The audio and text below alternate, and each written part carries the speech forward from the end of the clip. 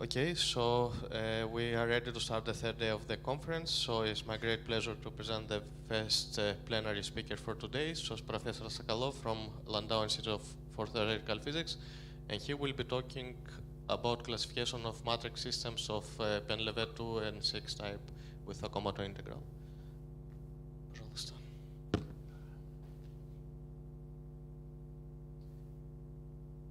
Почему-то устроители считают, что лучше будет, если я сделаю доклад на плохом английском языке, нежели на хорошем русском. А? Я бы тоже предпочел, но... So, I'm sorry. Many thanks to organizers for the possibility to give a talk here. The title is just here. The results were obtained in joint research with Irina Bobrova. She is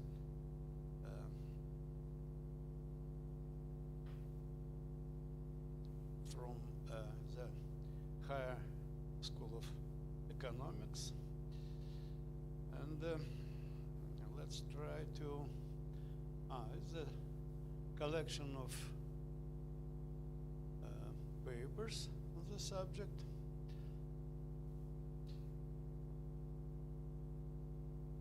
And first, I would like to say several words of classical Pendle equations. So this is an interesting object, first from the point of view analytic theory of ordinary differential equations, and second, it has many applications. The main reasons is if you have, say, integrable model, integrable 1 plus 1 dimensional model, then self-similar solutions usually are described in terms of Pendle equations. And about the analytic theory of ODEs, what can I say about this? Locally, all ordinary differential equations are equivalent. So we need, if we want to think about differences, we should formulate this in the global terms. And the classical idea is to consider, even if you have a usual real ODE with real time, with real unknown functions, okay, let's consider the solutions where T is not real but complex, some complex continuations, and after that some information about equation becomes more clearer. And again, a very classical idea is to think about singularities on the complex plane, but not in a real line. And for linear ODEs, we know the situation. Sometimes solutions have some singularities, but only in the prescribed points, where the coefficients has singularities. Only in these points solutions can. But for nonlinear ODEs, it's not true. Sometimes you have some unexpected singularities in unexpected points, and if you consider a little bit different initial data, the singularities also moves. And the Pendle property, there are several versions, but one of them is that we want to describe the equations such that the singular points cannot move if you change a little bit initial data. Only poles in this approach considered. And it turns out that it's very rigid condition, and Pendle found all equations of second order with rational right-hand side. This is a complete list of 6 equations which are not equivalent in some sense to known. It's new equations with a property, with Pendle property. But first of all, I dislike these formulas. Especially, I dislike this, and this is the main equation. All other can be obtained from this by some limits. But fortunately, in the paper by Okamoto, he found a good representation for all these equations. It turns out that each of them can be rewritten in the term as a system of 2 equations, polynomial systems. For example, the Pendle 6 equation can be written in the following more or less reasonable polynomial form. And if you expressed from here the variable v, you see is a linear dependence on v, and substitute to here for u, you will get exactly the Pendle 6 equation. Here we have 4 constants, kappa 1, kappa 2, kappa 3, and kappa 4, and they are related by formulas with arbitrary constants in the Pendle 6. Here we have alpha, beta, beta, gamma, and delta, and there are also arbitrary parameters here. And they are essential. You cannot change these parameters by scaling or some transformations. In contrast with equation Pendle 3, you see here 4 parameters also, but they are not, you can kill 2 of them. But of course, you can, for example, kill beta, but if this is 0, this is 0. No scaling to change. And if this is not 0, you can bring it to 1. So that's why here several non-equivalent equations with 2 parameters are hidden. Okay. So, and about this Okamoto form, first of all, the systems are polynomial in U and V, and second, they are Hamiltonian. In this particular case, the Hamiltonian has the following form. H is Hamiltonian. To find it, you can divide by this. And you can ask a reasonable question. Hamiltonian, but this is not autonomous system. And that's why you can write the system as a Hamiltonian, standard Hamiltonian form, but H is not a first integral. This is true only for autonomous systems, but here the system and the Hamiltonian depends on independent variable. So it's a Hamiltonian, but not Hamiltonian. But for me, the following trick is very important. I will use it. The first remark is not only the Pendle 6 equation, but all of them, all 6, can be written in this form, where P and Q are polynomials, and f of z for P6, this is z multiplied by z minus 1, but sometimes this is z, and sometimes this is 1, depending on the Pendle type of the system. And the main trick for me is the following.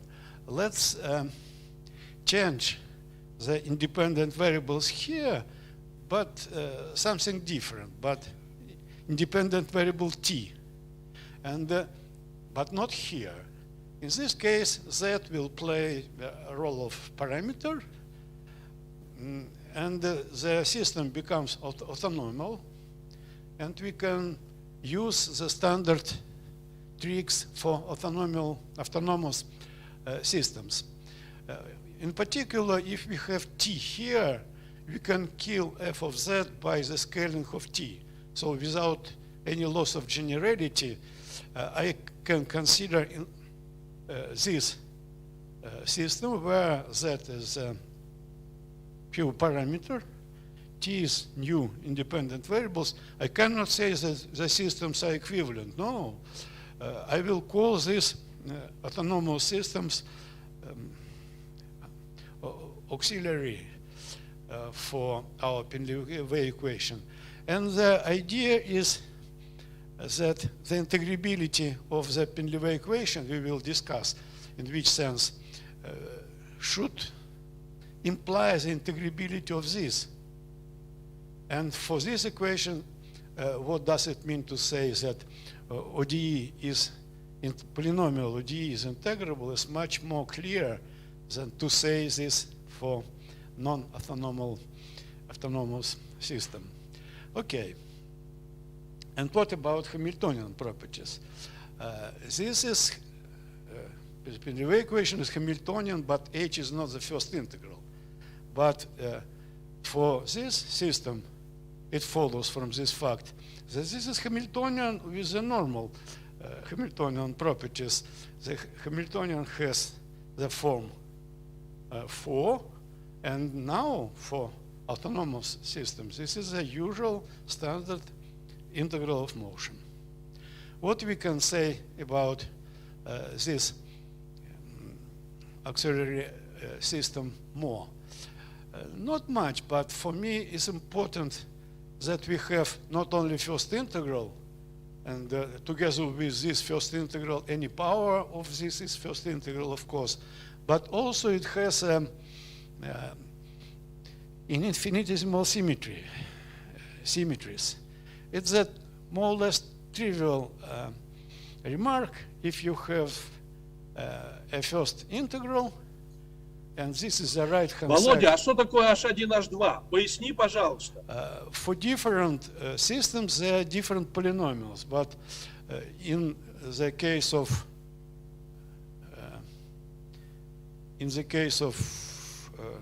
P6, this is just for integral. For integrals, this is H1, and this is H2. Exactly the same as in the Pendle itself. This H is Hamiltonian for non-autonomous system, and the same H without this is the first integral for the corresponding auxiliary system.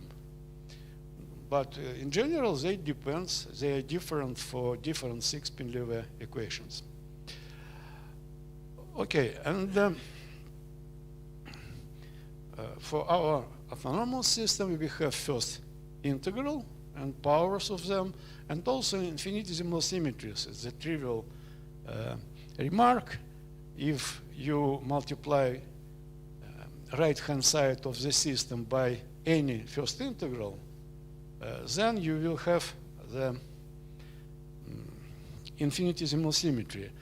The first glance, this is a trivial remark, because this is a constant if we fix the value of the integral, and this is more the same as the initial. But in non-commutative case, I am going to talk today, there are some possibilities. Okay, now the main subject is the following.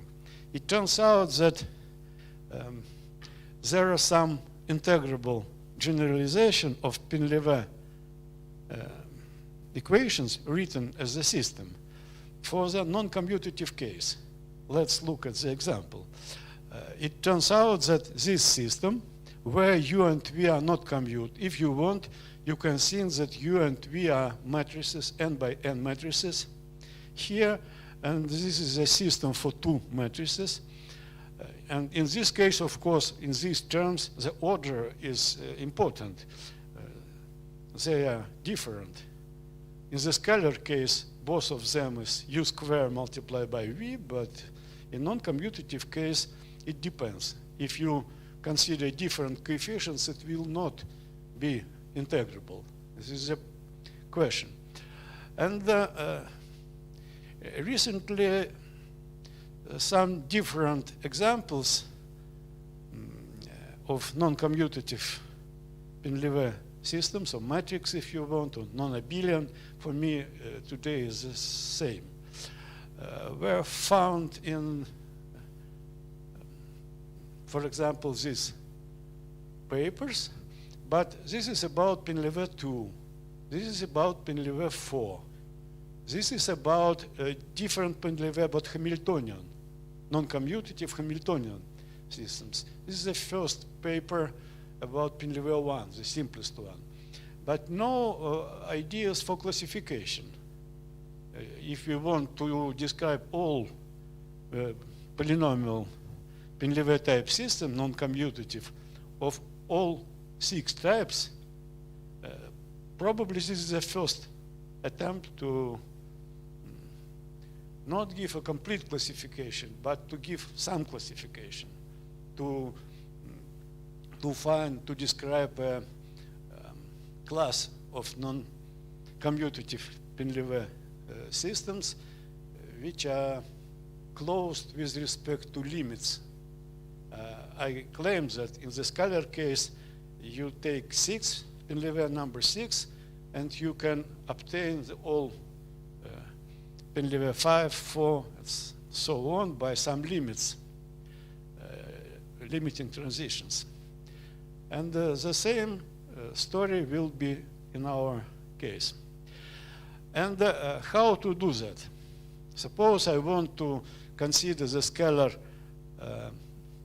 system, say Pendle 4, this, and I want to generalize this to non-commutative case. The first idea, of course, to consider, for example, if we have this monomial, we can consider different possibilities, U cube V, U square, UV, all these different orders of U and V, such that in commutative case, if you consider the commutative reduction, you will get exactly this scalar situation. But this is not unique. You have a lot of unknown constants. For example, here you will have, I don't know how many, 5 maybe, constants, and some constants here.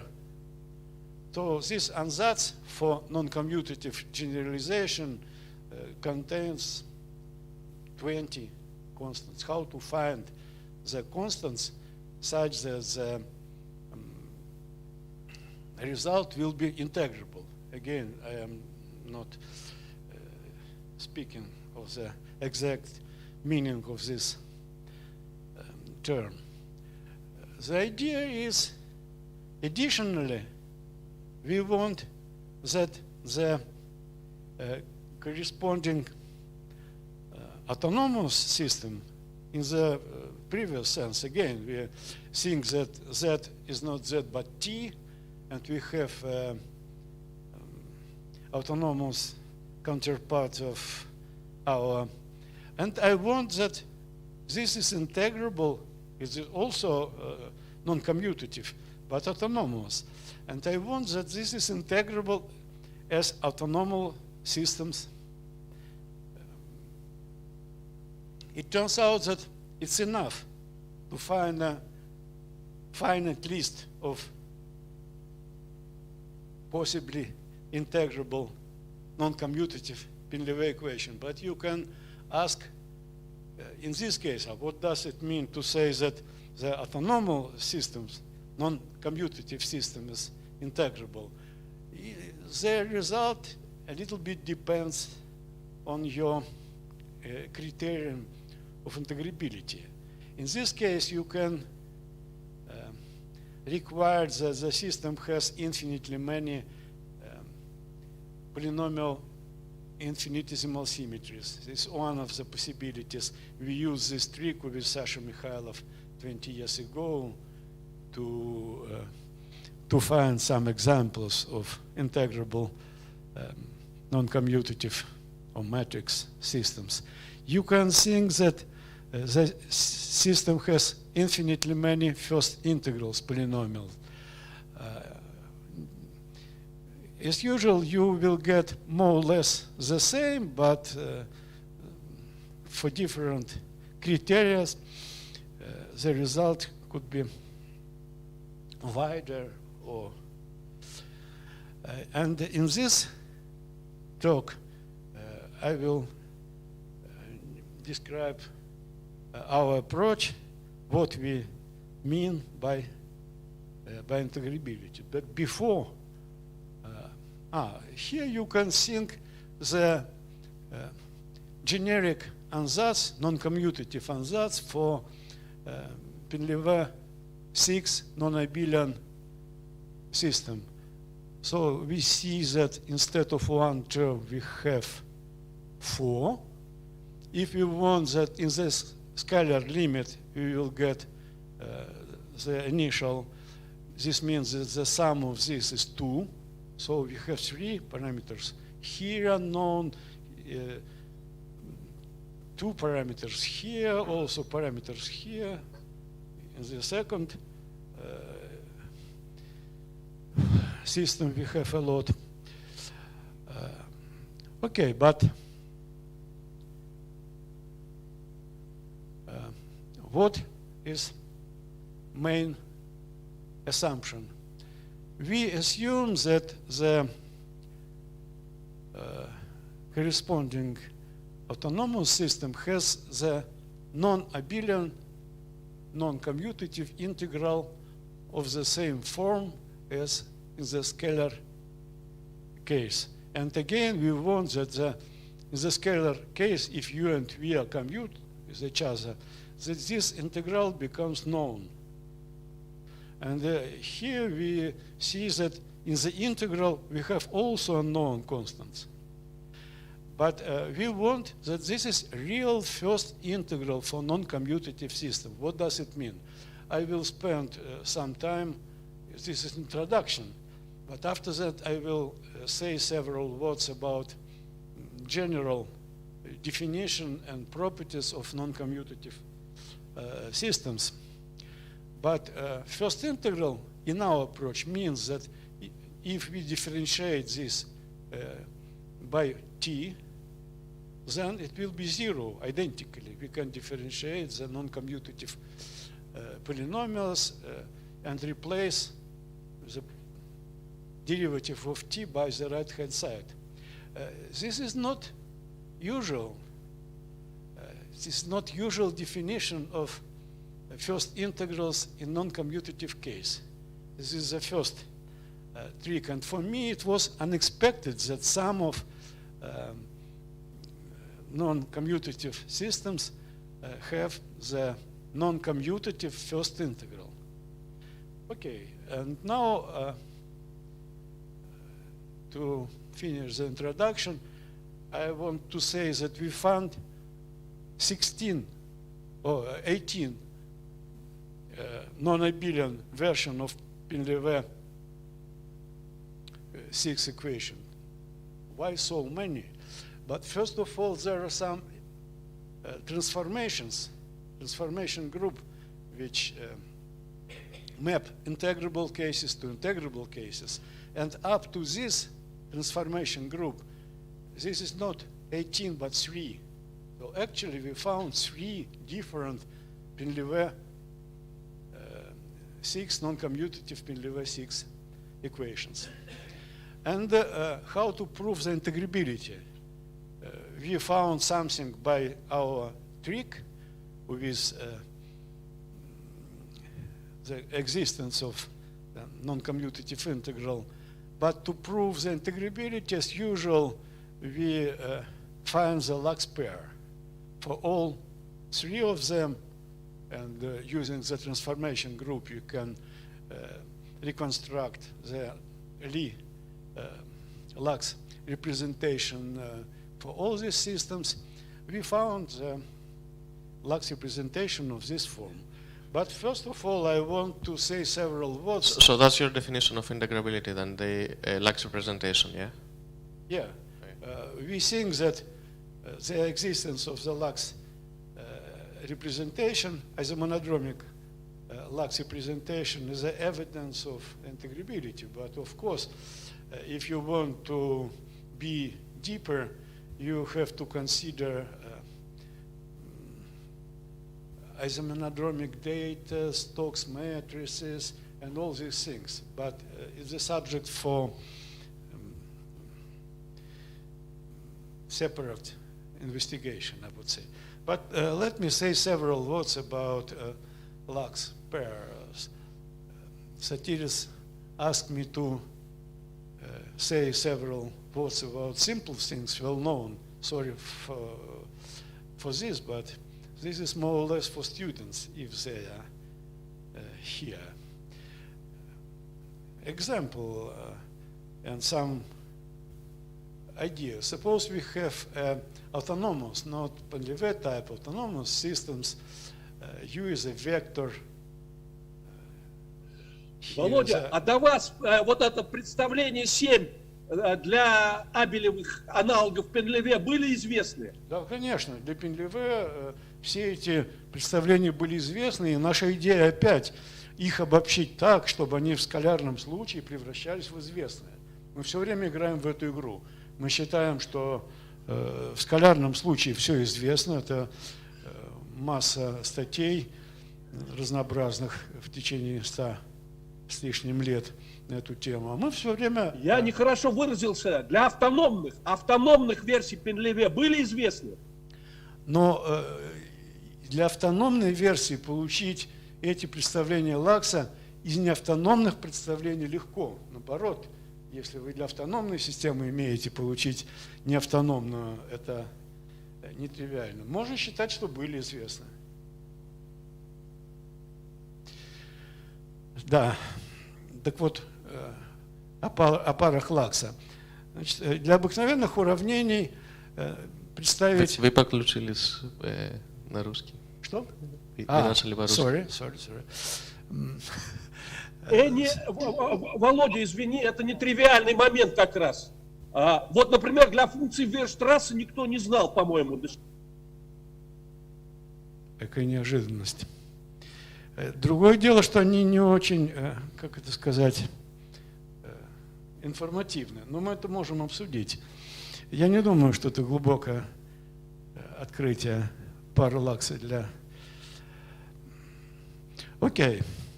So we want to represent the nonlinear equation in the following operator form, a special operator form, where A and L are matrices, and these matrices depends on U, on this U, and also they depend on additional parameters, parameter lambda. Suppose we found such representation, it's strange for the first glance. What are advantages? Why we need this? We have two different possibilities here. First of all, let's take trace. They are matrices, let's take trace. Here we have t derivative of trace, and here we have 0, because trace of the commutator is 0. That's why the trace of L is the first integral for our system. One, you can say, but not. It's clear that simple computation shows that if L satisfies this identity, then any square, any power of L also satisfies this. Not only L, but L to the power n. And that's why the trace of any power of L is the first integral. And we already have a set of integrals of motion if we know this representation. And it's more or less a definition of the good Lax pair. If you will get the complete list of first integrals from this by this trick, this pair is good. So this is the first advantage. And the second, let me show how it works in a special case. Let L is a polynomial of the first order. First of all, U, in this example, U is a matrix, a known matrix. It's a story about matrix, non-commutative model. U is a matrix, and by N, lambda is a scalar parameter, and A is a diagonal matrix with the parameters here. And A operator is given by this formula. Then it's a very simple verification that the Lax formula is equivalent to this. We can do this in the just in mind. The derivative L of t is a constant at that ut here. And the commutator of them, it commutes with this, u with square, and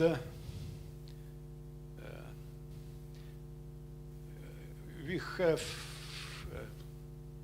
at lambda to the power 0, we have commutator a and u square. So the Lax equation is equivalent to the following matrix differential equation. Here u is a matrix and by n matrix, and this is diagonal matrix. And this is remarkable integrable model. For special cases, for example, let U be a 3 by 3 matrix with a special structure. Additionally, we assume A is still diagonal, but U is not general, but skew symmetric.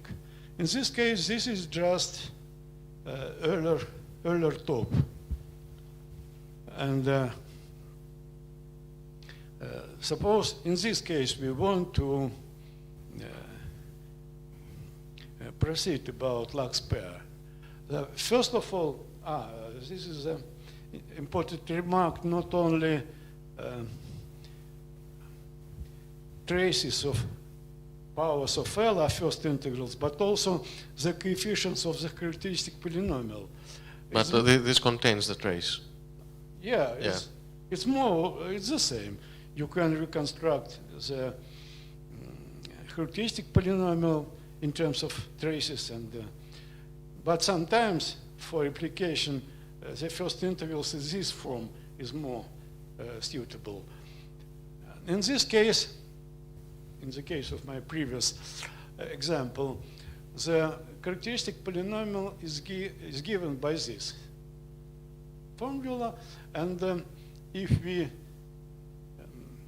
consider the following characteristic equation, we have an elliptic curve. Here we have two parameters, lambda from L and mu from our eigen values. So we have some elliptic curve. And if we consider the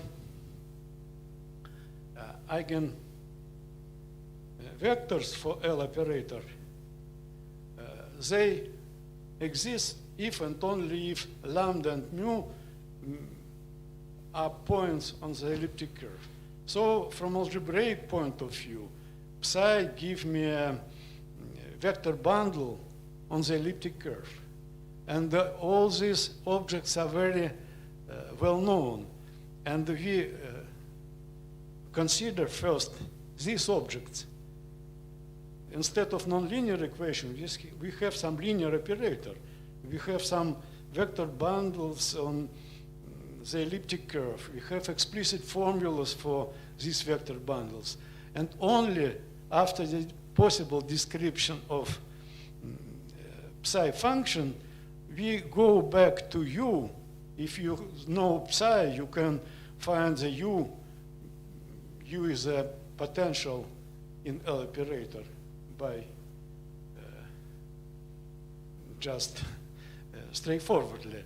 And that is the way to integrate our equation. First, we consider some eigenvectors for L operator, and if you know properties, if you can describe all possible psi, we go back to a nonlinear system and construct solutions.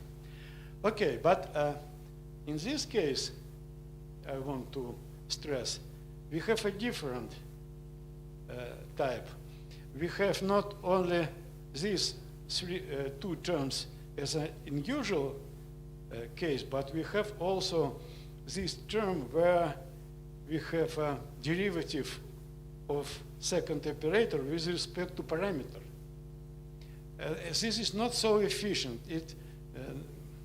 You cannot derive from here first integrals, and for the Pendle equations, as usual, we have no first integrals. But again, you can consider the eigen functions of, say, both operators. They are compatible, and you can develop some and use some standard technique for linear operators, for linear systems, and find some information about Stokes phenomena and so on, and only after that goes to the equation itself. So it's several words about Lux pairs. Now several words about non-abelian or non-commutative ODEs. We have two possibilities. Can I ask a question? If you could please go back to the previous slide. When you say you construct non-Hamiltonian, you mean that you can put them in a kind of gradient form, but H is not first integral. That's what you mean? This is first integral in our assumption, but this is not Hamiltonian. Okay, I see. Okay, now several words about the non-abelian technique. This is related to the talk by Sasha Mikhailov, probably. There is two possibilities. Or you think about X as a matrices, non-commutative n by n matrices, if you want. But for me, it's much more convenient to think about them simply as about the symbols, non-commutative symbols. This means that we are working with a free associative algebra over C, and they are generators. So we have non-commutative polynomials on these arguments. Of course, you can ask how to think about this.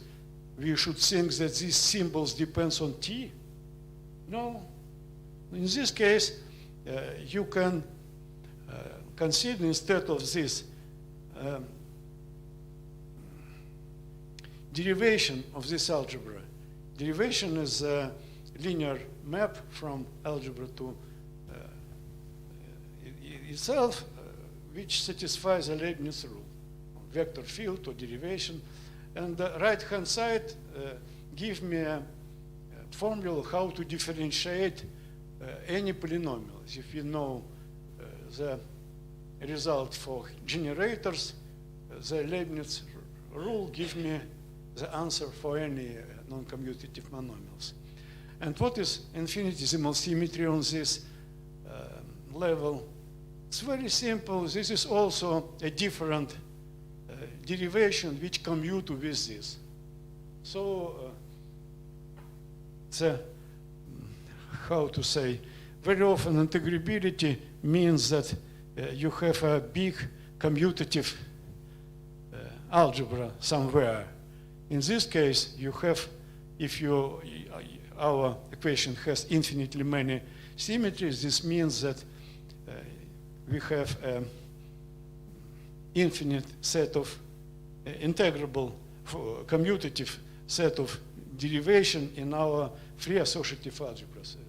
That's, in some sense, this is integrability, if you want. Please investigate the commutative subalgebras, and it is. But not so trivial with the first integrals. It turns out that first integrals in matrix case are not non-commutative polynomials on the matrix, but trace of non-commutative polynomials. For all matrix models, the first integrals are traces.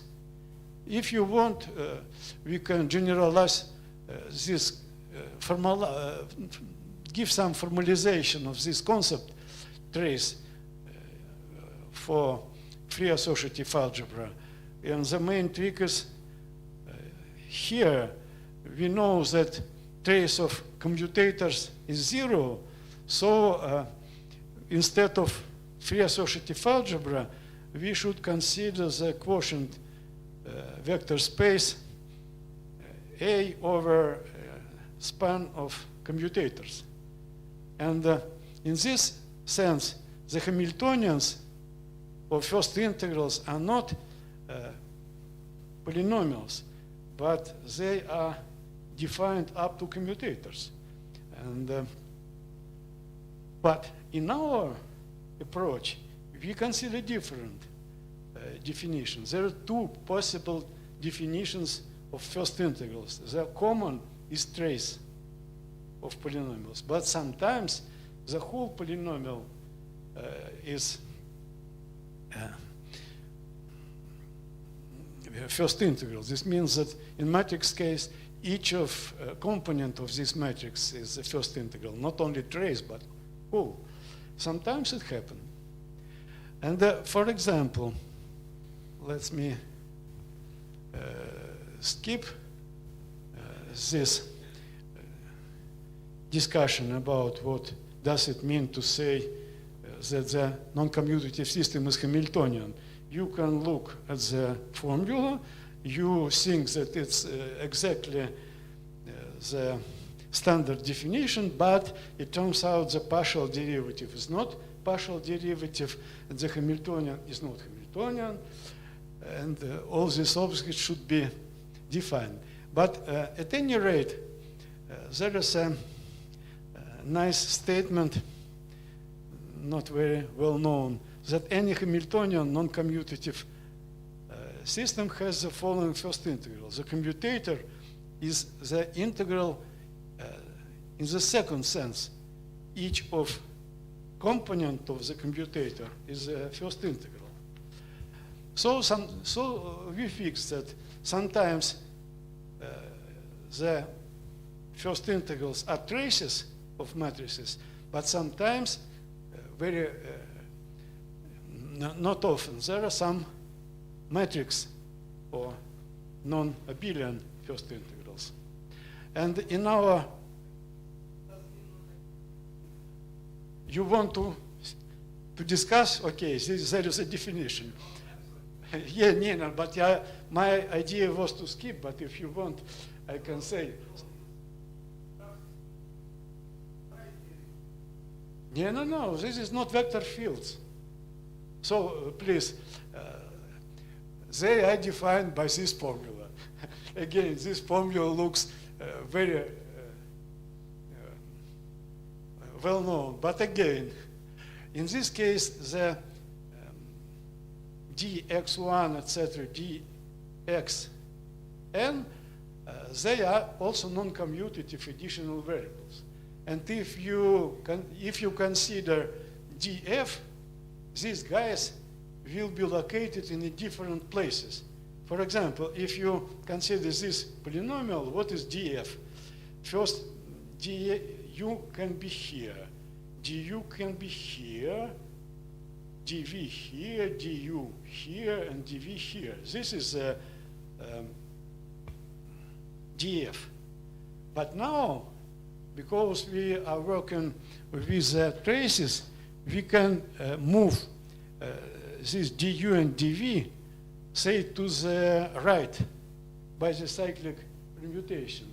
Cyclic permutation is the same as to add some commutator. And now we go this to here by cyclic commutator to put this to the right, what we should move these guys to the left. And to get this, and the coefficients are just non-abelian partial derivative by definition. This is very constructive, but very unusual. Probably Maxim Kontsevich was first who developed this approach for Hamiltonian non-abelian systems 25 years ago. I don't remember. So, okay. And now I can say several words about results. Let's keep this. Or maybe this is a good exercise in the spirit of our work with Sasha Mikhailov. So this is about not Pendle, but about autonomous systems. Let's consider the following autonomous system for two non-commutative variables. A is parameter. This is just leading part of our Pendle 6. If we cancel all terms of third or second and so on terms, the leading part will be here. And let's ask for which parameters this is integrable. Integrable, for example, when it has infinitely many symmetries. The result will be this set of parameters only. And we see that even in the level of leading part, we have four possibilities for Pendle 6 models. And also, no. This is only one case. This is the second case which gives me leading parts of Pendle 6. And here we have also discrete set of parameters. So on the level of leading parts, we have, say, 10 non-equivalent models. And we have also some tail there, and tails can be different. So that's why we will get 18 different integrable models. This is about computation. Computation is straightforward, and in this approach simple. You remember, we have the integral, we call Okamoto integral, non-commutative, not trace, but non-commutative, with unknown parameters. And the system with unknown parameters. We differentiate the integral and consider the coefficients at different monomials. We will obtain the algebraic system for parameters, both in integral in right-hand side. Of course, this is non-linear system, bilinear system, but it's more or less simple. There are some simple equations there. We solve them step by step. We obtain the 18 different solutions. So this is description of result. Now about transformation group. In the scalar case, it turns out that the following transformations, we transform the independent variables. This is about Pendle, not about autonomous systems. This is the first transformation. U and V goes to 1 minus U minus V, and we also change the independent variables, and turns out that in the result we have the same form of the system. Pendle system goes to Pendle system, and only the parameters. You remember we have 4 parameters there. Only these parameters change. And there are several such transformations. For example, these two, and the generators of the group S3 is morphic to S3, and also there are transposition.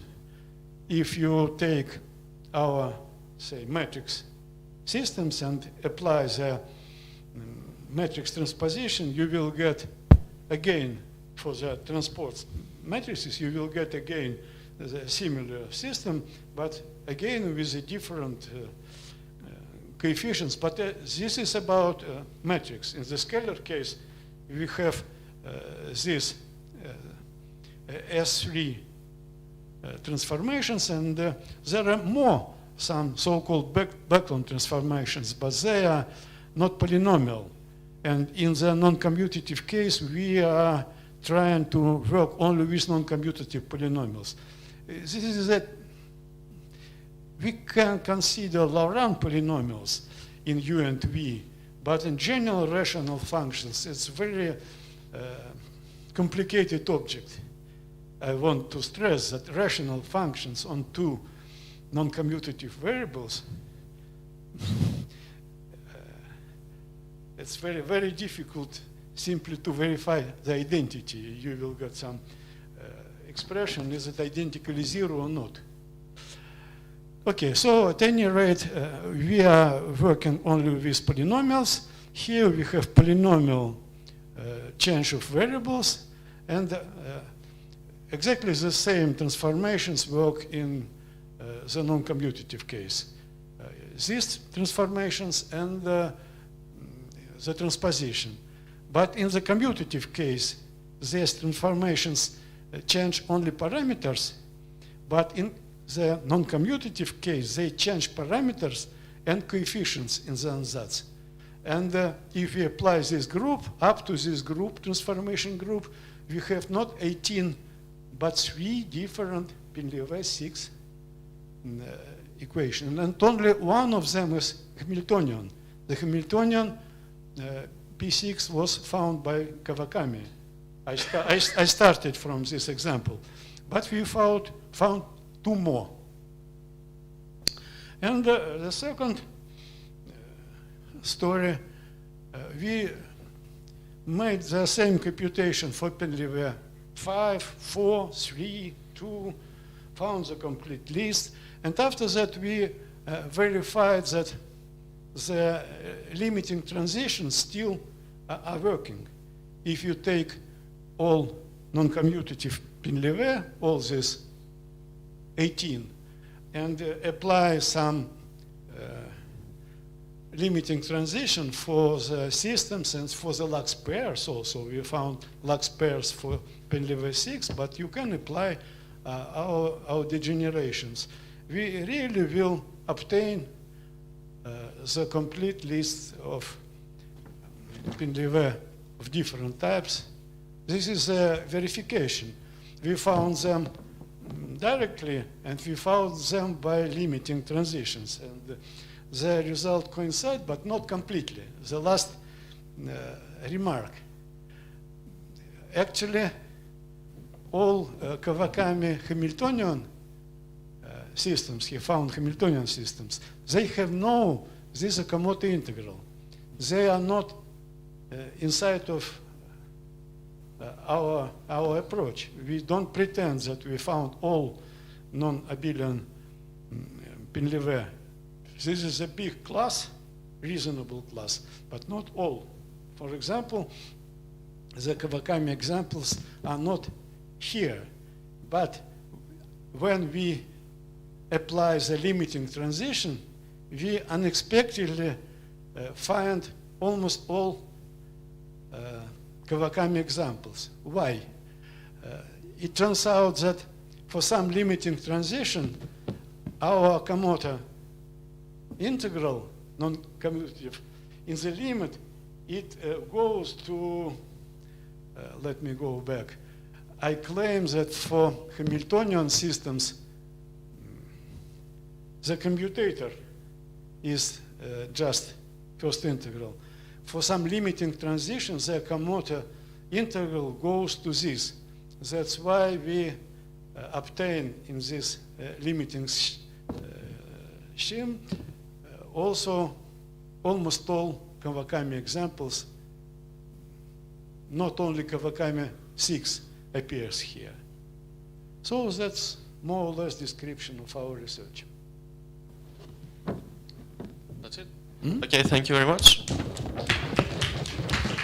So, okay, that's an interesting topic, so there should be a lot of questions. So, are there any quick questions? it is known that in scalar case, this Pendle equation may be obtained in something like automodelic reduction of integrable system. And what about this matrix? For Pendle 2 and for Pendle 4. А пример можно? Сейчас, подождите, он отвечает на другой вопрос. Подождите, пожалуйста, он отвечает на другой вопрос. Были найдены, вот у нас была специальная работа с Вайлером про Pendle 2, там были найдены интегрируемые 1+1 системы, из которых эти получаются автомодельной редукцией. И для Pendle 4 более-менее тоже. Но для Pendle 6 и в скалярном-то случае их трудно получить. В Китае их получилась система 3 волн.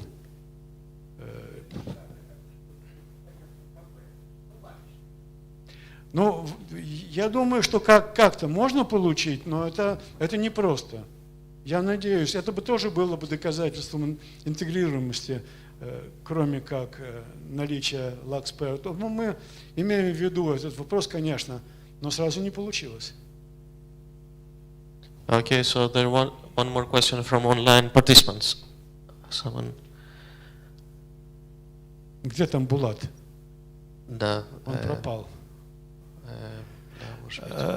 По поводу первого комментария Булата я все-таки замечу, что действительно такой вопрос, что такое неабелевая функция Вейштрасса, что такое неабелевая... У меня с опозданием вопросы доходят. А вопрос такой, пример пары 7. Пример пары чего? 7 это кто? Сейчас мы попробуем. Так, что-то не двигается. Кто такая пара 7? Нет, я что-то нажимал, скорее всего. Пример пары 7 в автономном случае. В автономном случае, пусть даже с одной степенью свободы. В абелевом случае, в автономном. Пример пары 7. Но при фиксированных z, вот есть такие замечательные значения параметра z, которые 0, 1 и бесконечность в случае P6, там просто, чтобы получить пару для автономной системы, надо вот в паре z вот этому и положить. А в более общем случае там немножечко надо ее изменить. Но на самом деле это простая, довольно, это мы с Севой еще эти эксперименты проделывали, довольно простая процедура, как из монодромной пары получить пару для автономной системы.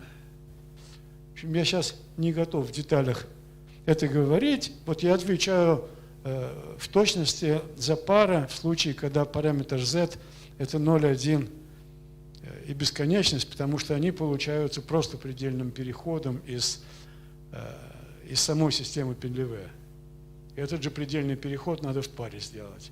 А для произвольного z там вроде как-то тоже это писалось, но я уже что-то забыл. Это вопрос на самом деле правильный, конечно.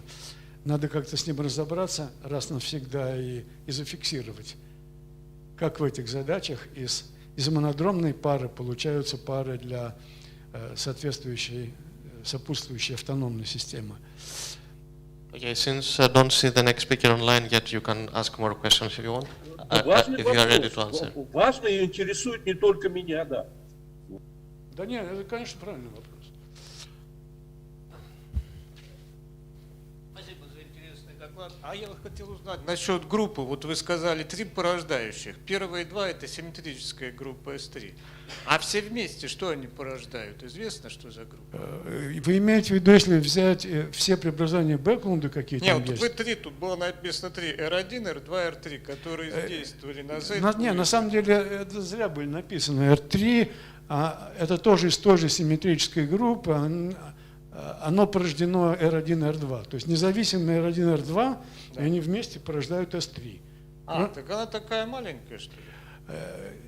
Полиномиальная маленькая. Мы интересуемся только полиномиальными преобразованиями, потому что их легко обобщить на некоммутативный случай. От полиномов до некоммутативных полиномов близко. А там бывают еще преобразования, которые рационально зависят от U и V. Вот с ними надо дополнительно разбираться. Работа была недавно про Пенлеве 2, где вот не полиномиальная. Возможно, группа больше. Вы на это намекаете, да? Ну да, вот хотелось бы понять ее, алгебраические свойства. Ну, для Пенлеве 6, если вы рассматриваете все преобразования Бэклунда, какие есть, это что-то типа группа Вейля для схемы Дынкина Е6, если я правильно понимаю, она очень большая. Но она же конечная все равно. Не, конечно. А это от нее кусочек маленький. Ну, какую-то там часть будет. А вот там на параметрах, где вы действовали, это уже другая группа или та же самая? Нет, та же самая. В некоммутативном случае эта группа, она и параметры двигает, и коэффициенты двигает. То есть там все вместе. Да, в скалярном случае она только параметры двигает. А здесь вот жизнь по-другому немножко устроена. Спасибо. В общем, кстати, с группами действительно надо разбираться, в чем разница. И где здесь Е6, она тоже здесь должна быть, наверное, где-то. А может быть и более расширенная группа. В общем, вопрос совершенно правильный. На все как-то пока. Это не дам мне совсем результаты, рук не хватает, студентов нет, плохо.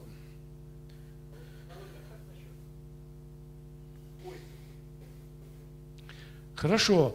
Вот мы разные пытались использовать свойства для выделения интегрируемых случаев.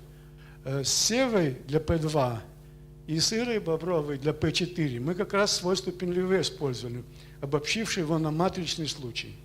И получили там, исходя из свойства Пенлеве, 3 уравнения разных для P2 и 3 уравнения разных для P4. Но здесь это, вот для P6 это уже тяжело. Вот свойство Пенлеве для P6 это я как-то не пожелал бы. Поэтому мы начали по-другому исхитряться. То есть сначала можно, конечно, попробовать получать с помощью вот этих вот трюков исследования автономной системы, так сказать, список подозрительно интегрируемых. Потом для них можно проверить свойство Пенлеве. Я уверен, что оно пройдет, но только надо его правильно в случае матриц формулировать. Это отдельная очень красивая история, свойства Пенлеве для матричных моделей. Okay, I think we can continue the rest of questions in the coffee break. So let's thank the speaker again. Thank you very much. Можно и pointer, пожалуйста? The next speaker is supposed to be online, however, I don't see them, so it's supposed to be Professor Falkovich from Israel, but I don't see them online.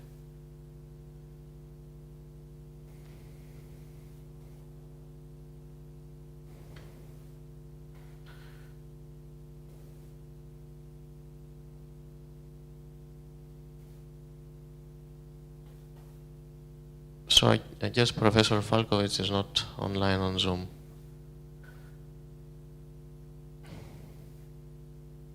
Okay, then I guess we have an early break, so yeah, let's continue.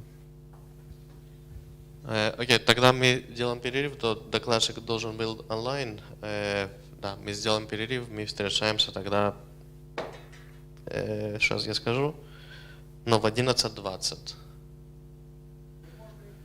Да, но кофе-брейк, кофе будет в 10:50. А что сделать? Докладчика нет?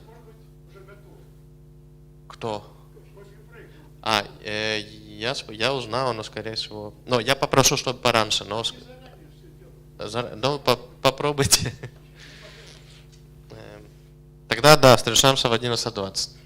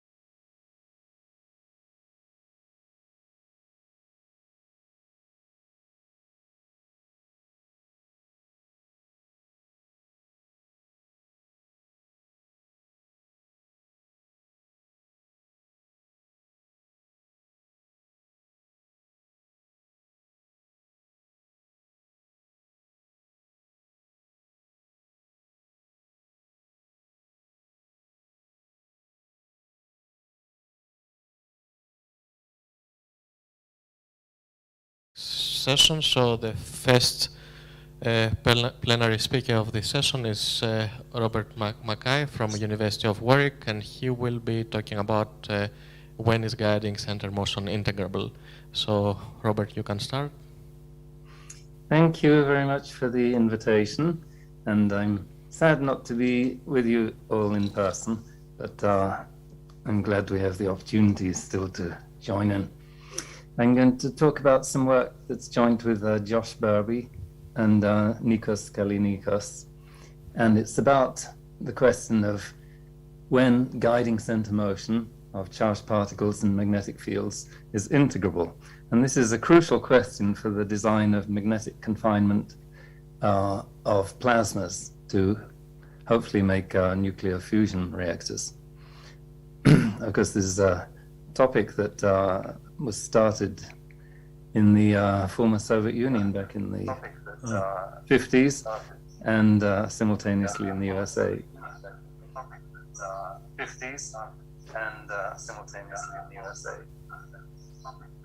I'm getting an echo, but I'll carry on talking, hopefully. Yeah, so am I.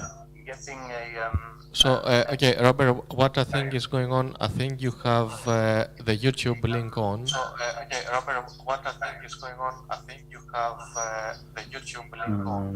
No. Okay. Yeah. Could everyone mute himself or herself? So, I think now there's no echo. Can you still hear it? Yeah, that's better. Yeah. Okay, great. Okay, so I should resume share. Yeah, okay. So it's all good now? Yeah, it's perfect. We can see it perfectly. Good. So what is guiding center motion? We consider magnetic field. We can do this in a general 3D Riemannian manifold. Yes, there is still echo. There is still echo. We can do this in a general 3D Riemannian manifold. Yes, there is still echo. There is still echo. I think, Mr. Bundis, I think you also have the YouTube link on. So just switch the link, YouTube link, because there is a slight time difference. So if you switch off, turn off YouTube, you will not hear this echo. Okay. Yeah, so magnetic field just means a vector field in 3 dimensions with divergence 0.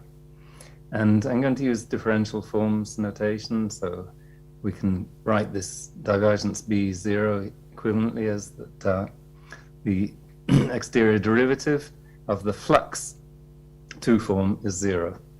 Beta is its notation for the flux 2 form associated to the magnetic field. We'll assume that the field is nowhere 0. Then we take a particle of mass m and charge e. It has an adiabatic invariant, mu, mv perp squared over 2 mod b, if the field it sees varies relatively little over 1 gyro period. And this means that if we make the approximation this is a true invariant, then we can do Hamiltonian reduction, and we get a Hamiltonian vector field for the guiding center, that's a point in 3 dimensions, and v, which is just the parallel component of the velocity. So this is a non-canonical phase space, where we have 3 positions and 1 velocity. So for this reason, it's best to describe it using the general formulation of Hamiltonian mechanics. The Hamiltonian is very simple to understand. That's just the total kinetic energy. The parallel kinetic energy plus mu involves the perpendicular kinetic energy. The symplectic form is less evident, but is quite natural. It's given by the charge times the magnetic flux 2 form, plus the usual dp wedge dq, if you like, just for the parallel direction. And the equations of motion are derived by solving IV omega is minus dh for the vector field V. So I don't write the answer out, but this is the formulation. And in this, we have some notation. Little b is just the unit vector in the direction of the magnetic field, and b flat is the one form given by dotting with b. So the symplectic form is indeed closed, and to be symplectic, it should also be non-degenerate. That's true as long as we avoid some special places, but this only happens at high velocity. And I introduce the notation little c as curl of the little b. One can add an electrostatic potential, even gravitational potential too, and one can go to special relativity.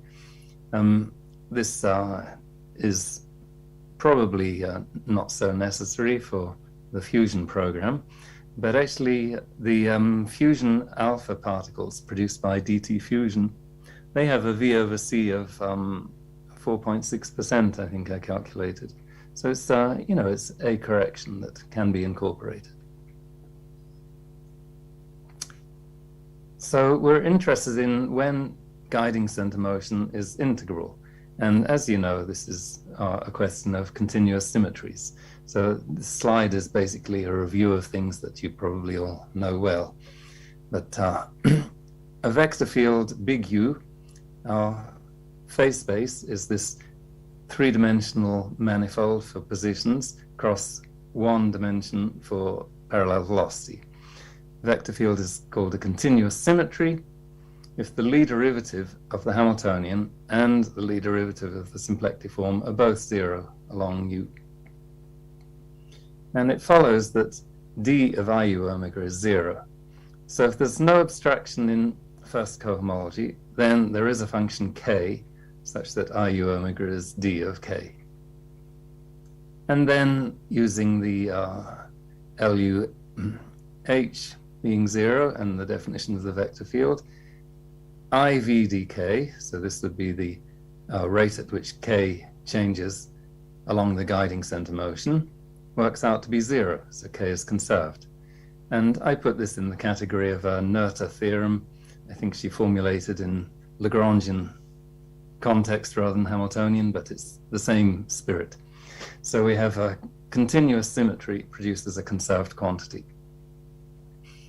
And if U, the continuous symmetry, and V, the Hamiltonian vector field, are independent almost everywhere, then I'm going to say the system is integrable.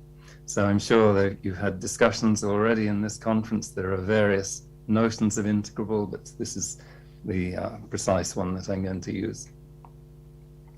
And as you know, the bounded regular level sets of the Hamiltonian and this new conserved quantity are two tori, and there are Liouville-Arnold coordinates in which both U and V become constant vector fields on each torus. And a last thing that maybe is not so known, I couldn't find it in the literature, so I asked my colleague Vasily Gelfreich. And the thing is that if you have at least C3 functions, then the union of the non-regular level sets has measure zero, so it's negligible. And this seems to me an important ingredient in a theory of integrable systems. We want to be sure that, you know, most of the phase spaces, at least the bounded part, is taken up with tori, and then there's just some exceptional set. Well, the plasma physicists came up back in the 80s with a concept called quasi-symmetry. So this is a particular class of continuous symmetries for guiding center motion. And a vector field, so now it's just a vector field little u on physical space, M, is called a quasi-symmetry of the magnetic field if big U, which is little u comma 0 in the velocity direction, is a continuous symmetry for guiding center motion. And a simple example is to take U to be the rotation vector field. I denote it partial phi for an axisymmetric field in Euclidean space. And in this example, then that implies that IU of beta is d of something, which we call the flux function psi. And the conserved quantity it produces is E times this flux function plus mv times the covariant component of little b. So this is how this is the basic design principle for tokamak, the Soviet design principle. And a theorem is that we produced is that U is the quasi-symmetry of B if and only if the following three Lie derivatives are zero. So the magnetic field strength should be constant along the U field. The flux form should be preserved along the field, and B flat, right, the B dot one form should also be preserved. And one can do further. It follows that if you have a quasi-symmetric U, that also U is divergence free, and actually LU of big B flat is zero, and LU of the vector field B, so the commutator of U and B, is also zero. And what we wanted to do is pin down, can there be any quasi-symmetries other than axisymmetry? So what we worked out is that the Lie derivative of the Riemannian metric is zero if and only if the Lie derivative of this one form U flat is zero. Unfortunately, this is not enough to decide the question, but these results are described in this paper in JMath Phys. But the point is that in Euclidean space, at least, if the Lie derivative of the Euclidean metric is zero for a vector field U, then U has to generate either an axisymmetry or a translation or a helical symmetry. The last two, of course, have unbounded U trajectories and have to have unbounded flux surfaces, psi is constant. So if we're interested in the bounded case, then we're forced to axisymmetry if we prove that LUG has to be zero. But we haven't managed to prove this yet. So the question remains open. Are there any other quasi-symmetries, even in Euclidean space? And I like to think of this as an analog of the question that Kovalevska solved. She came up with an integrable that's non-axisymmetric top, and here's a sketch. So are there any Kovalevska magnetic fields? Well, we tried to search in some restricted classes. So the first class is the class where the quasi-symmetry generates a circle action. Actually, we proved in the paper that this is the general case if you have bounded regular flux surfaces, so it's not much of a restriction. You see the case of axisymmetry generates a circle action. You rotate by 2 pi, you get you get back to the identity. A slightly more restricted case, but is obviously a relevant one, is magnetohydrostatic fields. So this is the field such that J cross B is gradient of some function called pressure. And I've written this in differential forms here. So we got as far as proving that these magnetohydrostatic fields satisfy a generalized Grad-Shafarov equation, and that's in this paper here.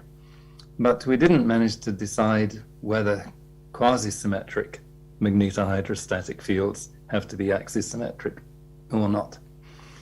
And then we could restrict even more and say, well, what about vacuum fields where there's no current? and we still haven't pinned that down. So we have results, but a lot of questions. On the other hand, non-axisymmetric, almost quasi-symmetric fields can be found, even vacuum ones.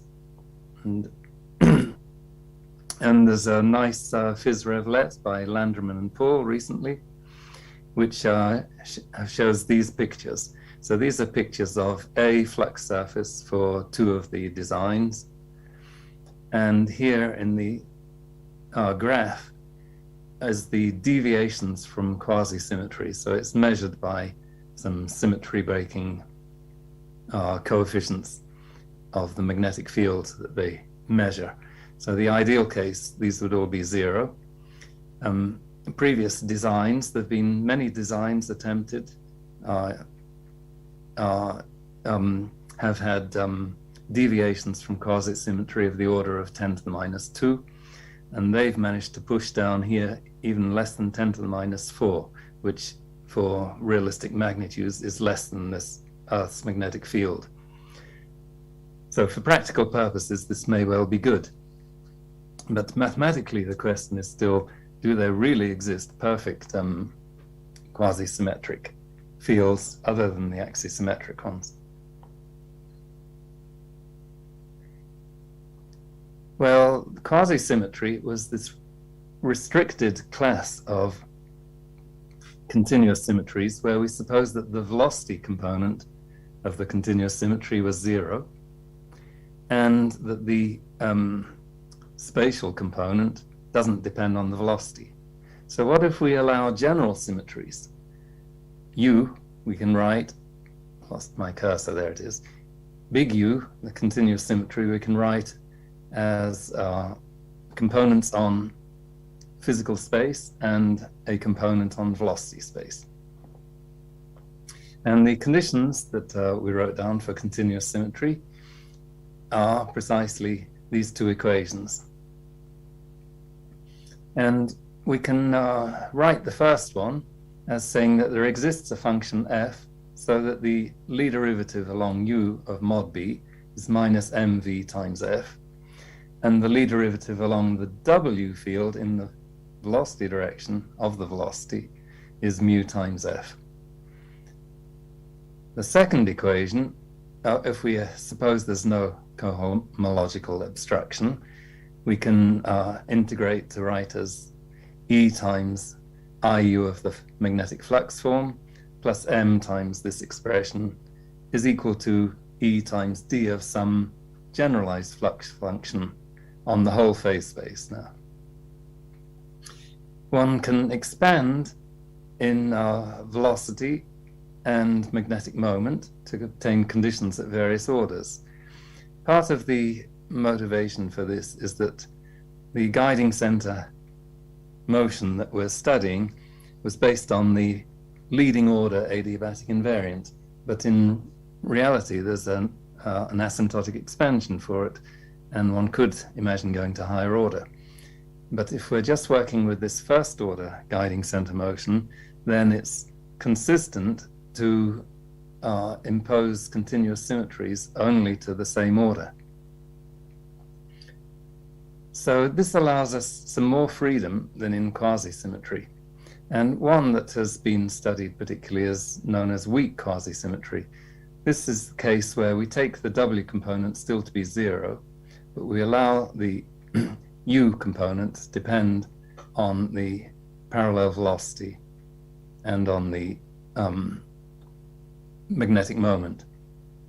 And the change is that the zeroth order quasi-symmetry field has to satisfy the same first two equations, but the last one, it just has to be divergence free instead of LU B flat is zero. And that is allows a broader class. And a first order term can compensate for what's missing. But there's still the open question, could one satisfy the conditions to all orders? So, and that's still not known. And we wrote at least what I've just described in this paper. But it's not clear that even with this relaxation to weak quasi-symmetry that there are any non-axisymmetric ones in Euclidean space. So again, we're stuck. So instead, what we've turned to is to examine deviations from integrability. So in particular, we're interested in the failure of stable and unstable manifolds, which I prefer to call contracting manifolds. And yeah, an interesting comment I made recently that I heard was in Arnold's famous Arnold diffusion paper. Then he calls them arriving and departing whiskers. The reason I prefer to call them contracting manifolds is that the unstable manifold is stable as a set and the stable manifold is unstable as a set. So it's very confusing terminology, despite the fact that it's very well ingrained. So we're going to look at the failure of contracting manifolds, W plus and minus, of some hyperbolic periodic orbits to form separatrices. We'll denote by prime the derivative along the field lines, and we'll define sigma, a surface in our physical space, to be the set where the derivative along the field line of the field strength is 0. This is the local maxima and minima of the field strength. And we'll divide sigma according to the sign of the second derivative. So sigma minus is where the second derivative of mod b is negative. So that means local maximum of field strength. Sigma 0 is where it's the exceptional case where the second derivative is 0, and sigma plus is local minima of field strength. And we'll think of guiding center motion as a perturbation of what I call zeroth order guiding center motion. So zeroth order guiding center motion is can be described as a Poisson system with symplectic leaves being the tangent bundles to the field lines. This is the zeroth order approximation where particles, guiding centers, stay on the same field line, but they just have a speed that depends on the strength of the field. It's basically a particle in a potential, where the potential is magnetic moment times the field strength. And so the typical situation is the particle moves along the field line until the field gets too strong, and the parallel velocity goes to 0, and then it changes sign and bounces back. Now for this zeroth order guiding center motion, sigma minus, that was the local maxima of the field strength, cross 0 in the parallel velocity, is a normally hyperbolic submanifold. And because the dynamics is only 1 degree of freedom, right, this Poisson system reduces to motion along single field lines, then its contracting manifolds coincide. It's just like pendulum. But the nice thing that we realized, so this is with Josh Burby again, is that this normally hyperbolic manifold persists to a normally hyperbolic submanifold of guiding center motion. The dynamics on the normally hyperbolic submanifold is, being two-dimensional, is a 1 degree of freedom Hamiltonian system, so it consists mainly of hyperbolic periodic orbits. But because the whole thing is in 2 degrees of freedom, the contracting manifolds of the hyperbolic periodic orbits don't have to coincide. So I'll illustrate this with an example of a mirror machine. And I'll take a rather artificial mirror machine, but think of the magnetic field of 2 circular coils. One coil, they're both horizontal. We have one coil that I haven't drawn here. Well, I haven't drawn either of them, but underneath the bottom of this amphora.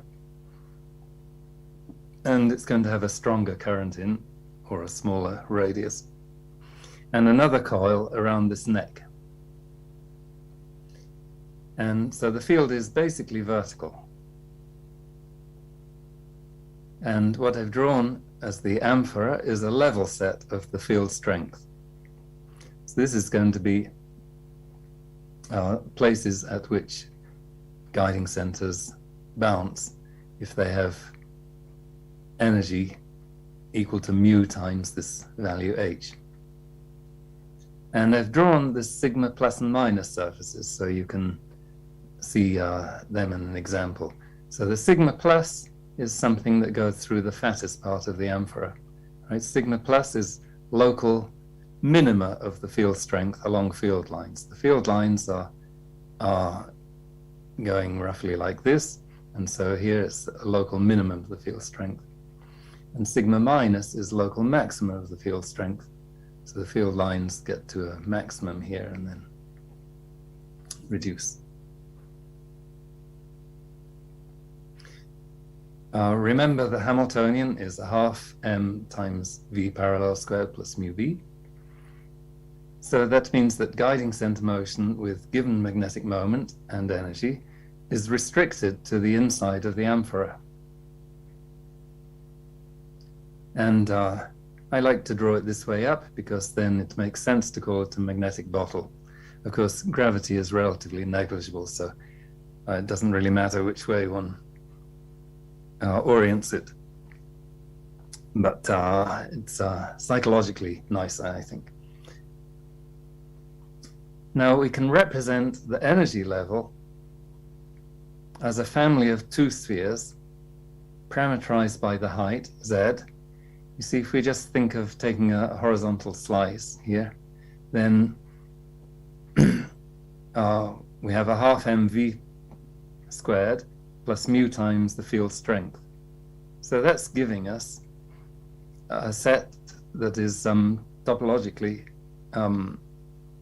a two-sphere, right? So any slice here, the slice would look like a disk, but we have double two values, plus and minus, for v parallel for each interior point of the disk, and they coalesce on the boundary.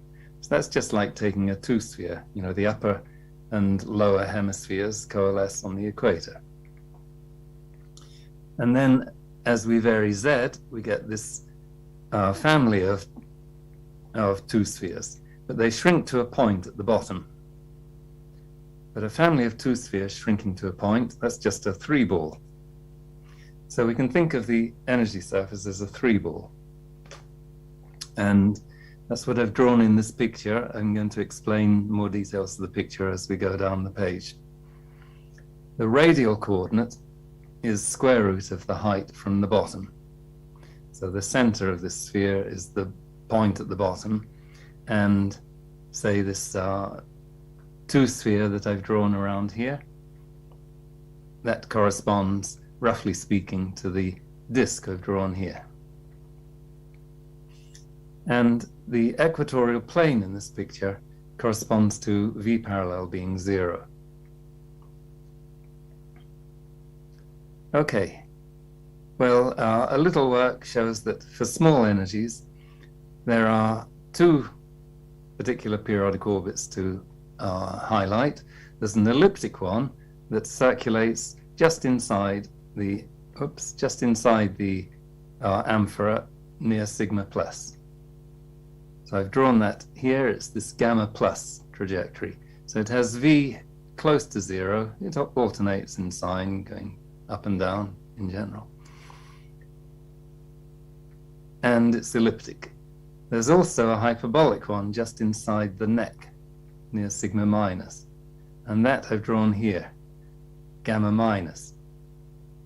I've drawn it as a bigger one. That's because in this energy surface picture, radius corresponds to square root of z minus z min, so it's at a bigger radius. Of course, in physical space, it's a smaller orbit, but well.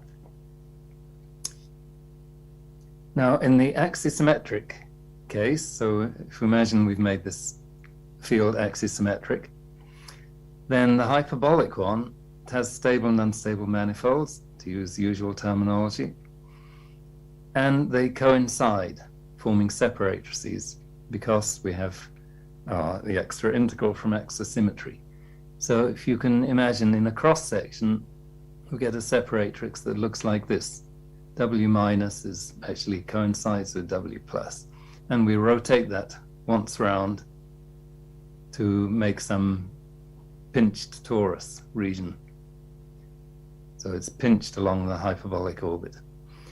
And everything that's inside this pinched torus just rotates on helices around the gamma plus orbit, right? That was elliptic, so things just rotate round and round. What they're doing is they're bouncing inside here.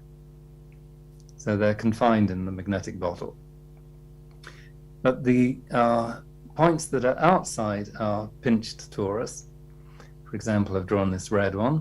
That's the guiding center trajectory that enters the bottle, right? Because crossing this sphere means crossing sigma minus, basically. Enters the bottle, goes down to the bottom, actually. This one goes right down to the bottom, and then bounces out and comes out, right? So that's leaving this direction down at the bottom. And everything that's not in our pinched torus actually, well, not quite everything, but everything that's coming from the top here does the same. It goes into the amphora and out. So in the axisymmetric case, we have a good separatrix between the bouncing motion, which stays in the bottle, and the rest that comes in and does one bounce and goes out. So that's the good situation for design of a magnetic mirror machine. But if we break axisymmetry, we don't expect these contracting manifolds to coincide anymore. So what we expect instead, I haven't drawn the whole of the contracting manifolds, I've just drawn their intersection with the V is 0 plane, otherwise the picture gets too full. But what we expect is those intersections no longer coincide. W minus will cut V is 0 in one circle and W plus in another one. And there'll be some lobe area here which corresponds to trapping the particles that come from outside the amphora and have the right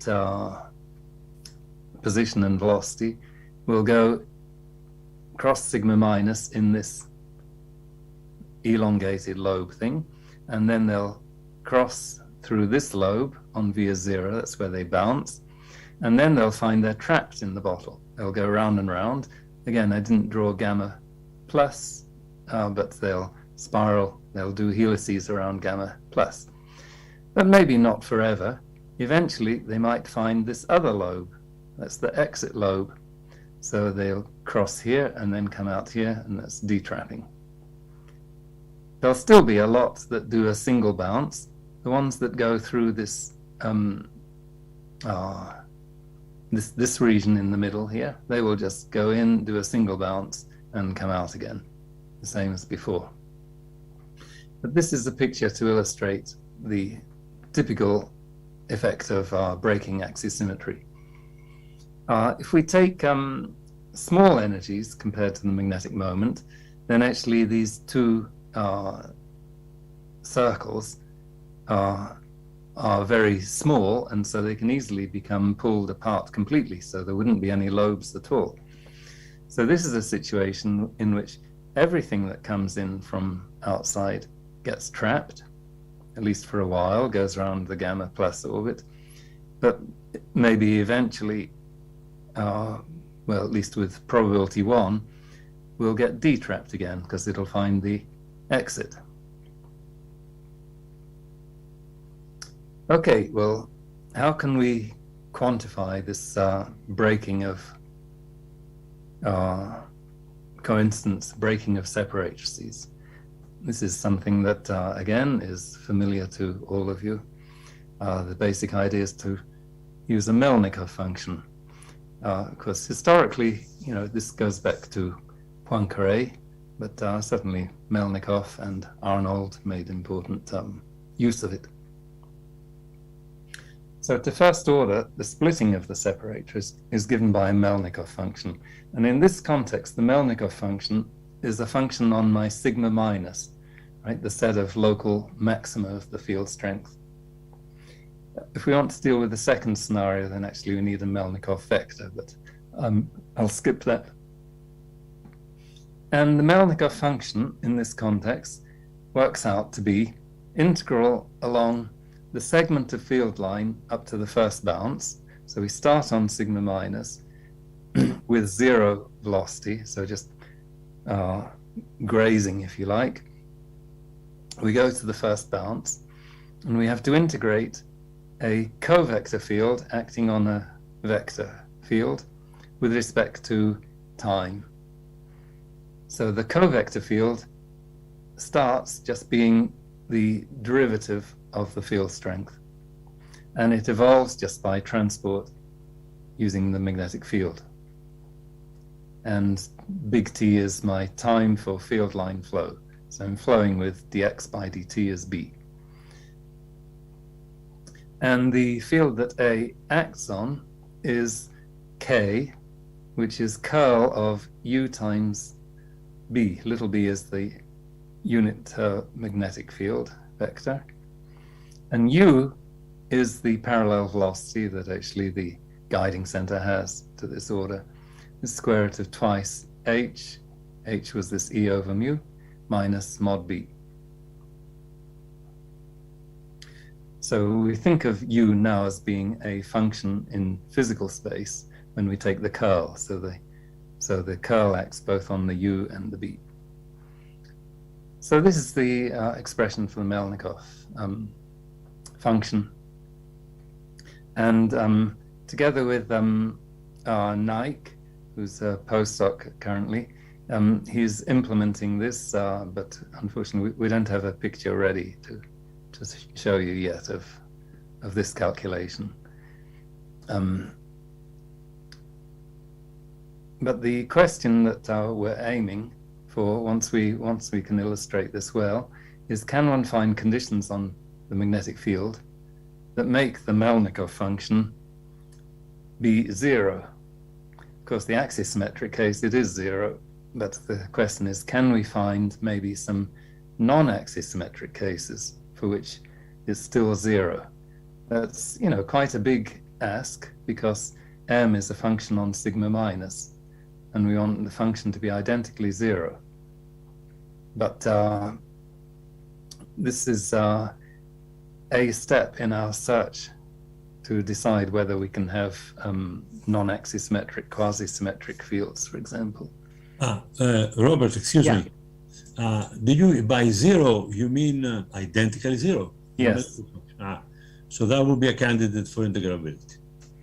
Yeah, so this would be certainly a necessary condition for integrability, but not sufficient, because there might be other periodic orbits for which the separations are broken. Yeah, but we'll certainly make the vector field more stable, more predictable. Yes, so it will make the magnetic bottle work, right? We'll have this situation even without axisymmetry. If you make the Melnikov function 0, well, of course, the Melnikov function is just a first order. So there's an exact version which we could again study. So if we made the contracting manifolds coincide exactly, then we'd have the same situation as in axisymmetry. We would have a perfectly eternally confined part inside, and then the other things that just bounce in and out. So this is certainly a step towards solving the problem. And we decided, following advice from Kali Nikos, to call such fields isodrastic. So this means equal action. And the reason for that name, I didn't put on this slide, but is that there's an equivalent formulation of the Melnikov being 0, which is that if you start on sigma minus, then there is a so-called longitudinal adiabatic invariant And that's the action that's referred to in isodrastic. What we want is that trajectories that start with the same value of h, which is the field strength on sigma minus, should have the same value of the longitudinal action invariant. So that's the reason we chose the name. So this is in the paper that is not quite complete, but hopefully will finish soon. Well, I think this brings me to the end. Yes, I just have a conclusion. So we've presented necessary and sufficient conditions for quasi-symmetry, which is a special case of continuous symmetry for guiding center motion. We've analyzed the extension to the generalized case of a continuous symmetry, but not completely. We certainly don't have a complete answer. And we've studied the splitting of the separatrices for certain normally hyperbolic submanifolds. But as you've seen, there are maybe more open questions than results. So I thank you for your attention, and I'll be happy to answer questions. Okay, thank you very much. So, are there any questions or remarks? I have a question, if I may. Yeah, sure. Robert, since you are working with experimentalists, is there any way that your conditions for having another integrable or stable dynamics, can they be experimentally implemented? Yes, so the concept of quasi-symmetry was developed in order to help design stellarators, which was the second alternative design that was proposed also in 1950 or so, but by Spitzer.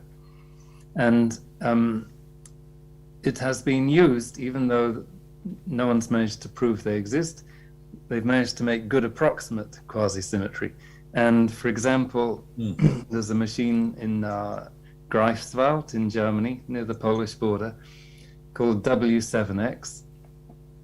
And this has been designed actually not exactly with the quasi-symmetry idea, but with some other principle called quasi-isodynamic, which is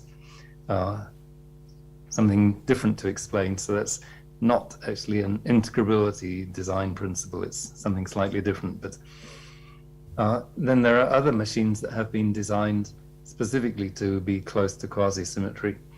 Like there was one in Princeton. Unfortunately, the funding got cut, so you can see part of the machine, but it's not been completed. And there's one in Wisconsin, which is operating. It operates with very low density plasmas, but it was designed as an experiment to understand to what extent the quasi-symmetry principle could work. And then you are in contact with them, yeah. I'm in maybe slightly, let's say, not direct contact, but I'm part of a Simons collaboration on hidden symmetries and fusion energy, which is a theory and computation collaboration, and members of that group are very, very strongly in contact with experimentalists. And indeed, this week I'm attending a workshop in Greifswald for this collaboration. Nice, very good. Okay, any questions from the audience? Okay, so no questions from our side. Okay, let's thank the speaker again. Thanks very much, Robert.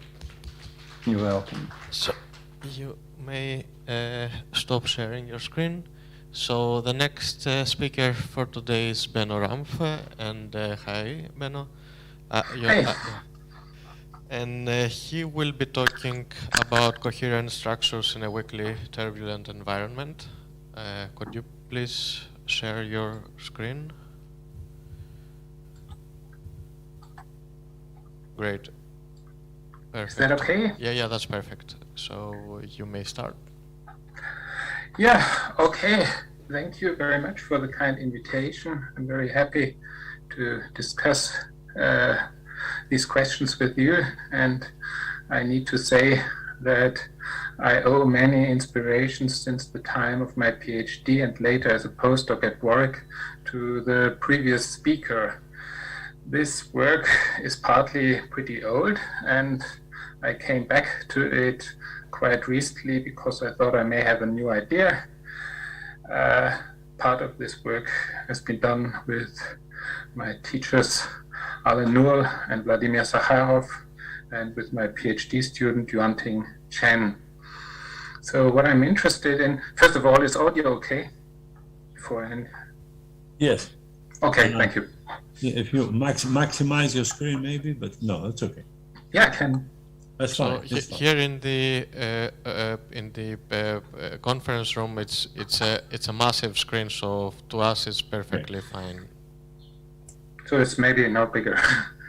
So I'm interested in the localization of energy in various spatially extended dynamical systems, for example, in lattices. So let's just go directly to the next slide. Discrete breathers in Hamiltonian systems. This is a pretty interesting phenomenon. I think it's still interesting phenomenon after all those years. So this was shown by Mckay and Aubry in 1994, that such objects exist, so that you have got a nonlinear Hamiltonian lattice, and by some reason you have got strong high amplitude oscillations at single locations. So, and this really exists. So here are two examples. The one is the discrete nonlinear Schrödinger equation. I will speak most of the time about that. And another one is the Klein-Gordon equation, where you find pretty much the same type of behavior.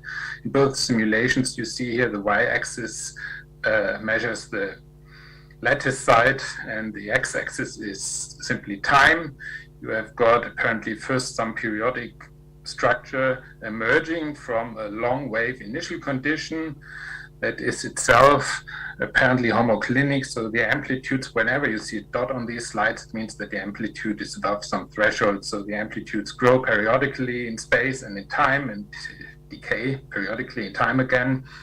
And later, these structures apparently merge, and you get persistent high amplitude structures. So, I mean, personally, I find that puzzling, hard to understand intuitively. Why on earth does the system gather so much energy in one location? Why is that statistically possible? Why isn't it distributing all the energy to all lattice sites? So let's just give a brief introduction to the discrete nonlinear Schrödinger equation. Of course, I know many of you are very familiar with all nonlinear Schrödinger systems or Schrödinger equations.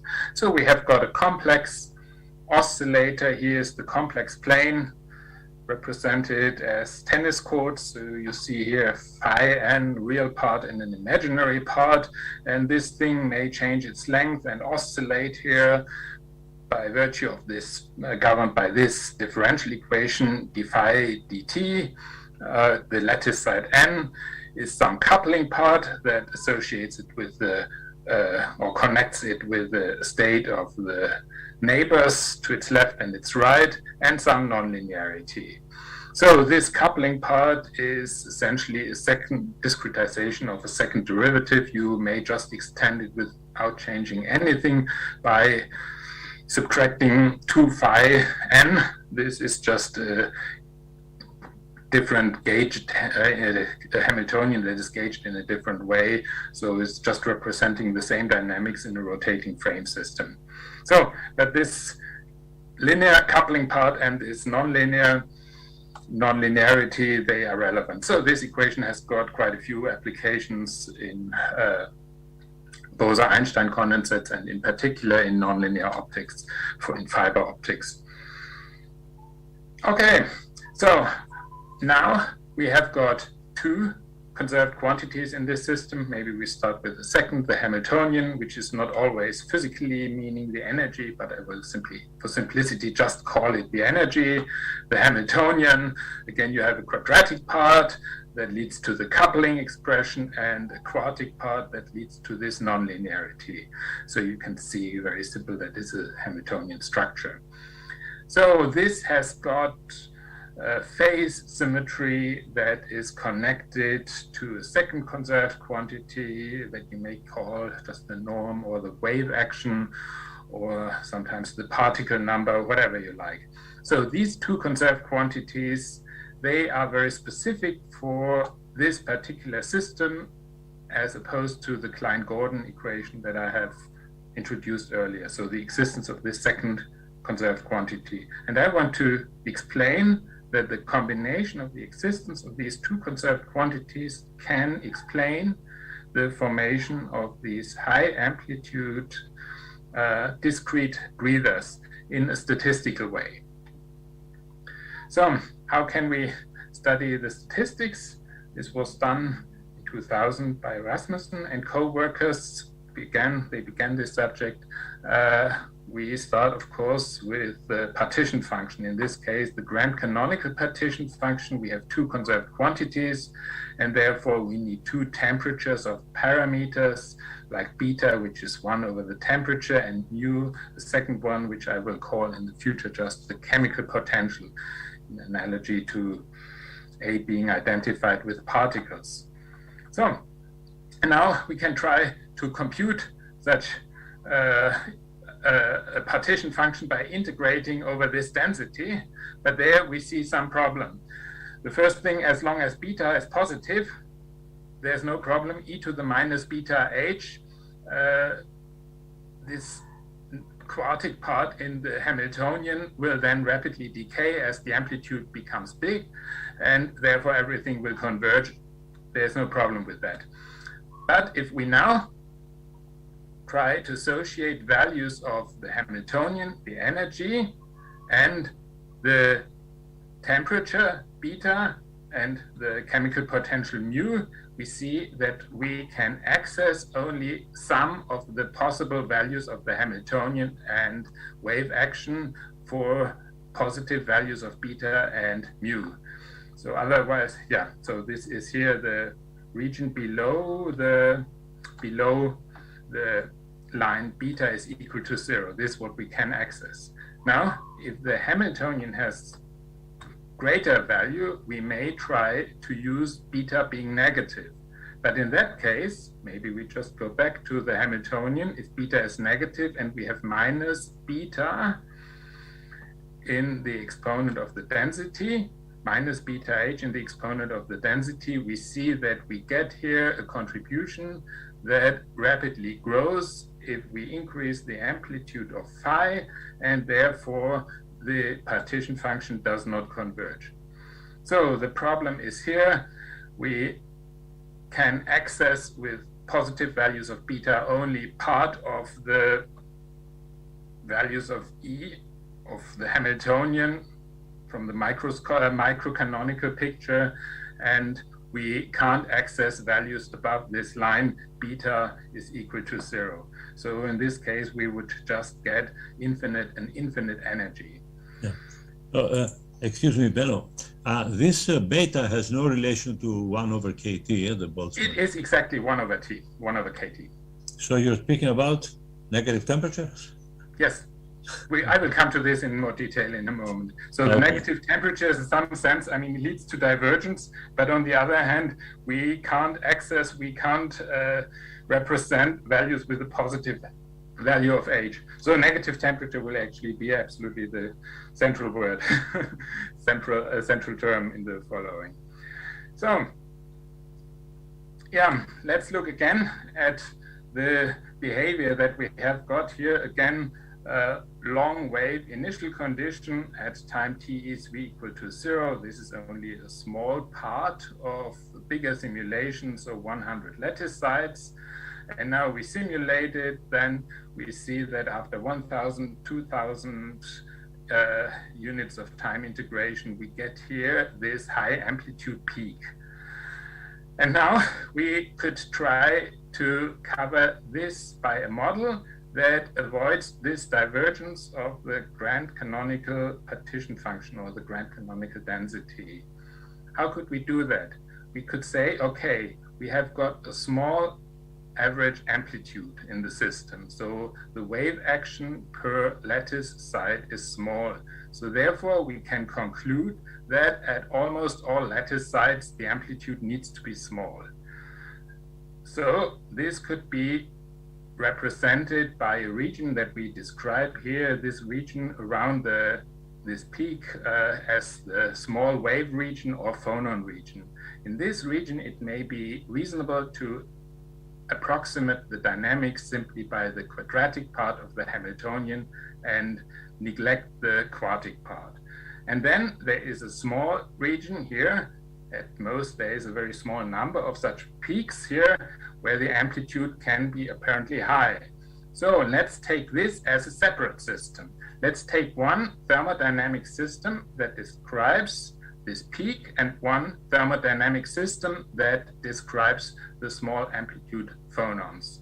And we could now introduce the interaction that still exists by the nonlinearity of the two systems simply as a transfer of the two conserved quantities. So this is here, the thermodynamic model that we have got, the small amplitudes or phonons, the blue ones at the left side, and this discrete breather is at the right side. And now these two systems are allowed to communicate with one another simply by transferring these two conserved quantities. The total of the two conserved quantities needs to be, of course, fixed. So let's look at this localized mode. I mean, there's no big difficulty here. We will see later that this is actually must, for statistical reasons, be the extremum of the energy. So we just have got one high amplitude central peak, and then on both sides, the amplitude of the neighbors rapidly decay. So this is the highest possible energy that you can get anywhere in this lattice if you are investing a certain amount of this norm or wave action. So this is an extremum of the energy. Yeah, and this object here is just oscillating with some frequency omega that is here depending on the amplitude that you have got. So the bigger the peak, the higher is this frequency by which it is oscillating. So now let's look at the phonons. What can we say about the phonons? In the phonons, I said we look only at the coupling energy, the quadratic energy. This is not absolutely right. I also include the quartic part of the energy as some weak interaction between the modes so that this system is able to thermalize, but it doesn't really contribute to the energy itself. So let's start with some very simple state of this energy just to get familiar with it. Let's give every lattice side here the same state, phi n is equal to phi 0. So they all point in the complex plane in the same direction. You can easily see the energy is just 2a. Well, let's make it a little bit different. Let's say that they are here in an antiferromagnetic state, so that every oscillator points in the opposite direction compared to its left and its right neighbor. So such an antiferromagnetic state, you see that the energy is minus 2a. And these are actually the extrema of the energy that you can get. But these states are obviously very special, very rare. A more likely state, if you just think that this is, you are tossing some needles on the ground, they won't all point in the same direction. You will rather get something that the angles between the neighbors are just random. What do you get if you have random angles, random phases here? You get an energy that is somewhere close to 0. On top of that, you can also have got random amplitudes here. For example, a Gaussian distribution of the amplitudes. So I think it's quite obvious to see that there are very few states with E2 is equal to 2a, and very few states with E2 is minus 2a, because in these cases, all that you can do to count, if you want to count all the possible states, you can just oscillate all these oscillators together by 2 pi, and this is very little. But here, this state with E2 is equal to 0 has got a lot of states. So many more states can be accessed if you have random amplitudes. Yeah, and you can count these states, you can measure that. This is not a big deal. You can compute, in this case, the partition function and transform it to the entropy. And then you get such a function that has got here for the entropy, the highest value at the energy equal to 0, and for at the margins 2a and minus 2a, the entropy is then rapidly decaying. Let's look at this slide that presents this entropy. It looks a little bit like a bicycle saddle. So published this a long time ago.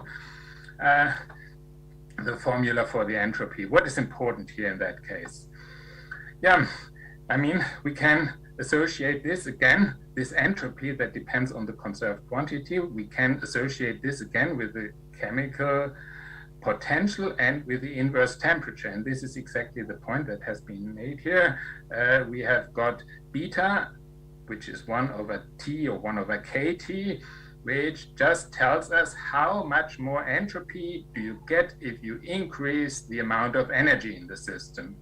And here you see that there's one side. I mean, here it's actually, this is the positive side here, positive energy. Here, if you have more energy, you get less entropy. So it's a bit like if you have more money, you are less happy, you have less freedom. So if you have more energy, you get less entropy, and this signifies that you have got a negative temperature. Here on the other side, in the range when the energy is negative, the temperature is positive, more energy means more degrees of freedom.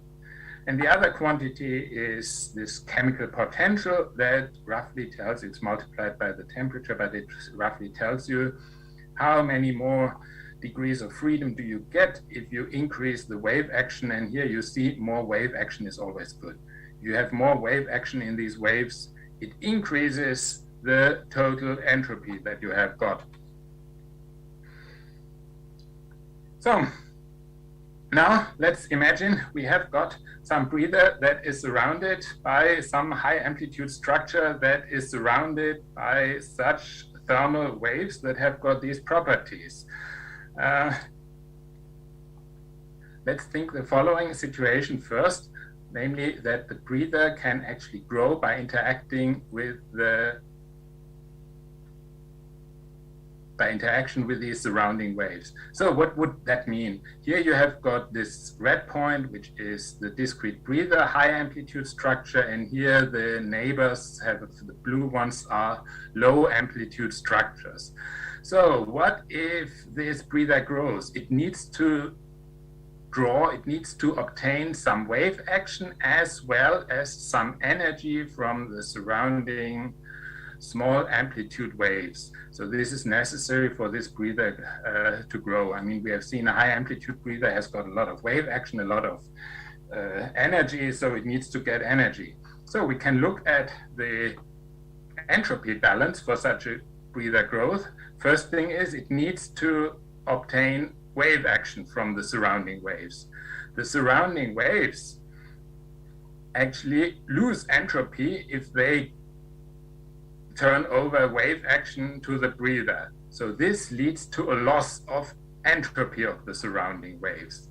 But on the other hand, we have seen that this is, if it is in the negative temperature range, less energy for the surrounding waves means that their entropy is higher. So the energy transfer leads to a reduction of energy of the small waves, which increases the entropy of the small waves.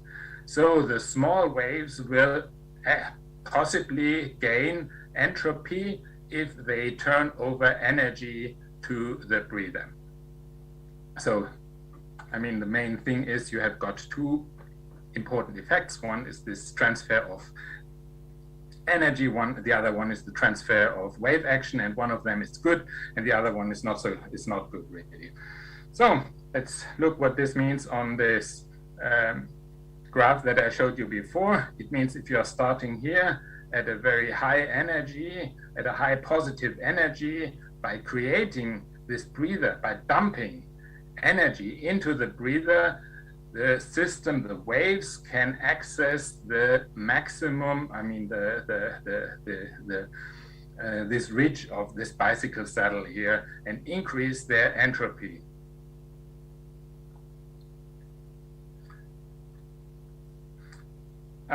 So I should maybe also mention that the entropy contribution of the breathers itself, I mean, they of course also contain some entropy contribution, but this is only a tiny term. So the main entropy is in the small waves.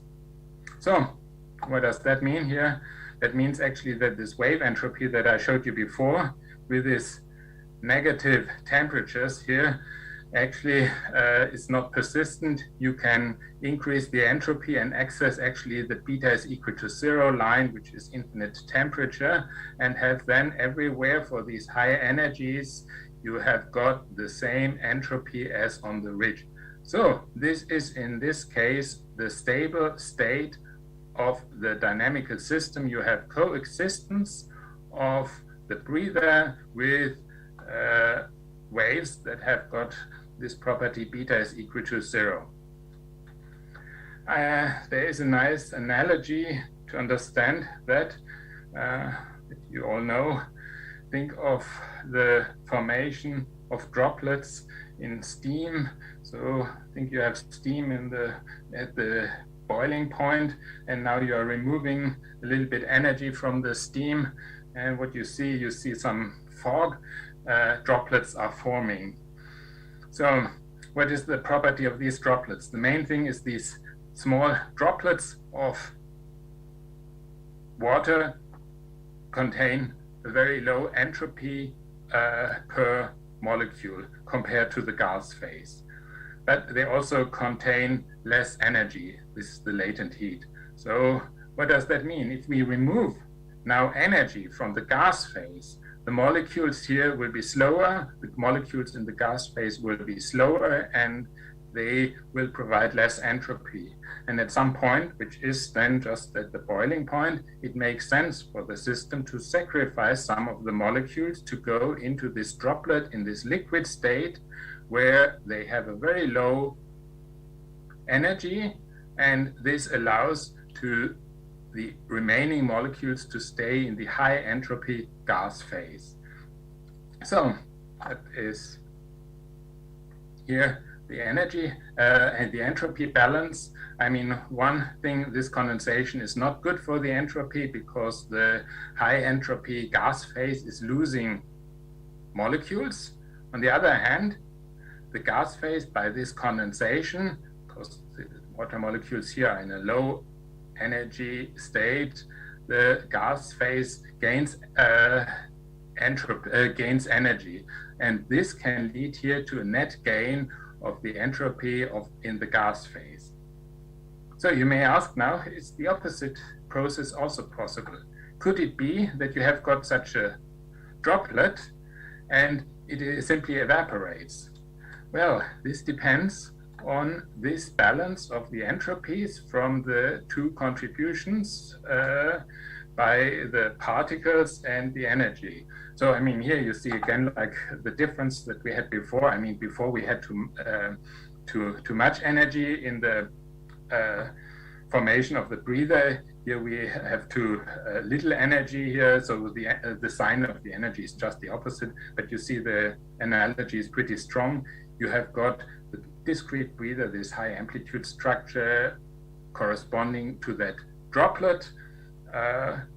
This case, a low energy structure. In the previous case of the breather, it is a high energy structure. And the surrounding gas phase are these phonons. So I wanted to ask the question, is the opposite possible, that the droplet actually evaporates? Yes, this is possible, in particular if the droplet is small. If the droplet is really small, the surface tension of the droplet becomes more important. It contains surface energy and the pressure inside the droplet is increasing. Yeah, and this means if the droplet is below a certain critical size, it has a radius below some critical value, then the energy balance, as I explained it before, doesn't work anymore. In that case, we still have got, in this case, it can happen that the droplet evaporates, it emits its molecules. So what does that mean? The latent heat in this case is not as big because it is changed by the surface tension energy of the droplet. So therefore, there is, if it evaporates, there is a loss of entropy in the gas phase because it needs energy to release these molecules. But on the other hand, it gains entropy by gaining molecules. Yeah, and for a small droplet, this means that the total entropy is increasing. So, this is oversaturated steam, supersaturated steam, which is metastable. So once you have got a droplet of a sufficient size, it will grow. And if the droplet is below this size, it will evaporate. And interestingly, we can observe the same thing in the discrete nonlinear Schrödinger equation. Let us think what this means in the discrete nonlinear Schrödinger equation. Again, we think of the small amplitude state here, the phonons with a small amplitude, and here a breather, which is a little bit, has a smaller size than the one that we had before. And suppose it decays, it means it transfers both wave action and energy to the surrounding phonons. We can again make an entropy balance for that. The entropy loss of the small waves is there because now they gain some wave action, they gain some energy, which is because of the negative temperature not good for them. So increasing delta A is not good for them because, delta A times omega is the amount of energy that they get. And if beta is negative, this reduces the entropy of the surrounding waves. But on the other hand, they gain entropy by gaining particles. This is associated to this mu that we have seen, the chemical potential that tells us how much entropy do we get if we increase the second conserved quantity A. And here we see that if this omega, which was the frequency of the breather, the derivative of the breather energy by the wave action of the breather, if this omega is less than the chemical potential, which occurs if the breather is small, then this breather will decay. So, and you can see this actually also in simulations. Here you have got such a simulation. Here, this is a breather with a amplitude below this threshold, so its frequency is below the chemical potential of the surrounding waves, and it is actually destroyed by these surrounding waves. And if the breather has a high amplitude, then it increases its size, it is gaining energy, it is gaining wave action from the surrounding amplitude. So this is done here by for a series of simulations where either the breather frequency or the chemical potential is fixed and the other quantity is changed. So you see that there is a transition between growth of the breather and decay in either case. So exactly as it is predicted by this idea. So we see in that sense that we have got the breather now being like a second phase of the system. Yeah, we can actually repeat this in a partial differential equation. The problem, Schrödinger equation with 2r, is not so good.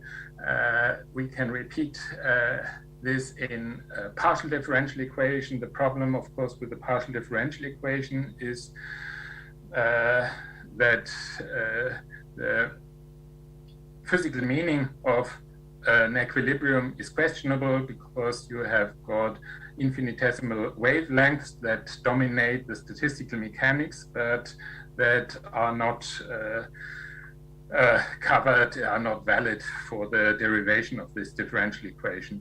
So what you can do is you can introduce a Rayleigh-Jeans distribution with a cutoff and at high wave numbers where this equation is not valid anyway. So in this equation we have non-trivial 6-wave interactions, so this is non-integrable, and here we see essentially the same type of behavior.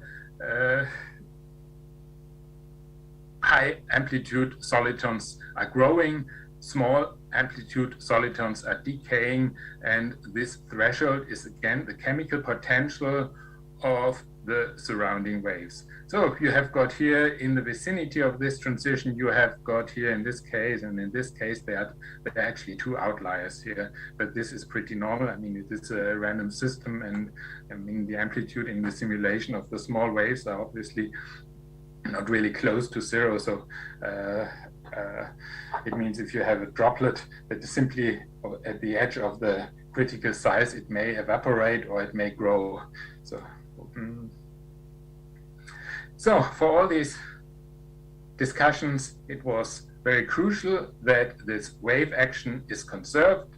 If you introduce here a term that is still Hamiltonian, but that is breaking the symmetry and makes the wave action not being conserved, you have got first the similar behavior that these breathers are emerging, but then they disappear eventually, and you get this thermalization at a low amplitude state. So breathers seem not to be persistent in that case. So, but this brings me back to the original system. Why on earth do we see the same type of breathers in this Klein-Gordon equation, which does not have the same second or such a second conserved quantity?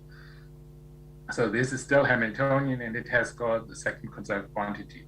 So I should say something about this here. You see, you have got here a linear force that is driving it back, and here a cubic force that it is driving it away. If the amplitude is above some threshold, so there is some maximum in the potential, if you are above that, it will all explode. So in the following, I will tacitly assume that there is a wall at this maximum of the potential energy, so that you do not get this divergence. But here again, you see these breathers and they spontaneously appear and they are there to stay. So there's no indication that they disappear again. Why on earth don't they thermalize? Why don't they just disappear? So my recent idea that has not yet been completed and not yet been published is the following. This is again a metastable state. I will roughly very quickly try to explain that. So we have to modify our model before the waves with low amplitudes and the discrete breather here now interact only by the transfer of energy. So we could express the breather as a Hamiltonian in using action angle variables. And in this case, we can easily compute the microcanonical partition function, which is actually then measuring the amount of phase space that is available to the breather that has got particular energy that I call EB for E-breather. So this is giving me the amount of phase space that is available to such a breather. And we see that this amount of phase space can also, I mean, the logarithm of that will be like the entropy for this single object, that this is simply equal to the period tau of one oscillation of the breather. So now, if you go back to this system, you see it has got, by virtue of this cubic term here, a maximum in the potential. So there will be a saddle point, and there will be a homoclinic orbit that connects the two saddle points at some positive value and some negative value of the amplitude. So at that point, this period will diverge, will go to infinity. That means that at that point, the breather has got an infinite amount of phase space available. We can again compute the temperature of such a breather, and we see that the temperature of the breather that is close to the homoclinic orbit here diverges to infinity. So, and that now means that such a breather is actually here 1 over the temperature diverges to infinity. That means actually that such a breather behaves as a very cold object. If it is now surrounded by small amplitude waves with a positive energy, with a positive temperature, it will actually gain energy from that. And that makes me believe that the breather itself has got a low temperature and is by statistics gaining energy from the surrounding waves. So all this was about equilibrium, dynamical systems, equilibria of a breather and phonons. However, what happens if the system is damped and driven? So think of a turbulent system. In 1997, Maida, McLaughlin, and Tabak criticized the theory of wave turbulence in the simulation of an equation that you can understand as a modification of the continuous nonlinear Schrödinger equation in one dimension. All that you have got here is essentially the nonlinear Schrödinger equation, only this L that is just the second derivative in the nonlinear Schrödinger equation is now different. This is an operator. If you apply this operator to a wave, you get as an eigenvalue not k squared or minus k squared, you get the square root of k. I mean, what is the reason for that? Well, one thing is that you can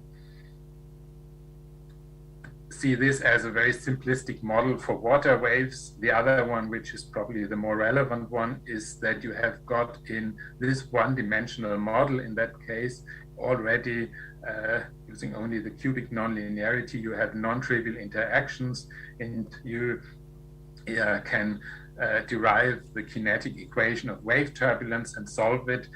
So you expect to find a Sakharov-Kolmogorov spectrum. However, they did that and they didn't find it. So I should mention here, this system is also at a long space scale driven, and there's a damping at a short space scale for short waves, and even to absorb a condensate at very long waves. So this is now really a non-equilibrium system that we have got. So what they found was that the spectrum was not the Kolmogorov-Sakharov spectrum. Instead, it was something steeper. And in their first paper, they challenged wave turbulence theory and essentially said that the closure of wave turbulence is flatly wrong. So then some consensus apparently emerged that there should be some coherent structures, some regular structures in the system. When I looked at that, I mean, I couldn't, nobody could really see what these coherent structures could be like. If you are simply looking at the surface, you don't see it. I saw it only in this graph here, when I looked not at, I measured here, not the amplitude of the waves in this system, but instead the momentum density. This system has a translational symmetry, therefore the momentum is also a conserved quantity. And if you plot all points with a high momentum density that is negative, you get these red points. If you plot all the points with a high momentum density that is positive, you get the blue ones. And here you see apparently that some structures, high momentum structures, spontaneously emerge, they change their velocity, and they disappear again. And my statement in the following will be that these coherent structures are in the non-equilibrium system responsible for this changed spectrum. So you can simulate them individually. So here you have such a structure. This is what it looks like. It looks like a soliton, but it's very, very narrow. It moves like a soliton, but it has got now some special property. It is emitting long wave, low amplitude radiation. Here you see the same thing that in the spectral representation, the pulse has got a high amount of power, and here it's with positive K, and here it emits radiation at a negative K. So what does that mean? I mean, where does this radiation come from? I mean, if you are familiar with the concept of quasi-solitons, it's all very, it's nothing new for you. The only difference is that this pulse here is very narrow. You could understand it in the following way. I mean, let me just spend 1 minute to tell you a little nonsense. I mean, think of an electron that is moving with a constant velocity, and you are observing it. What do you observe? You measure a time-dependent electric field and a time-dependent magnetic field. And then I could say, yes, I learned that a time-dependent magnetic field is producing now again an electric field, inducing an electric field, and the time-dependent electric field is producing a magnetic field, and therefore I could think that an electron that is moving with a constant velocity is emitting radiation. So this would be a funny word if this happened, that non-accelerated charges emitted electromagnetic waves. Actually, around 1900, two physicists, Sommerfeld and Heaviside, calculated that and found that, in fact, an electron that moves with a constant velocity is actually emitting radiation, but only if the speed of the electron is faster than light. So this was at that time very quickly discarded. So the electron does not move faster than light.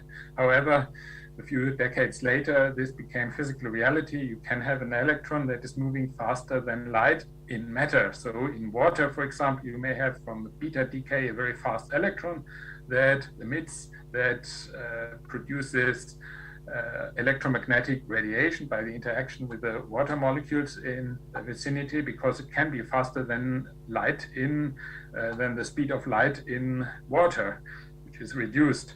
So, and this is just the famous Cherenkov radiation. So in that sense, here you have got a pulse that is resonantly driving linear waves. The result of that is that it is permanently losing energy.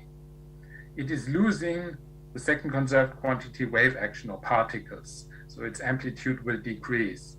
On the other side, this radiation, and see this by a simple construction, has got a momentum that is pointing in the opposite direction. It is gaining momentum because the radiation has got a negative momentum. So it's like a rocket. I mean, the rocket is losing mass, the rocket is losing energy, but its momentum is increasing because the emitted gas from the rocket is moving in the opposite direction. What that means is the pulse does not only move in real space, it also moves in wave number space. Here you have got the pulse, such a single pulse at 3 different times, where it is moving towards higher wave numbers. It has got a higher momentum, but it is losing power. Yeah, you can analytically and numerically, I did both, average over that, so you get a simple formula for the power spectrum of such a moving pulse, and you see that you get such a spectrum, which is actually the spectrum that people have seen in the previous system. So this spectrum is then governed by this spectrum is superseded by the evolution of such radiating pulses. So the Kolmogorov-Sakharov spectrum in this case is just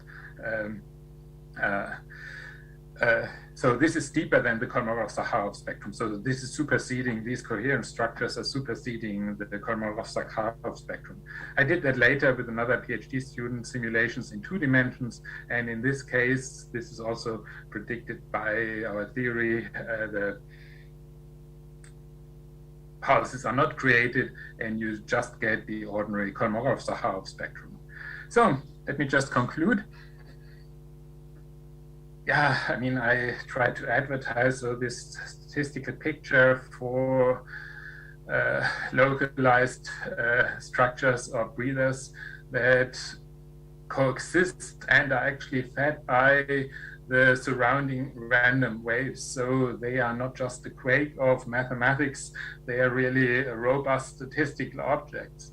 In non-equilibria, you with an external driving and damping applied to the system, you can have non-equilibrium coherent structures that supersede the weak turbulence transfer of wave action and energy in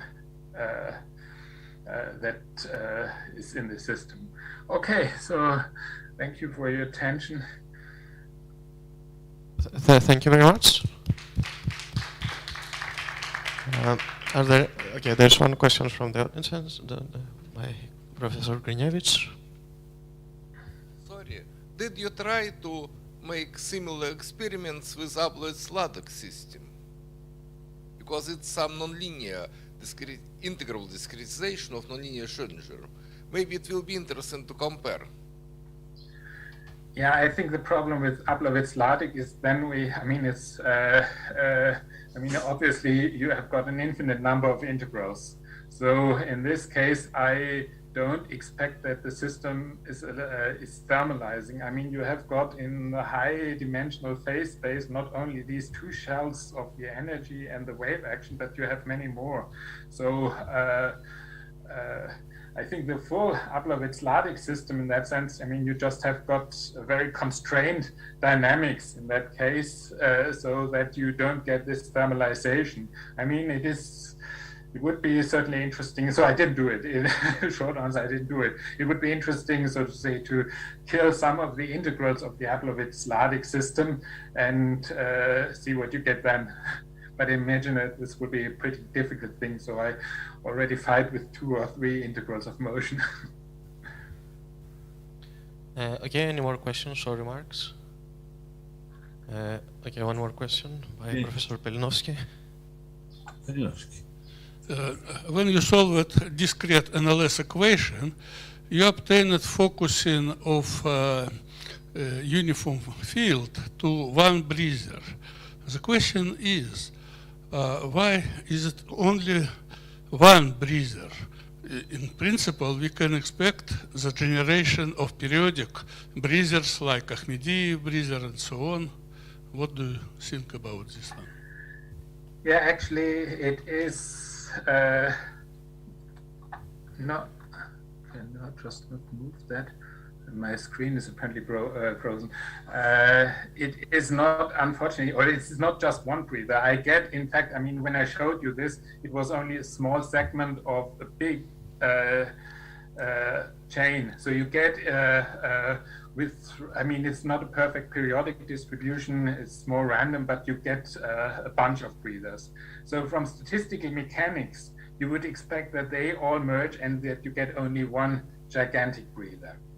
So you get, in fact, a lot of breathers, and from statistical mechanics, you would expect that they should merge, because then you get just a little bit more entropy. So in practice, there are 2 processes that prevent that. One is that these breathers are to some extent pinned to the lattice. I mean, it's not exactly the same, but it is like Piles-Nabarro-like. They are pinned at the lattice, so they can't move and they can't merge anymore. The other thing is that the surrounding phonons interact very weakly if the breather amplitude is very high, because in this case, there's a big discrepancy of the frequencies. So, I mean, it is like what you say is absolutely right. You get, in fact, a big number of breathers. Okay, so there's a question by Robert, I think. Hi, yeah, Benno, that was really interesting. Thank you. I put a reference in the chat where I'd made the same observation that the volume accessible in phase space corresponding to small period is bigger, and but I think you've gone a long way beyond that. But anyway, when you have a chance, I'd be interested in your comments. Yes, I'm very interested in your reference. So I have now a little bit problems with my screen. My screen apparently doesn't respond. So I would appreciate if you could email me that. Okay, but I'll send you an email. This is a very interesting thing. I remember we talked about that like 20 years ago. If there's any statistical explanation for. Yeah. Yeah. So I tried. Aubrey wasn't convinced by what I wrote, but well. Okay. But sounds like you have something more convincing. Thanks. Okay, any more questions or remarks? Okay, one more question. It's a really stupid question. You had this temperature, which you had in brackets, for the breather.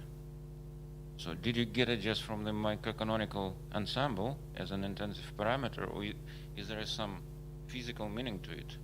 Thank you.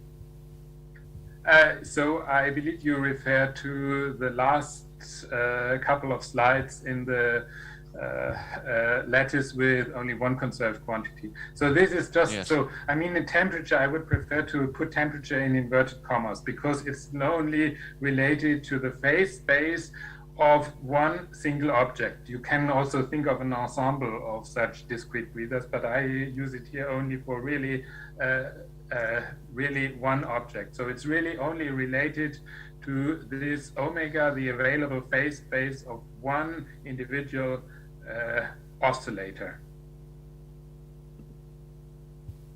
Okay, any more but I questions? think it's a very good question. Any more questions or remarks? Okay, no questions from the audience, maybe from the online participants. Any questions?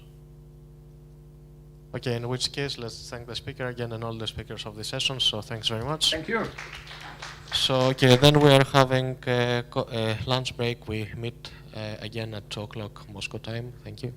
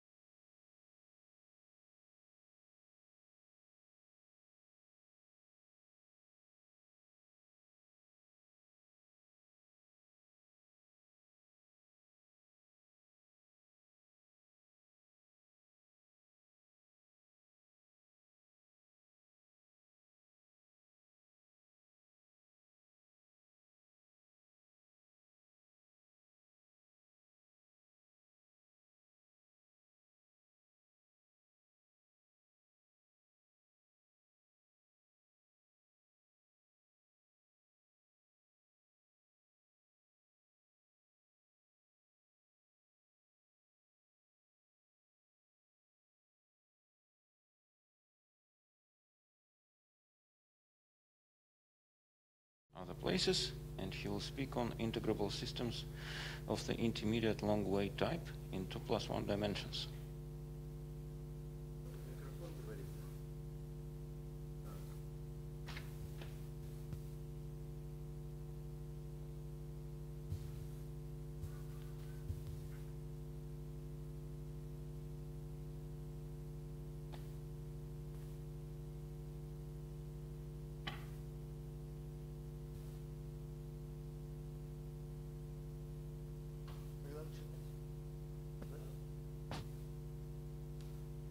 Спасибо организаторам большое за приглашение. Очень рад сюда приехать, особенно в такое теплое время года.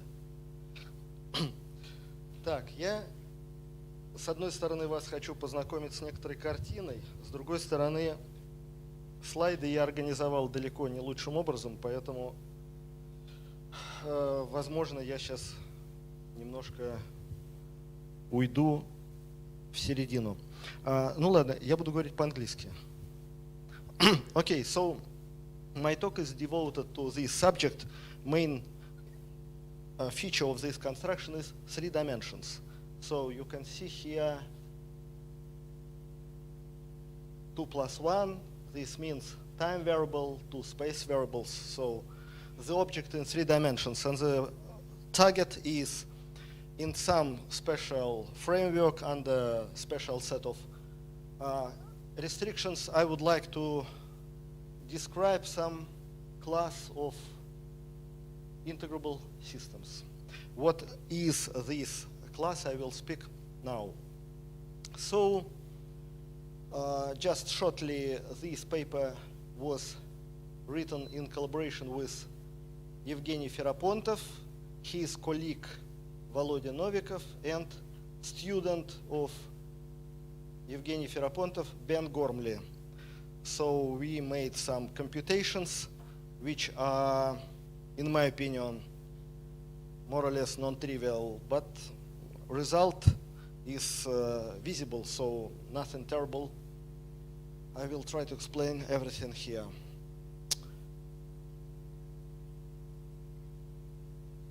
Работало?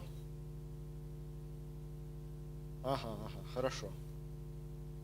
So, I would like first to attract your attention to this page. This system of equations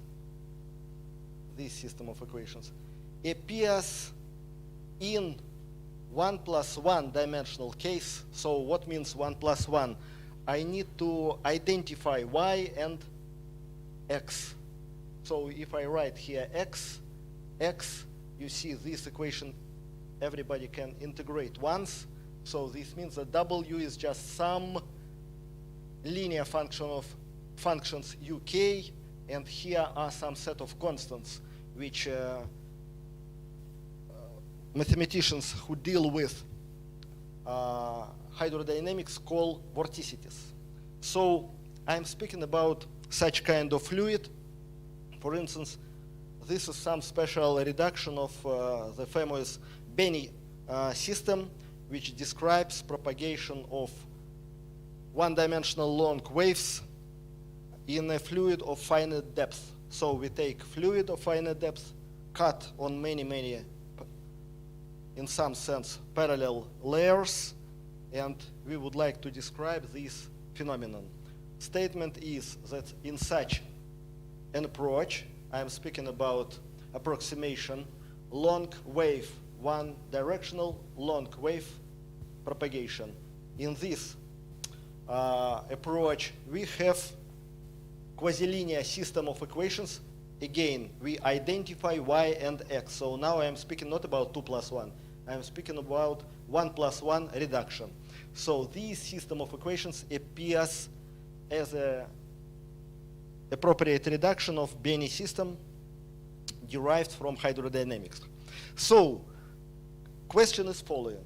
We have this model, and is it possible to extend this picture, adding maybe infinite set of dispersive correcting terms with preservation of integrability? So this system is integrable. It doesn't matter in two space dimensions, x and t, or in one dimension when I identify y and x, doesn't matter. So in both cases, this system is integrable. The question is it possible to add extra dispersive terms, so higher order derivatives, in such a way that this integrability will be preserved? Yes, I will explain. Yeah. So it was our target. Is it possible to do it just in unique way, or we have some variety of possibilities?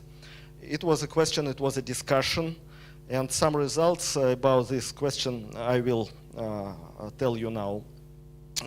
Before I continue, I will speak shortly about some exceptional cases. I just would like to say something obviously trivial, but nevertheless necessary to attract your attention. So you see, let's consider layer when n equal 1, so fluid of one layer only. In such a case, this constant omega is not important. By appropriate scaling, I can remove omega. Let's consider case n equal 2. In this case, omega in many different applications could be chosen like omega 1 equal omega 2 or omega 1 equal minus omega 2. So in these cases also omega is not so important. But if we go to more component cases, 3 component cases, etc., these coefficients, vorticities, omega, are very important. So by this reason, we are, in general case, very interested to understand, is it possible for arbitrary parameters omega k, is it possible to extend such a picture in a way that we shall be able to construct integral model, and from another point of view, this integral model will contain, in some sense, finite number of extra derivatives, in some sense. So what means in some sense, of course, I will explain. And the statement is that unfortunately, at the best of our knowledge, that we know only what to do if omega can be just rational numbers. So if this is irrational arbitrary parameters, we don't know how to extend, again, in a short way.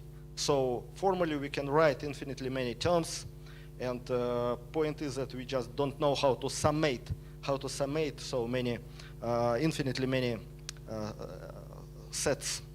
Okay, so this is a picture. And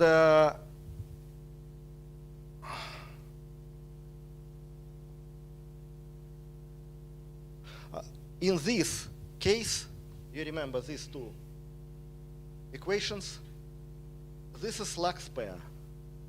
So that you ask me, what is an integrability property which belongs to the model? We have some auxiliary function S capital, and if anybody check consistency of these two equations, so you see Sx here, Sy in right hand side, St in left hand side, Sy again in right hand side. So if you check consistency of these two equations, what means consistency? You need to express Sx as logarithm of this huge object, and then you need to check St, x, s, xt. Then you come here. So this means, from this formal point of view, system of equations is integral because corresponding Lax representation is given below. So this object is integral, and here is explanation that I'm going to tell you why we are not able to find compact formulas for arbitrary omega. You see, these elements are just degree for every parenthesis. This expression, I'm sorry, now I have no possibility to explain in detail. If somebody will be interested after my lecture at break time, I can explain how to deal with this object. So this is nothing but reflection of the fact that in dispersive case, so when you take into account extra dispersive corrections with preservation of integrability, it should be replaced by shift operator acting on psi function. Shift operator. But if here I write shift operator, this means that here I should expect that this expression could be more or less simple. What means more or less simple? This means that if here are integers, this is polynomial with respect to sy. And polynomial means that every degree of sy plays role. So this is just like the trace of existence of corresponding local differential operator. But if here are not integers, this means that if I open corresponding parentheses, I have infinite series. And infinite series means that I can, of course, compute every effect of every element of this infinite series, but I cannot summate. I don't know how to summate. So by this reason, we just concentrated on a case where these values are nothing but constants. So from this point of view, we have some progress. But if omegas are arbitrary, this means that this problem still is open. And just I would like maybe a little bit more explain our physical motivation. So again, you see, we have a fluid, many different layers. Point is that if you take every layer, you have velocity on the upper side of this layer and at down side of this layer. And if we are interested in such a cutting water fluid on many layers, we are interested construct such a cutting way that velocities for two every layers, neighbor layers, will be such that in the bottom of every layer, velocity is precisely like velocity at the top of previous layer. So we are interested to construct continuous profile of velocity. So of course I can separately speak about vertical part of velocity, about horizontal part of velocity, doesn't matter. So I am interested in both cases to construct continuous profile for velocities of fluid. The point is that if we are interested in continuous, this means that omegas cannot be any fixed values. So we cannot expect jump between these vorticities when we go from one layer to another one. We need to construct some approximation. The point is that we cannot avoid this problem, and just we need to write some, how to say, linear piecewise profile. So we cannot write some smooth function for velocity profile. This, in our case, it was impossible to do. It was my motivation why we were interested in description of this kind of fluid. And now I start from one component case, so I go back to the first slides.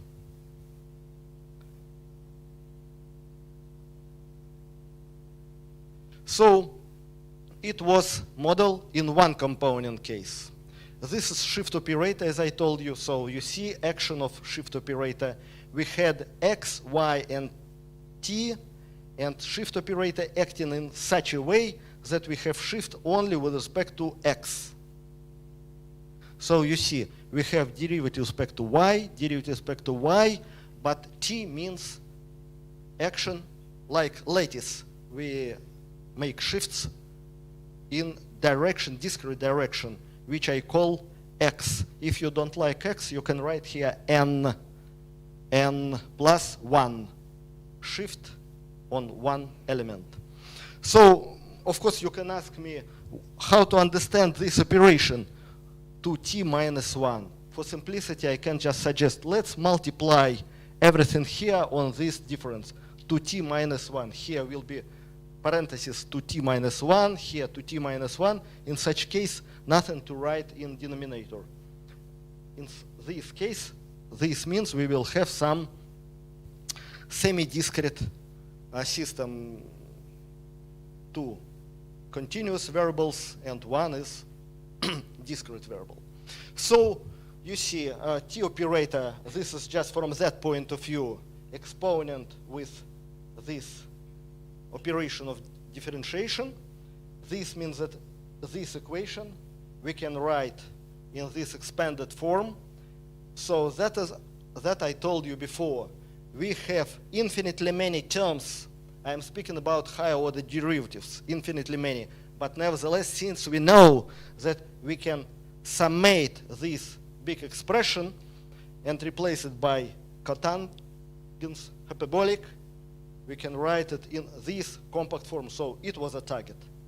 We were interested not only to write such a series, formal series, but target was to find such models which allow us to compactly rewrite expressions in more or less similar form as here. So this is not our result. This result was obtained at least by two different groups of mathematicians. One of them, at the best of my knowledge, as I remember, were a group of such people like Zakharov, Honorato, Odesky, and it was fourth author, but unfortunately I forgot him. And in 1 + 1 dimensional case, this equation, known many years like intermediate long wave equation, at the best of my knowledge, it was derived by Ablovets and Satsuma and Kadama. So this equation in identification y and x is known. In description of fluid of finite depth. So we are interested to extend this picture. And the idea was that we would like to, these equations, to find such kind of equations if we start from the form presented here. So you see, first equation looks like without any higher order dispersive terms. Second equation contain operation delta. This shift operator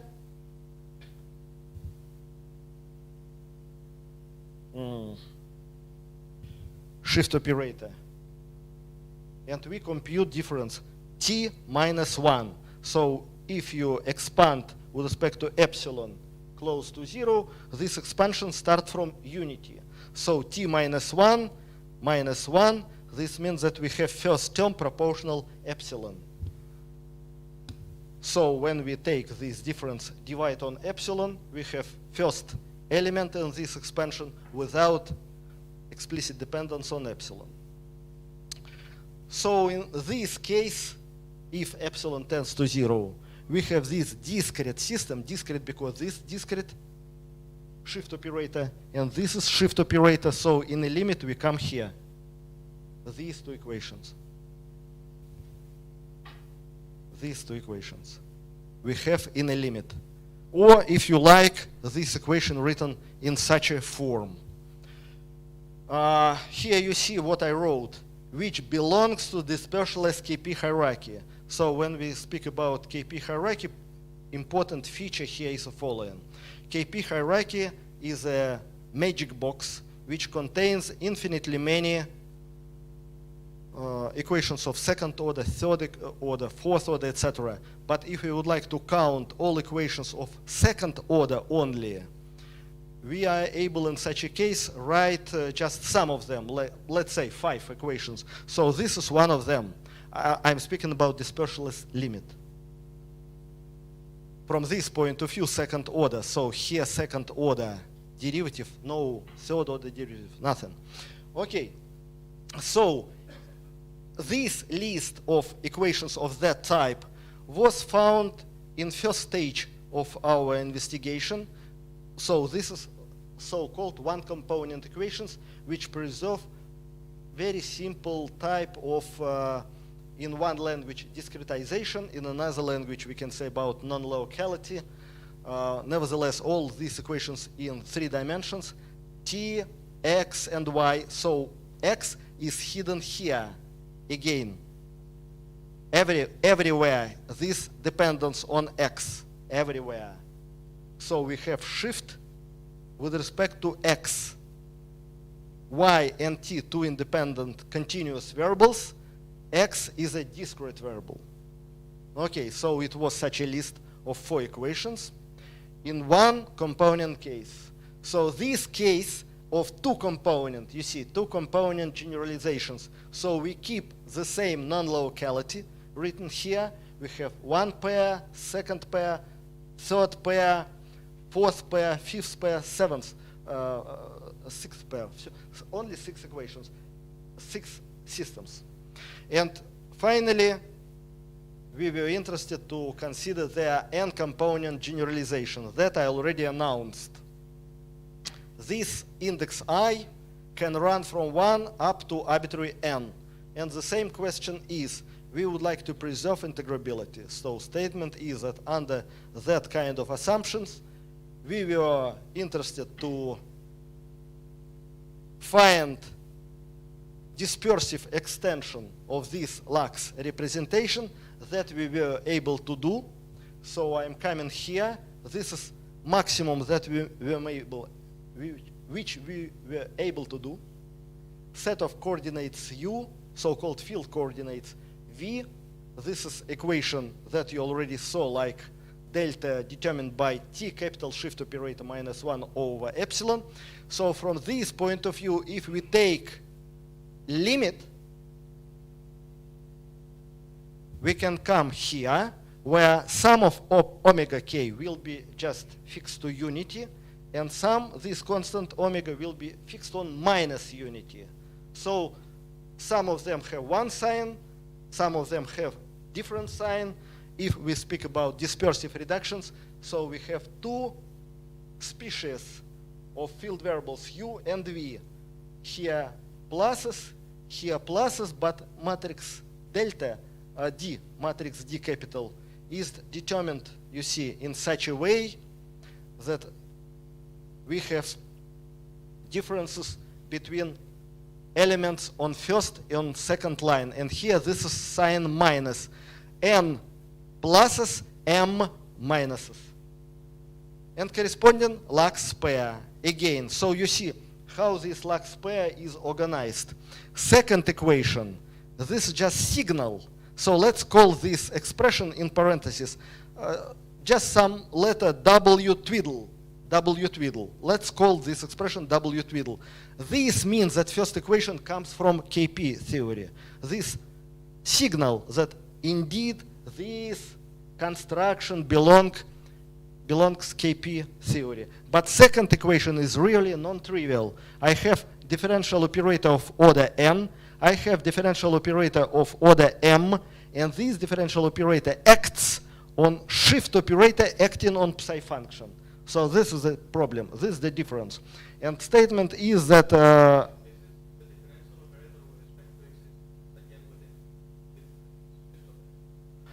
shift operator is with respect to x. This operator with respect to y. This operator with respect to I. So you see, assume that here no t. Assume. This means that I am in so-called Krichyver reductions, or some people call rational reductions of KP hierarchy. But since here I wrote t psi, computation now a little bit more complicated, but nevertheless,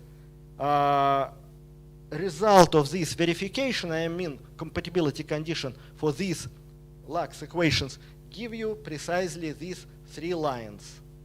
First set, second set, where this function w is connected with elements u and v from 2 first of equations. Okay, so as I announced, we concentrated only on integers because we don't know how to compactify infinite series in epsilon for arbitrary vorticities. By this reason, I just would like to attract your attention to simplest case that already you saw. I have first equation, I have second equation. When you check compatibility condition for these 2 equations, you come here. Dispersionless system in 3 dimensions. This is dispersive deformation. So instead of this equation, we have this equation. Instead of this equation, we have this equation. So you see, again, if somebody will be interested to know how to construct bridge between these lax representation, after my talk at the coffee break, I can explain. But now just very simple, how to say, mnemonic rule. Epsilon in degree 6, E in degree 6 means tip psi under dispersive deformation procedure. Sy means only first derivative.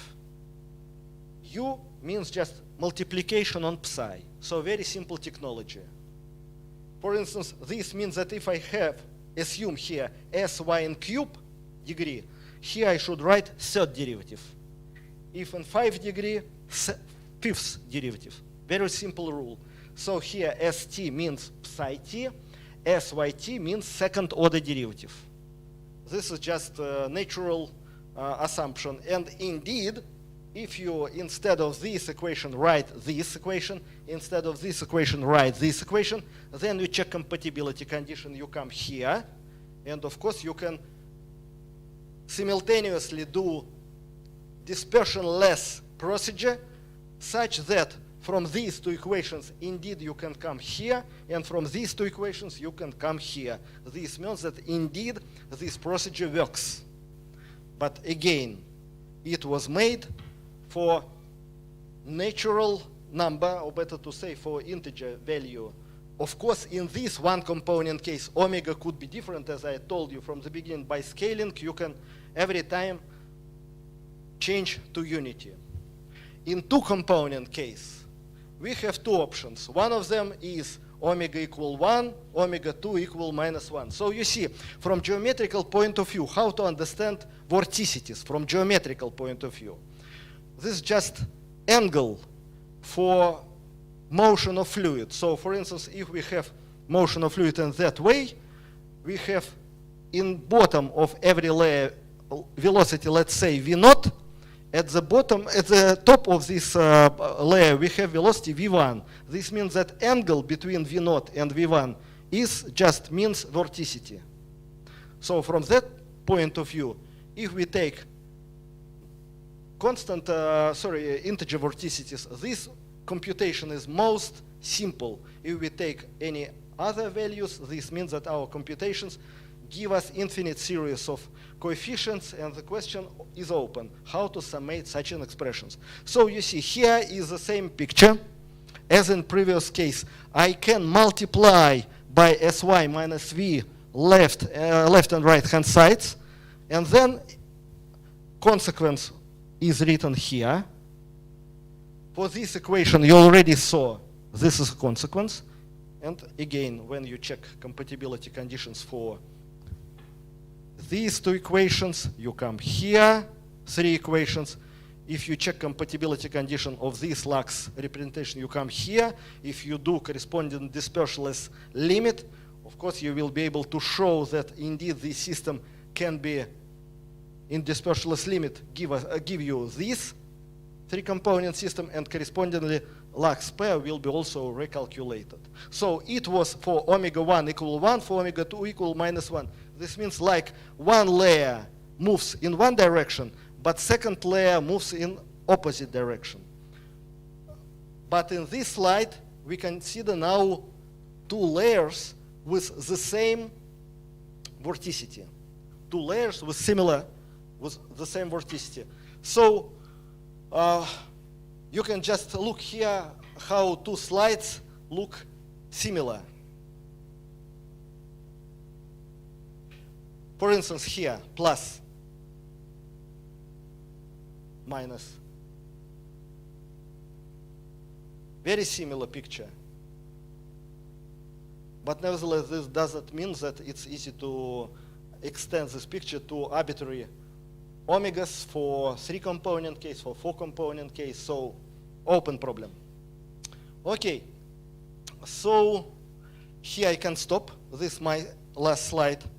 And just I would like to attract your attention again that if somebody could be interested in some ambitious problems, yes, indeed, this problem with non-integer parameters is open problem. Thank you very much for your attention. Thank you.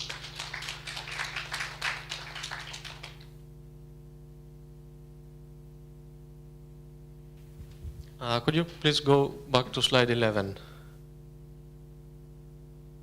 So, okay, you have a kind of transformation, you didn't say the transformation, but you have a transformation that goes from a continuous system to a semi-discrete. Can you get a fully discrete system? Yes, of course it's possible.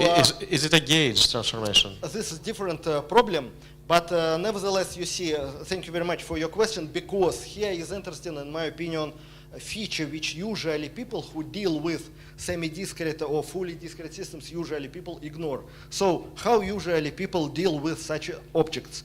They have some continuous model, and then they say, let's discretize this continuous model in appropriate way. And since different people have different ideas about their own appropriate models, we can construct different discretizations. We use absolutely different logic. Our logic is following. We are interested to construct such discretized version which belong to the same hierarchy. This KP hierarchy. So this means that model presented here belongs to KP hierarchy. And when you ask me about fully discretization procedure, here will be the same statement. We can do totally discretized version which belongs still KP hierarchy. Yes. Yeah, I was asking because I obviously had in mind the classical discretization via Darboux. So you have a Lax pair and a continuous system, you take the Darboux, and you have a Becklon. Yes. So the Becklon together with the continuous is the semi-discrete, and then you can go to fully discrete by compatibility conditions of two Becklon. Yeah. However, what I want to say is that for what is good with the fully discrete is that if it has Lax representation, which we'll have by definition, because all these auxiliary problems are integrable, as you know, but in the discrete case, you can construct solutions algorithmically, and then you can go back by continuous limits. Yeah. Okay, yeah, thanks very much. Thank you. Other questions, comments? Well, in that case, let's thank the speaker. Yeah, thank you. The next speaker is Professor Orlov from Moscow, and the talk will be using the whiteboard. So we need to check if you can see the drawings clearly. So people who are watching this on YouTube and Zoom, please send your comments. We'll just experiment with the lighting. If there are any problems, just let us know. Thanks.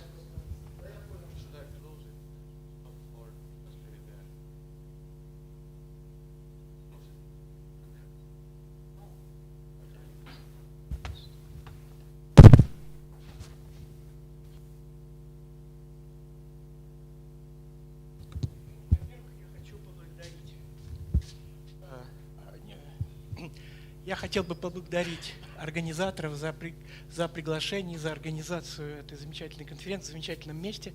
Я надеюсь, что это будет таким традиционным, Ярославль будет традиционным местом для конференции. Sorry, excuse my Russian. So, many thanks to organizers. I actually will talk, I change my talk to a different one. And it was inspired by my discussions with specialists in Kalodjera Moser systems, like Masha Matushka. And I will talk about some, how to say, some let me call it Kalodjera-like systems related to graphs. Related to graphs. So let me start with, so let x1 and so on xn are some variables, and let me remind that this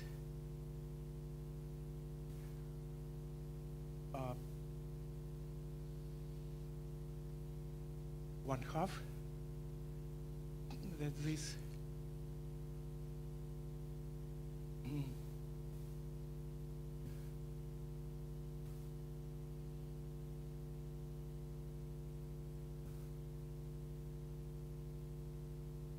this operator,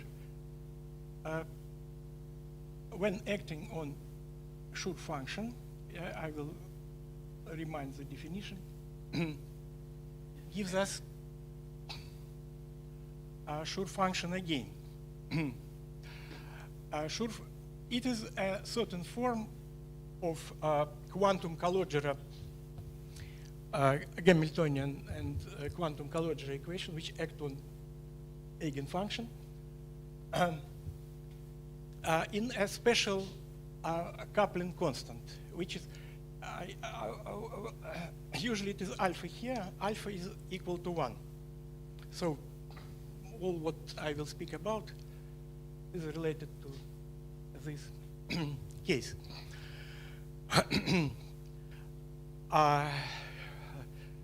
So what is Schur function for? What is lambda? Lambda is multi-label. Yes, lambda is a multi-label called partition. So it is a set of numbers, lambda 1, lambda 2, and so on, with condition lambda 1, lambda k. So this is a partition, and this is a polynomial, very well known, well studied, called Schur function, and it is defined. There are different definitions, and one of the definitions is a ratio of two q-symmetric expressions.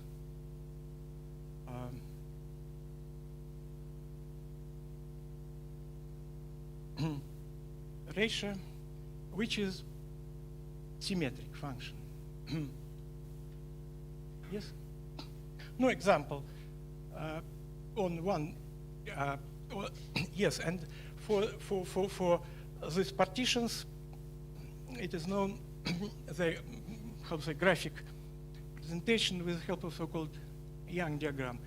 So the first row of this diagram has lambda 1 box, the second lambda 2 boxes, and so on. So for one box, for only one part, it is just sum of xi. Okay.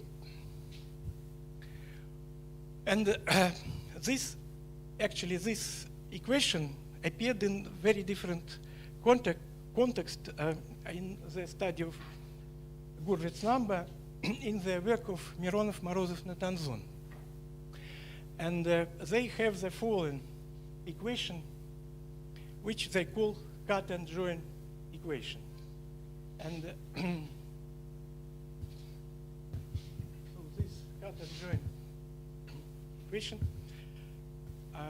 which they wrote in the following form. I write it and then I explain notations. Sorry? Thank you. Okay.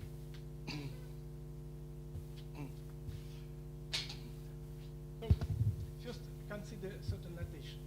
Introduce certain notations. Consider the matrix G with matrix elements.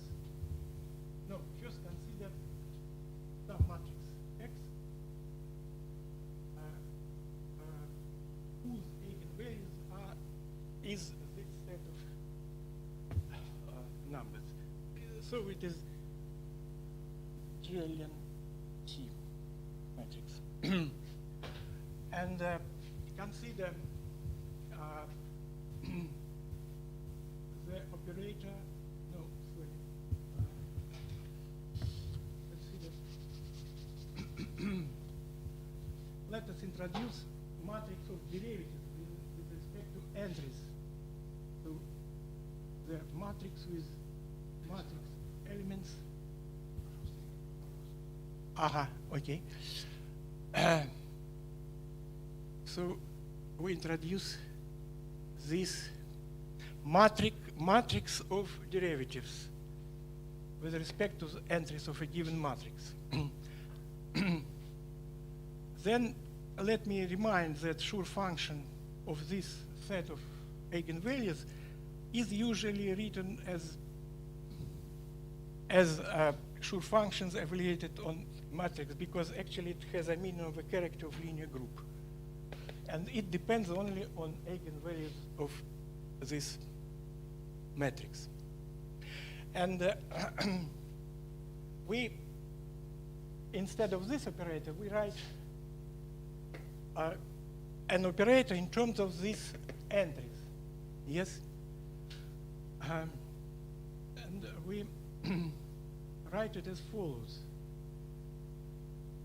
We introduce some additional notation. Pi of certain matrix A with eigenvalues A1 and A2 and so on, like this matrix is a Newton sums of A to the power of A. Well known, yes, Newton sums. And we can consider this yes, and actually it is a trace of A to the power of I.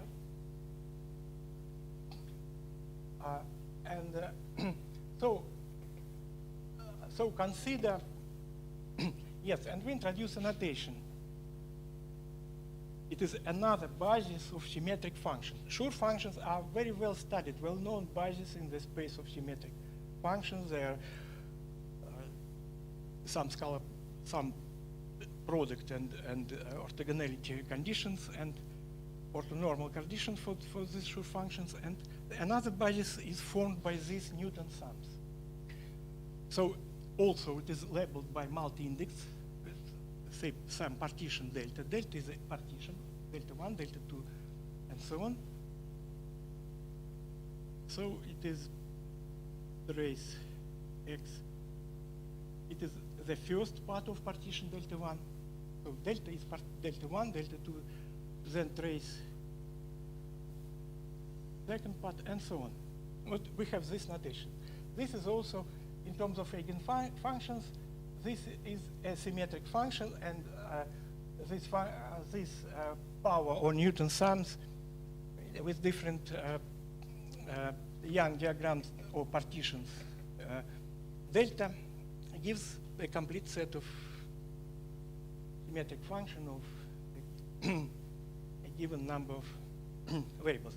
Okay, so having these notations, we write instead of this equation, let us write the following. E delta, and as this matrix A, I take the product of two matrices. One matrix is this, E, and the other is X. And it acts on Schur function. And it gives, it is a paper of Mironov, Morozov, Natanzon. It gives some coefficient, eigenvalue,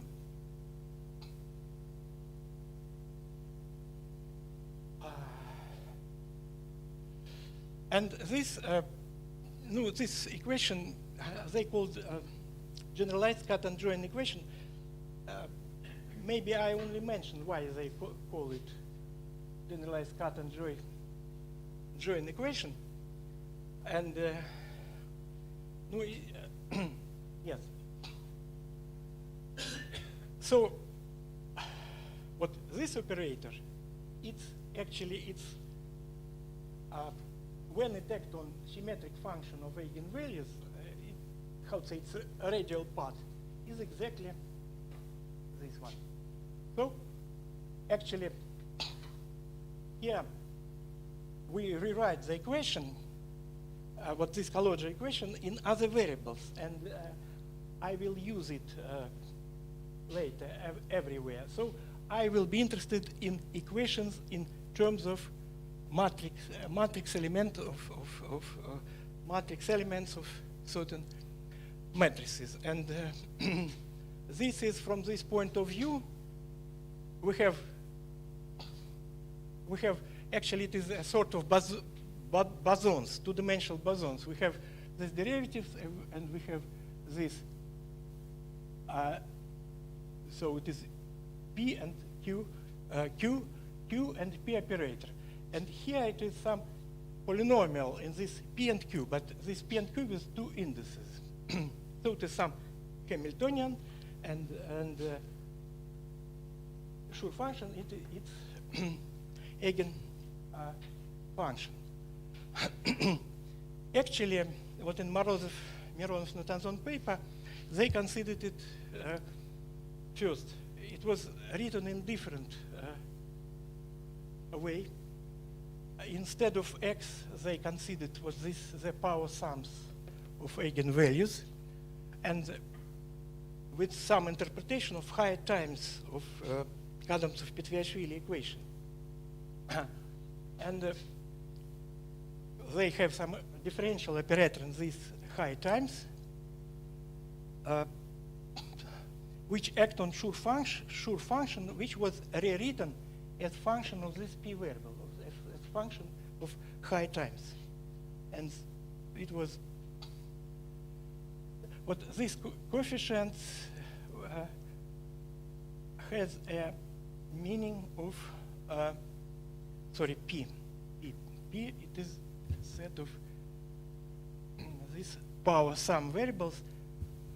We can rewrite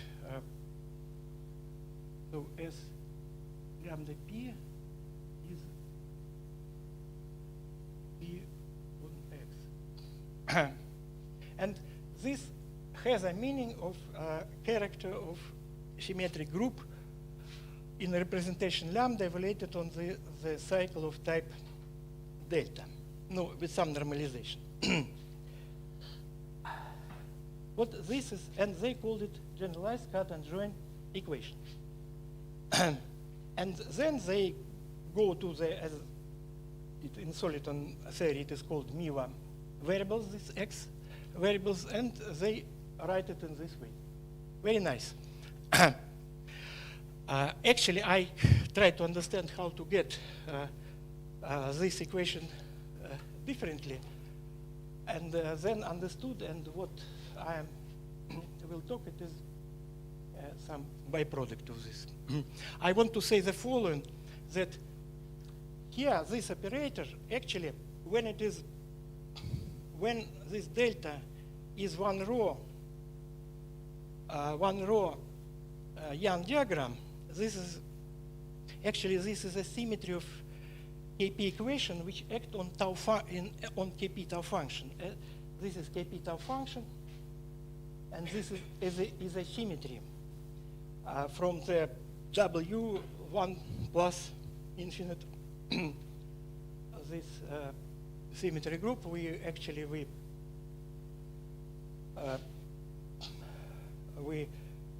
many years ago we found it with Zhenya Shulman and with Peter Grinevich, and this is, but these are diagonal part of these symmetries, and that's why Schur functions are eigenfunctions.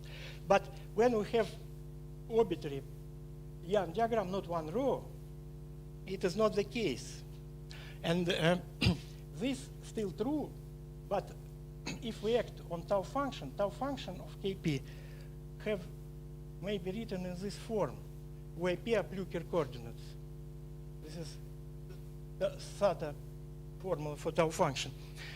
When we act by this object to the sum, then P goes to P times this, and this does not solve Plücker relation. Okay? So it is not operator related to symmetries of equation. Now, I want to generalize this equation using a graph on a Riemann surface.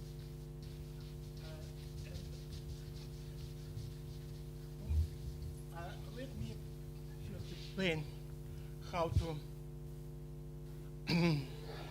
what actually this equation is related to the simplest graph on Riemann sphere with one white and one black vertices,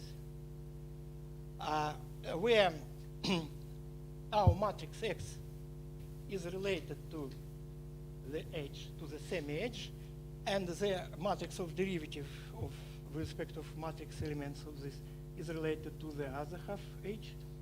And here we have some matrix also V, which just I will write. And here some matrix T. Actually, let me a little bit generalize this formula. It may be shown that we have more general formula than this one. We have this formula. Okay. So we have one vertex and we have a product of X and C. What it will be monodromy around this white vertex, and we have, so this is an argument of Schur function. We have a monodromy around black vertex, and this will be this operator. Yes?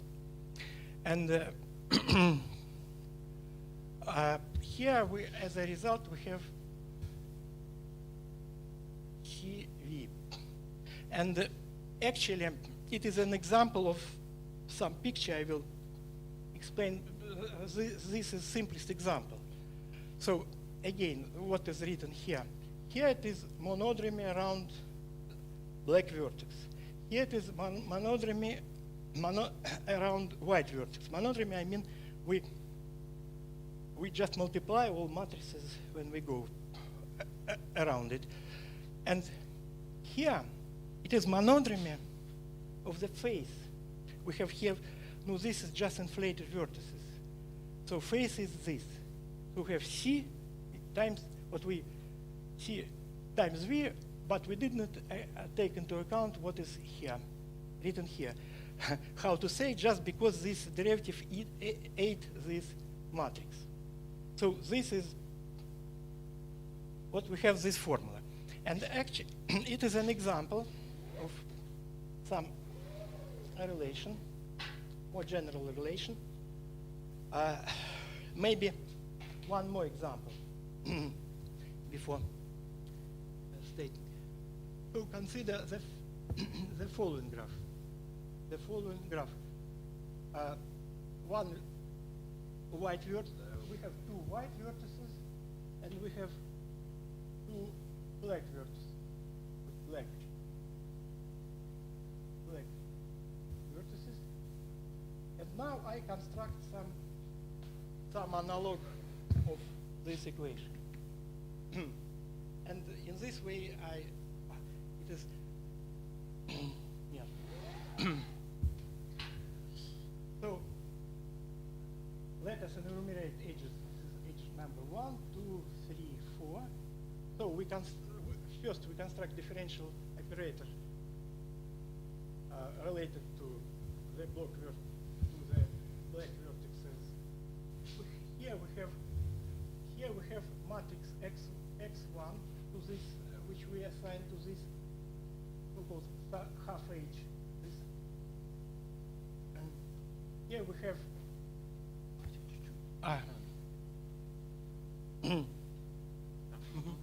Да, удобно.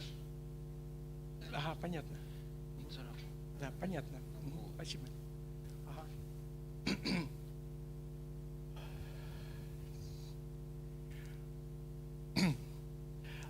So I will consider so-called bipartite graphs, in Russian двудольный graph.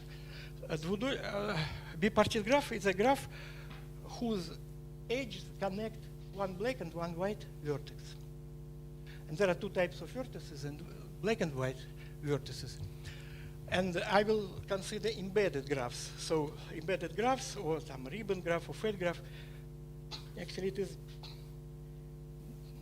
is a graph drawn on a Riemann surface where each face is homeomorphic to disk.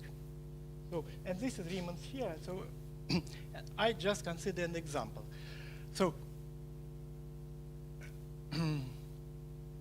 again, we have this white vertex. We have x1, c1, then x2, c2, and this product will be a monodromy. Here it will be x3, then we go in negative direction, c3, then we have x4, c4. Then for black vertices, we assign differential operators as follows. Here we have matrix of derivative with respect to entries of this matrix on the other half page. We call it D1. D it is because, if you remember, we introduced, you see, we have here.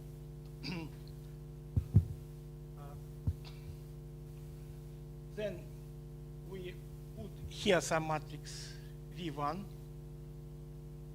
which may be dependent on all four matrices, x1, x2, x3, x4. Here we have the same edge, it is derivative with respect to 4, matrix 4. Here we have V4. Here we have V2. Here we have V3. So we decorate this graph with these matrices. And we wrote the following relation. So we have two vertices, two black vertices, and we assign two partitions to these vertices, delta 1 and delta 2. And as an argument of this, we have monodromy. So monodromy, we have, say, no, it is not important because it's up to cyclic. D1, V1, D4, V4. And also we have the other black vertex. We have DT black vertex. We have V2, D2, V2, D3, V3. This will be our differential operator. I forgot to say important things.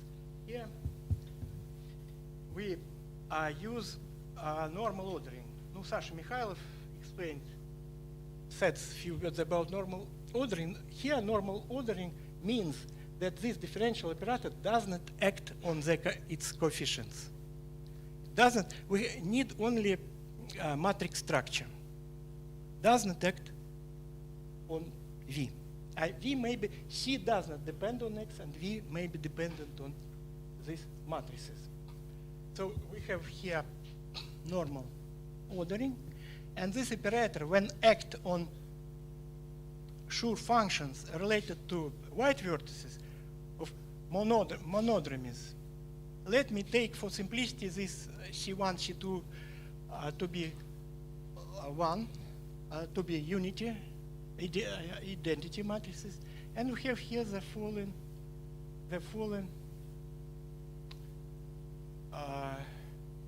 and here we have x3, x4, x3, x4. So this C is equal 1, and the monodromy C3, C4, and here C2. And this is equal. I just, how to say, it is a theorem that this is correct, what I'm writing. Then this is, we have two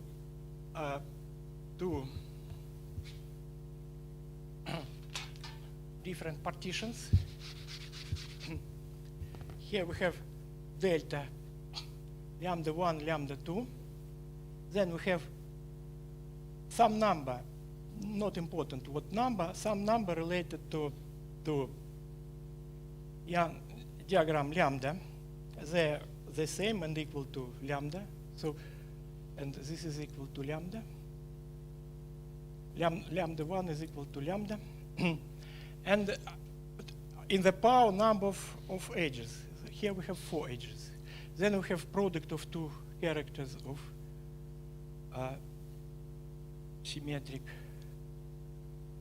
group evaluated on cycles D1, D2, and times product of Schur functions of the faces. We have 2 faces, but arc monodromy around face. So we go here in the positive direction. We have, let us see to be identity matrix. So we have here V3, V1 times S lambda. Here, this face, we get V4, V2. V4, V2. What we have this? Now, this equation may be considered as eigen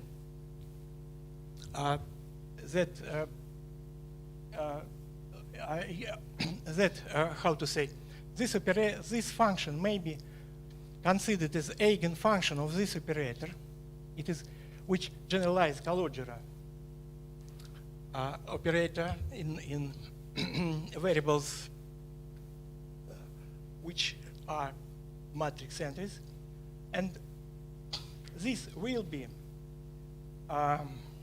eigenvalue problem if we just equate V3, V1 to x1, x2, and V4, V2 to x3. And there are many ways to, we can take V3 is equal to 1, and then V1 is this product. So 8 possibilities here. So we have 8 possibilities, and we get eigenvalue.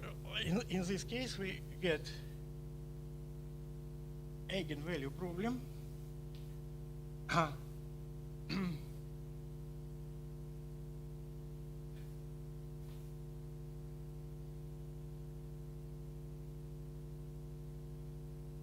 And my God. Okay. I have 3 minutes. So there is some theorem that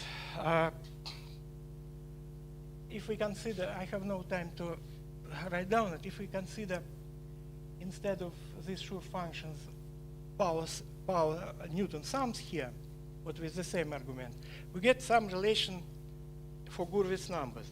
And so the, how to say, the motivation of this writing down of these eigenvalue problems is a possible relations of quantum integrable systems, like Calogera model, to Gurwitz numbers, because there is a relation of Gurwitz numbers to classical integrable systems, but it is about very special combinations of Gurwitz numbers, very special. And here, actually, we have, no, I did not write down it. We have actually quite arbitrary Gurwitz numbers, and presumably it is related, this topic is related to quantum Calogera Moser, some maybe generalization, generalized Calogera Moser system. Say what Masha Matushka said, that it may be spin quantum Calogera Moser system. No, maybe, sorry, I very small part I explained. So thank the speaker. Any questions? Comments? Well, in that case, let's thank Professor Lov one more time.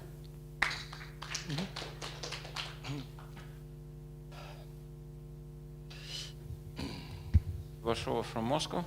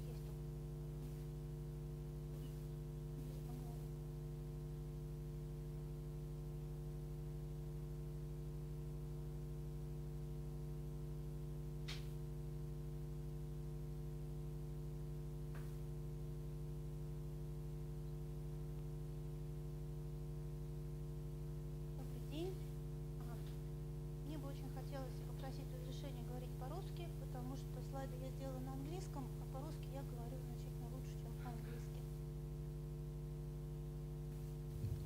Вот. Доклад касается распространения автоволны в среде с разрывными характеристиками. Значит, что такое понятие автоволны? Это понятие, которое я лично почерпнула от работы с коллегами с кафедры биофизики физического факультета МГУ. Ну, это понятие связано с понятием активной среды. Активная среда имеет возможность возбуждаться под действием некоторого внешнего воздействия. И из-за этого внешнего какого-то возмущения в среде начинают возникать перераспределение энергии. В результате некоторые характеристики среды начинают образовывать такие фронты. Эти фронты могут распространяться, обладают резкими градиентами. Ну, типичный пример, всем известный, это реакция Белоусова-Жаботинского, это автоволновая система. Ну вот моими коллегами с кафедры биофизики было предложено описать, как автоволновой процесс распространения, например, автоволнового фронта застройки в быстро развивающихся мегаполисах. То есть представить быструю застройку городскую как некую автоволну. И они предложили такую систему уравнений. Эта система уравнений ближе всего даже не к Белоусову, Жаботинскому, а к Фицхью-Нагума. Ну и поскольку я не автор этой физической части модели, я просто математик, который должен был по их требованию составить адекватную модель. Ну, в частности, значит, в чем адекватность? Ну, вот здесь вот эта модель состоит.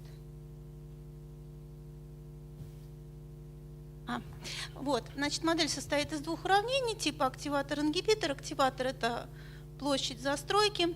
Ингибитор, ну, в данном случае здесь представлен случай Китая, хотя мы и Москву, конечно, в первую очередь разобрали, и ближайшее Подмосковье, к сожалению, Ярославль не делали. Ну вот был у нас случай, когда мы сделали работу, касающуюся Шанхая. Вот у Шанхая ингибитор – это цена на жилье. То есть чем больше цена на жилье, тем меньше народу покупает, вкладывается в застройку, и тем, значит, застройка идет медленнее. То есть активатор – застройка, ингибитор – цена. Ну, здесь всякие константы. Это решается на достаточно большой области, потому что все-таки у китайцев большие масштабы. Или вот эта вот расчетная область – это 400 километров. Поэтому здесь есть большой параметр L. Соответственно, перенормировав здесь вот эти вот координаты пространственные, можно получить малый параметр единицы на эпсилон и свести все к сингулярно замущенной системе уравнений. Значит, что здесь требуется вот от этой вот модели? Адекватность какая? Дело в том, что здесь нужно решение вот этой системы двух параболических уравнений, которое бы, например, имело стационарное распределение с большим градиентом на границе, допустим, больших водоемов. Потому что понятно, что город не может в водоем распространяться. То есть нужно, чтобы численное решение вот этой системы имела устойчивое стационарное решение с большим градиентом на границе раздела сред. Ну вот здесь вот это реализация вот этой модели. На этой картинке карты Шанхая. Стационарное — это значит, что оно со временем практически не изменяется. Ну, если это идет речь о городе на границе моря, ну вот здесь вот Шанхай, вот черненьким цветом показано водные преграды. Вот этот, ну, Шанхай на самом деле находится вот здесь, но китайцы хотят, чтобы он вот распространился на весь этот квадрат, у которого сторона 400 километров. Вот. Но он не может, например, вот распространиться в озеро Тайху, вот здесь вот такое большое озеро, вот это вот Желтое море, туда тоже не может залезть. То есть вот эти вот черные области — это водные преграды, в которые город распространиться не может. Вот. Соответственно, нам нужно, чтобы вот эта вот граница, на которой остановится фронт, она не менялась со временем. Вот в этом смысле стационарная. Ну вот это начальные условия, которые взяты вот непосредственно, это было в 2017 году, вот по распределению плотности населения застройки. В 2017 году вот это вот модельный результат, и в принципе вот видно, что удалось сделать решение, которое вот со временем как бы не заходит за границы водоемов. Вот здесь вот даже вот янзы более-менее проявляется, хотя через янзы фронт может пройти, она очень маленькая. Вот. Ну, понятно, как он может пройти. Там мосты всякие у них, подземные переходы и так далее. То есть, в принципе, Шанхай, он уже на другой берег перешел этой речки. Вот. Значит, моя задача была именно построить модель, которая обладает вот свойством останавливаться на границе водоемов. Значит, какая цель вот этой работы? Значит, получить условия существования вот этих вот стационарных решений, получить область притяжения, поскольку это все решается эволюционными схемами, схемами стационирования, там начинается решение с каких-то начальных условий, которые, естественно, ну, хотя здесь я показала вот начальные условия, вот здесь вот оно вот было построено. Вот, то есть надо такие начальные условия применять, которые бы лежали в области притяжения вот этих стационарных решений, иначе численное решение развалится. Сейчас я чуть позже покажу пример. Вот. Ну и для того, чтобы, когда получишь какие-то численные результаты, быть уверенным, что ты получил результат правильный, потому что даже иногда, вот в моей жизни был случай, когда были получены хорошие, адекватные результаты с точки зрения физики, теми же биофизиками, ну вернее другими, не теми же, но тоже из той команды, вот, получены некие результаты, которые были даже опубликованы, вот, а при дальнейшем рассмотрении просто оказалось, что это ошибка численного счета. Ну вот, например, мы потом смоделировали такую ситуацию вот для одномерной системы вот такого вида. Вот, для одномерной системы такого вида мы смоделировали ситуацию, когда различные численные схемы дают разные результаты. Вот здесь вот такая временная разверстка, где написано кросс, это схема Розенброка с комплексно-значным коэффициентом первого порядка. Вот. А это схема Кранка-Николсона. Ну, если кто занимался численными методами с помощью, вот, ну это совсем простые они, Кранк-Николсон, когда стоит там 1/2 перед первым дифференциалом, грубо говоря, а кросс-1 это когда там стоит такой хитро подобранный комплексный коэффициент, который дает очень хорошую точность. Значит, Кранк-Николсон, он менее точный, менее устойчивый. Вот должно быть по аналитике вот так, вот из такого вот начального условия формируется вот такой вот горбик, и дальше этот горбик вот со временем вот так вот, переходим вот на третью строчку, вот так вот распространяется, едет налево и уезжает. Вот. Вот это вот решение, которое было получено с контролем точности, оно совпадает с тем, что должно быть получено аналитически. А это вот схема Кранка-Николсона, здесь специально выбран слишком большой шаг, и в результате получается решение очень похожее на какое-то физическое, но оно раздваивается вот здесь вот. И в результате получается два горбика, которые уезжают в разные стороны. Вот второе решение, оно неправильное, является результатом ошибки численного счета.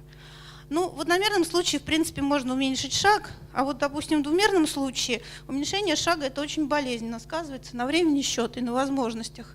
Поэтому, конечно, если у тебя есть какая-то теорема существования и устойчивости, то проводить счет гораздо приятнее, опять же, есть возможность отловить какие-то ошибки, если вдруг счет не пошел.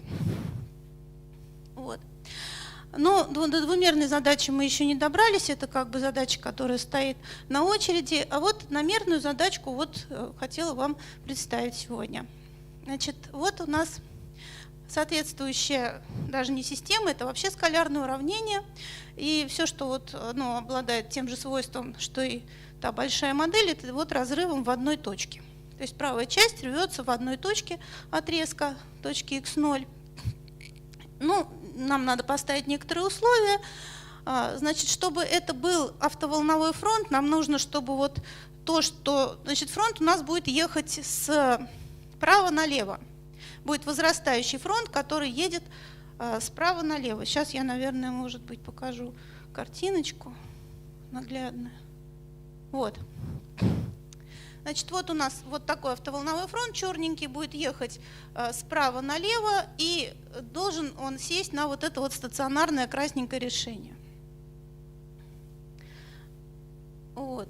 Значит, для того, чтобы такой фронт вообще существовал, нужно потребовать, чтобы с правой стороны от разрыва функция обладала кубической нелинейностью, была нелинейная кубически. То есть здесь должно иметь 3 корня, поскольку она непрерывная, то 2 корня будут обладать свойством, что производная в ПАУ больше нуля, и средний корень, соответственно, производная в ПАУ будет меньше нуля.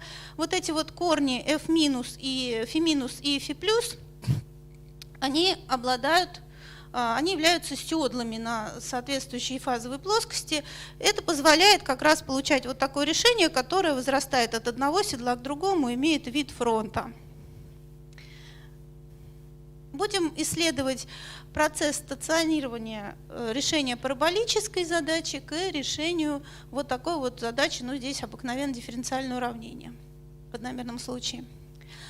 Нужно потребовать выполнения еще вот таких вот условий существования стационара. Эти условия были получены вот тоже нами еще в 2018 году.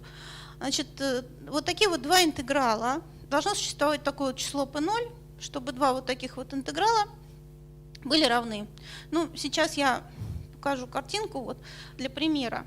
Значит, если у нас функция f имеет вид линейный слева, здесь вот седло одно, это вот φ1, и вот такой кубический справа, то, значит, вот это условие означает, что вот площадь под вот этой вот красной прямой, вот этот треугольничек по площади, должен быть равен площади вот этой вот, под вот этой вот черной кривой, с учетом, что вот эта вот площадь берется с минусом, а вот это с плюсом. Там интеграл идет от φ+ в обратную сторону, поэтому у всего, что отрицательно, площадь, интеграл положительный.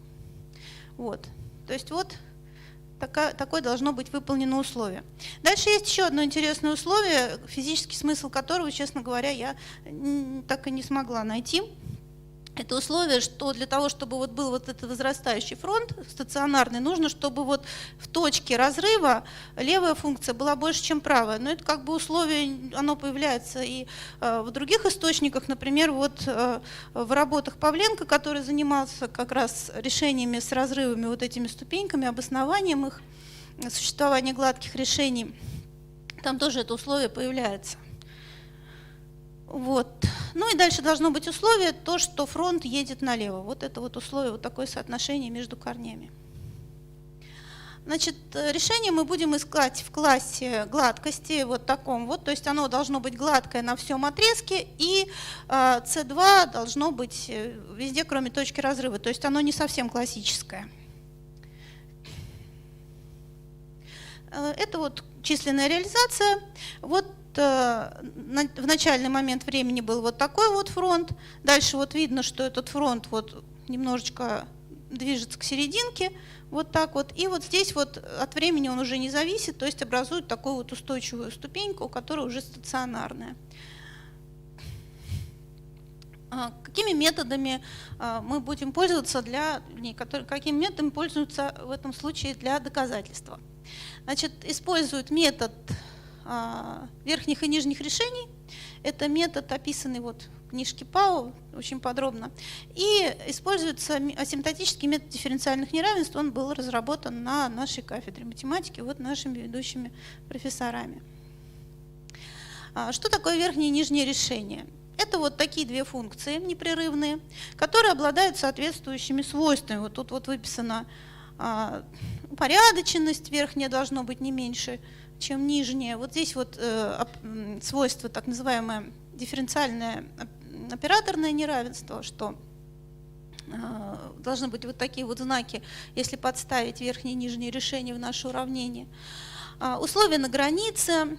И поскольку согласно вот методу, асимптотическому методу дифференциальных неравенств, мы строим верхние или нижние решения не гладкими в некоторых точках, то вот в этих точках негладкости должны выполняться вот такие вот скачки производных.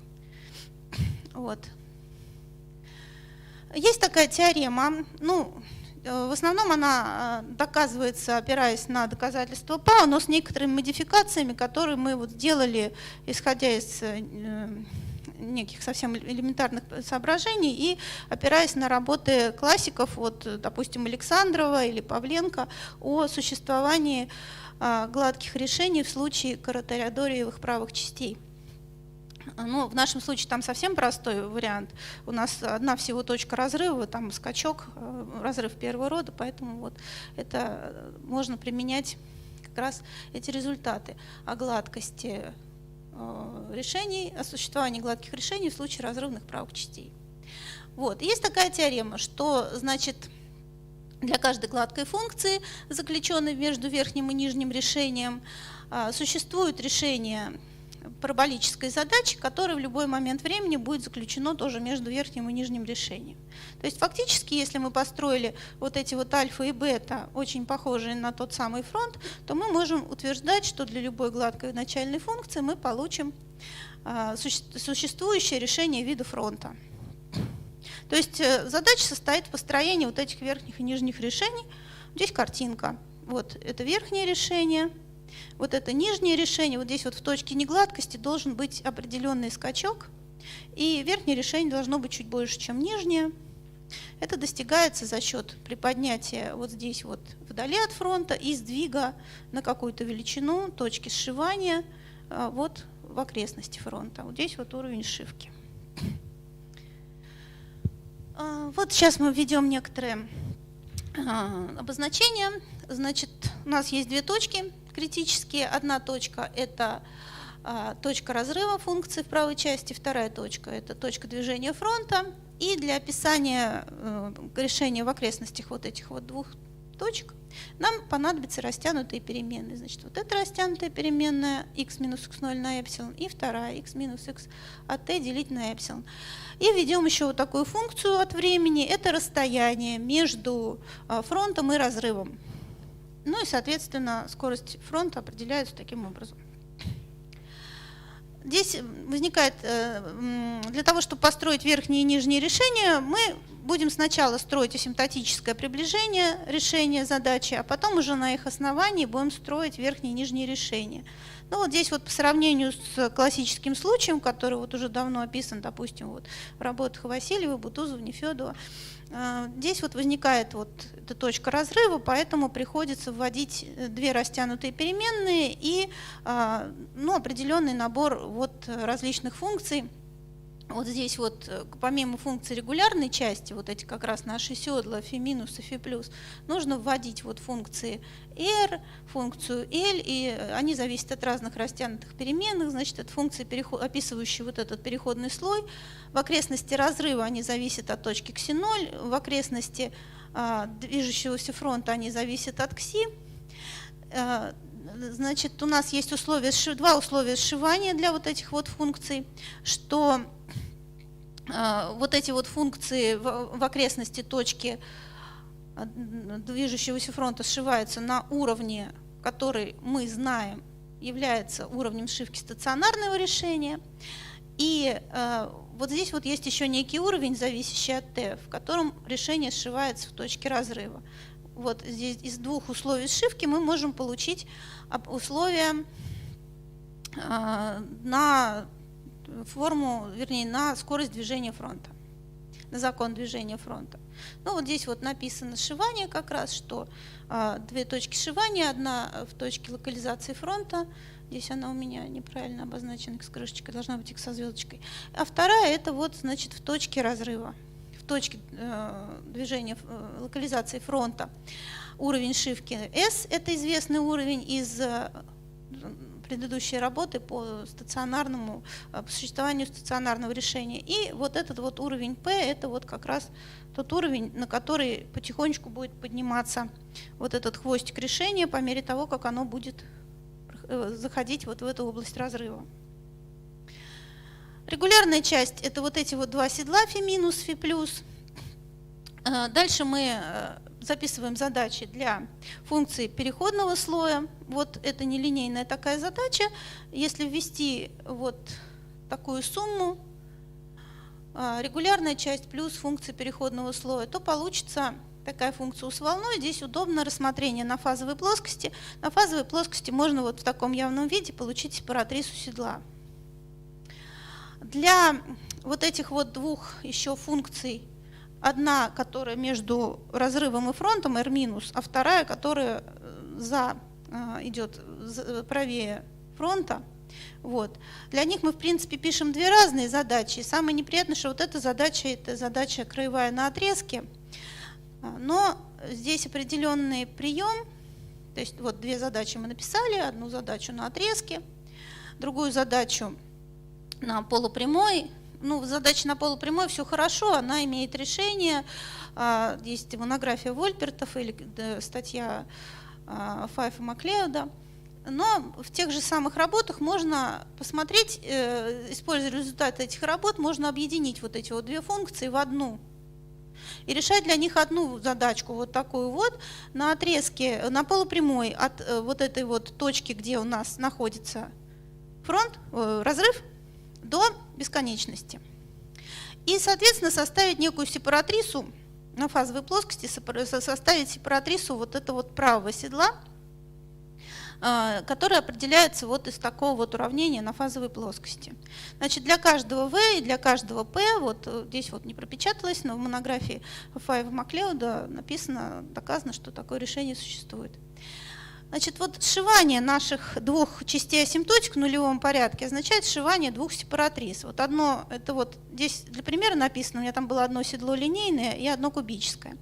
Вот это вот сепаратриса линейного седла, которая остается на месте, а вот это вот сепаратрисы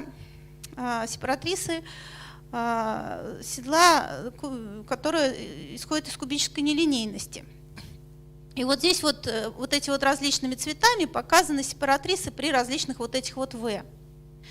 Нам надо каким-то образом в нулевом приближении выбрать одну вот эту вот V и одну P. Ну вот это вот условие пересечения сепаратрис, оно нам задает некий закон V от P. А дальше можно будет из него выбрать какую-то одну сепаратрису, тоже я сейчас скажу, каким образом. Вот, значит, вот закон V от P можно получить, вот здесь вот он нарисован. Дальше, значит, сепаратриса выбирается следующим образом. Вот из такого условия, что вот это вот U от нуля равно вот этой вот точке, где сшивается стационарное решение. Отсюда можно получить, через вот это уравнение, можно получить значение переменной, растянутой переменной кси. И из условия, что вот значение нашего вот этого фронта в точке, вот где разрыв находится, оно равно вот этому P0. Получить связь между дельта и скоростью движения фронта. Значит, сейчас напомню, что такое дельта. Дельта – это расстояние между точками разрыва, вот дельта, расстояние между точками разрыва и точки движения фронта. Значит, вот можно получить вот такую связь. В принципе, получается даже, что всегда можно отсюда выразить вот такой вот V от дельта. Ну и, соответственно, решив уравнение d дельта по dt равно V от дельта, получить зависимость дельта от t. Но здесь вот уже понятно, что это значит. Это значит, что со временем разница между точкой фронта и разрыва становится равной нулю. Получается вот как раз, что решение село на разрыв. Вот, ну и еще есть у меня, сколько там, минутки 3. Вот расскажу, как этот результат можно получить. Здесь мы действовали с помощью методов верхнего и нижнего решения. Значит, мы составили это вот буква L. Мы составили верхнее и нижнее решение как модификацию асимптотического приближения. Значит, мы построили асимптотическое приближение первого порядка, добавочки сделали к регулярной части, добавочки ко всем функциям переходного слоя. Вот. И, собственно говоря, откуда берется результат? Да, это верхнее решение. Здесь вот эти добавочки все положительные, это можно доказать, они идут с плюсом. Вот здесь вот нижнее решение. Все вот эти вот добавочки отрицательные, они идут с минусом. И можно, в принципе, доказать, что вот эти функции являются верхним и нижним решением. И вот как выглядит наш результат о выборе начального условия. Значит, что у нас есть из уже в 2017 году опубликованной работы? Что если у нас решение находится между верхним и нижним решением для стационарного случая, вот здесь вот красненьким цветом показано само стационарное решение.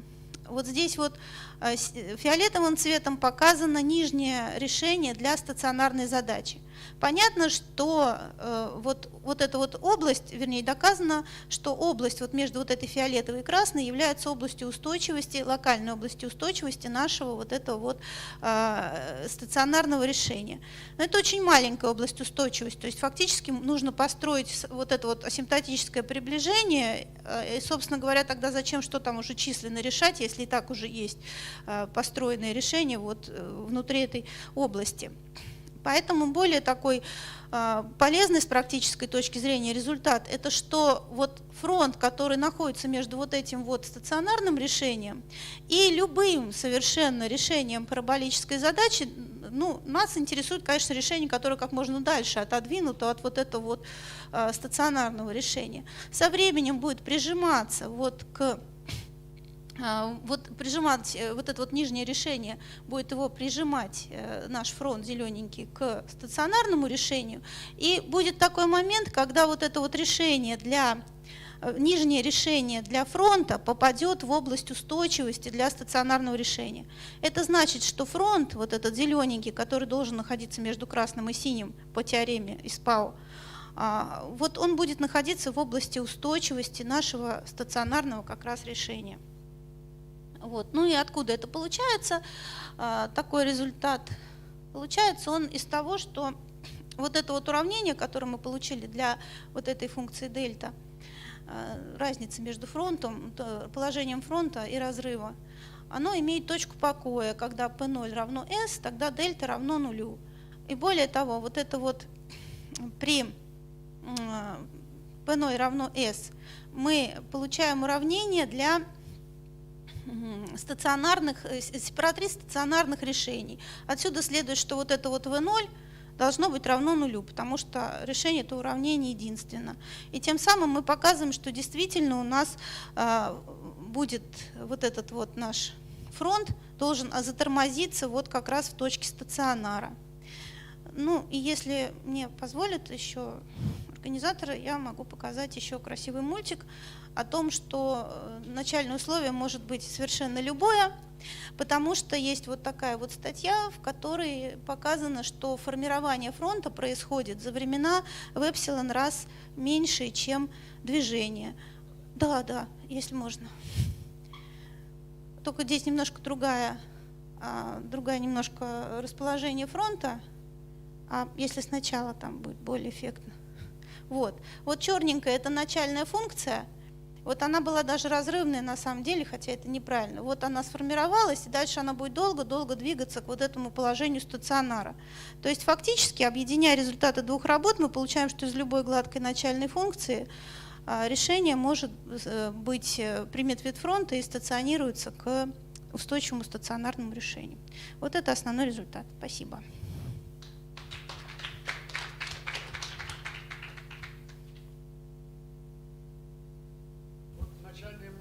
Там функции были альфа и гамма, от них ничего не зависит, или их подобрать надо, или вообще? В начальной модели как раз именно эти функции были разрывные.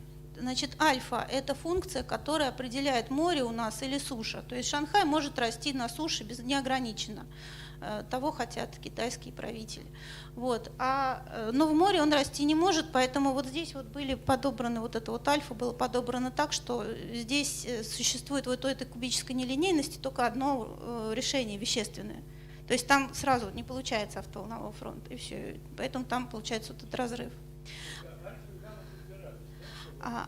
Значит, альфа подбиралась, исходя из рельефа местности, а гамма – это коэффициент связи между активатором и ингибитором. В данном случае это было распределение цены по районам, цены на жилье по районам. Оно тоже у нас разрывное, но это очень сложная задача, мы таких еще сложных не исследовали для систем, чтобы было много разрывов. Вот. У нас пока лучший результат для систем только одномерный. Но мы будем, есть к чему стремиться. Есть ли еще вопросы, комментарии? У меня можно глупый вопрос? Если мне память не изменяет, в таких вот системах ищут всякую самоорганизацию. Это она, собственно, и есть. Спасибо. Это действительно просто это понятие почему-то всех пугает, поэтому я старалась его не употреблять. Спасибо большое. Давайте поблагодарим докладчика. Спасибо.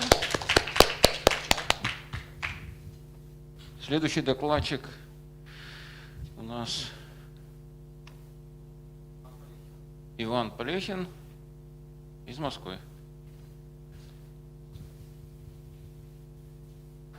Слайды на английском, докладывать вы на каком хотите языке? I will speak in English, I think it's okay. As long as you're happy, we don't mind. First of all, let me thank the organizers for the invitation. I've never been to Yaroslavl before. Very beautiful city, ancient city, older than Moscow and much older than my hometown Samara. So thank you. And my talk will be about the so-called Kapitsa-Whitney pendulum.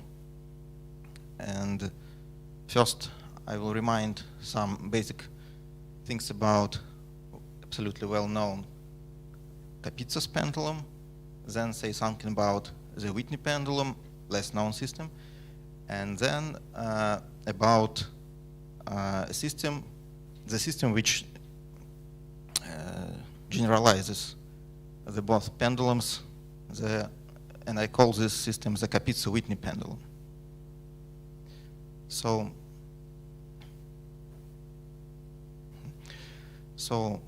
first, the Kapitsa pendulum. It's as I think all of you know, it's a planar mathematical pendulum, usual pendulum, planar pendulum, but the pivot point of this pendulum is vertically vibrating, and h is a function of time.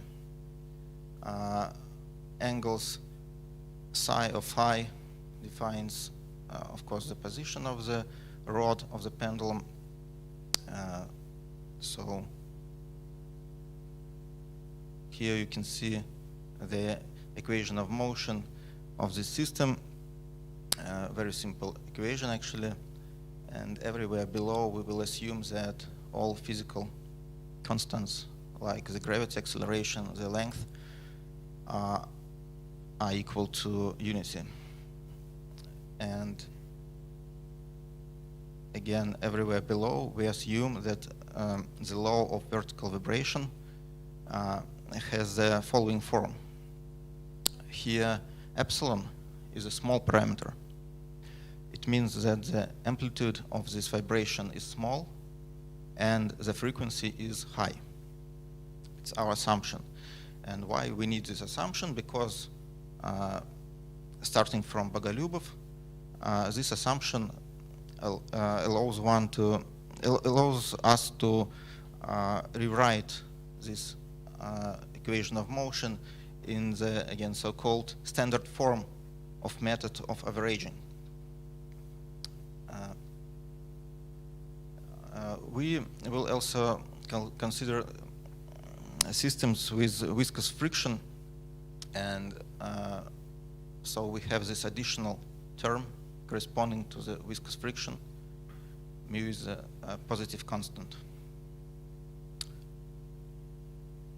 So the Kapitsa pendulum, and is known for this interesting effect that when this parameter a is greater than the square root of 2, the square root of 2 is because, as I said before, we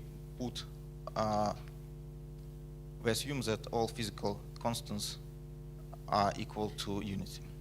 Then the vertical upward position becomes asymptotically stable if we have friction in our system, and this position becomes Lyapunov stable if mu equals 0, but in this case the proof is more complex.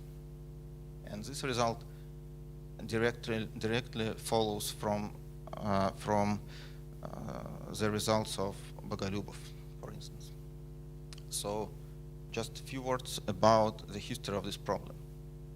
As it's written here, we call this pendulum the Kapitsa pendulum or Kapitsa's pendulum after Nobel Prize winner Petr Leonidovich Kapitsa, Russian and Soviet physicist. And indeed, Petr Leonidovich Kapitsa published a couple of papers on this system where he considered this interesting behavior of the pendulum with the vibrating pivot point in 1951. Surprisingly, and these papers contain,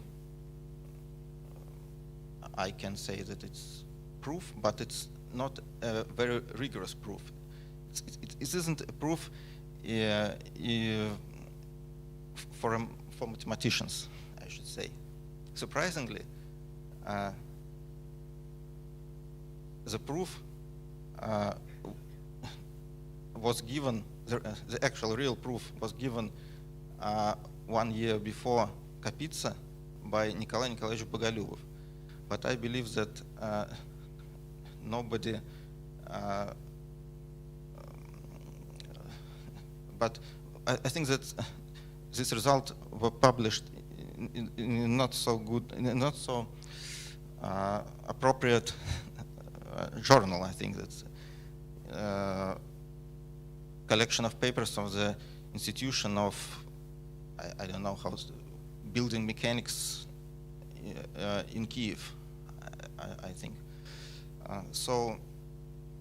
But even more surprisingly, that this effect was originally discovered by English engineer Andrew Stephenson, much in the beginning, not in the middle, but in the beginning of the 20th century. And Andrew Stephenson considered linearized model of this pendulum with vibrating suspension point, pivot point. Similar consideration you can find in mathematical methods of classical mechanics book by Vladimir Arnold. Arnold also considers linearized model for this pendulum. So now let's move on to the Whitney pendulum. Again, we have simple planar mathematical pendulum with a moving pivot point, but now the pivot point moves horizontally, and we obtain the following equation. Again, a very simple equation, of course, and we can think that uppercase F is a horizontal force acting on the pendulum, or, for instance, if we have a prescribed law of motion for the pivot point, we can think that lowercase f, if it is a law of horizontal motion, then uppercase F can be obtained as a second derivative of the lowercase f. Again, a very, very simple equation. And there is a, again, we we assume that all physical constants equal to unity, and there is an interesting result concerning this pendulum, that for any continuous, even unbounded function f, there exists a one-parameter family of non-falling solutions. We say that solution is non-falling if this inequality holds for all moments of time. It's a natural definition. It means that the rod of the pendulum remains in the upper half plane for all moments of time. And we even have one parameter family of these non-falling solutions, even again if this force is unbounded. And this system were originally considered by famous topologist Hassler-Whitney.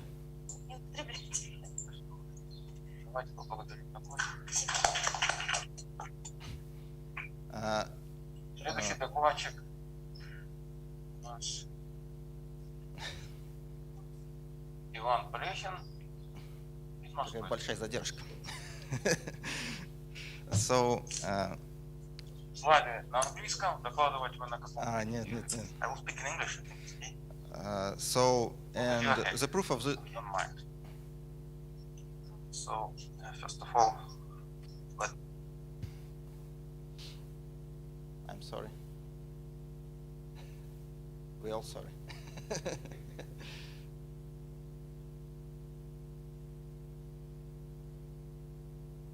No.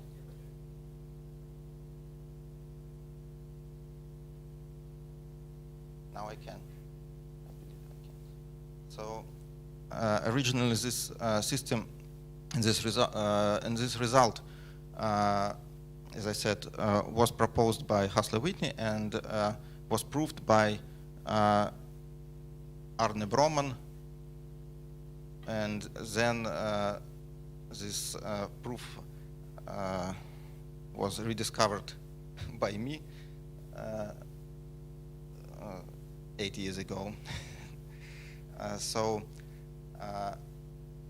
Moreover, if this external force field is periodic, then we can prove that there exists periodic non-falling solution. Periodic non-falling solution for this equation. For instance, you can find proofs in this paper or in this one. Now I know at least 3 approaches to prove this result. A theorem by Roman Shednicki from Jagiellonian University in Poland, based on the so-called Wajewski topological principle, or Wajewski topological method. Tadeusz Wajewski, actually relatively famous Polish mathematician, but it's a well-known person in Poland, but not so well known outside Poland. A theorem by Sergey Balotin and Valery KOZLOV, which is applicable only for Hamiltonian systems, so without friction. And by the way, the previous speaker mentioned the method of upper and lower solutions, and this method can also be applied to this simple ordinary differential equation to prove the above result. But all these approaches need the system to be dynamically convex. For this very system, it means that the following inequalities hold. So, and now we move on to the Kapitsa-Whitney pendulum. It's, of course, now we have planar pendulum with a vibrating pivot point, and we also have this additional horizontal force field. Everywhere below, for simplicity, we assume that that this force is periodic, and the periods of this force and the period of the vibration are commensurable. And if we exclude horizontal force, we obtain the Kapitsa pendulum. If we exclude the vibration, we obtain the Whitney pendulum. And what is important, the system is no longer dynamically convex when the small parameter is small, it's sufficiently small. However, even though this system is not dynamically convex, we still can prove the following result. Let f be a 2π periodic function, 2π of course again for simplicity, and now our vibration, the law of motion of the law of vertical motion of the pivot point has the form.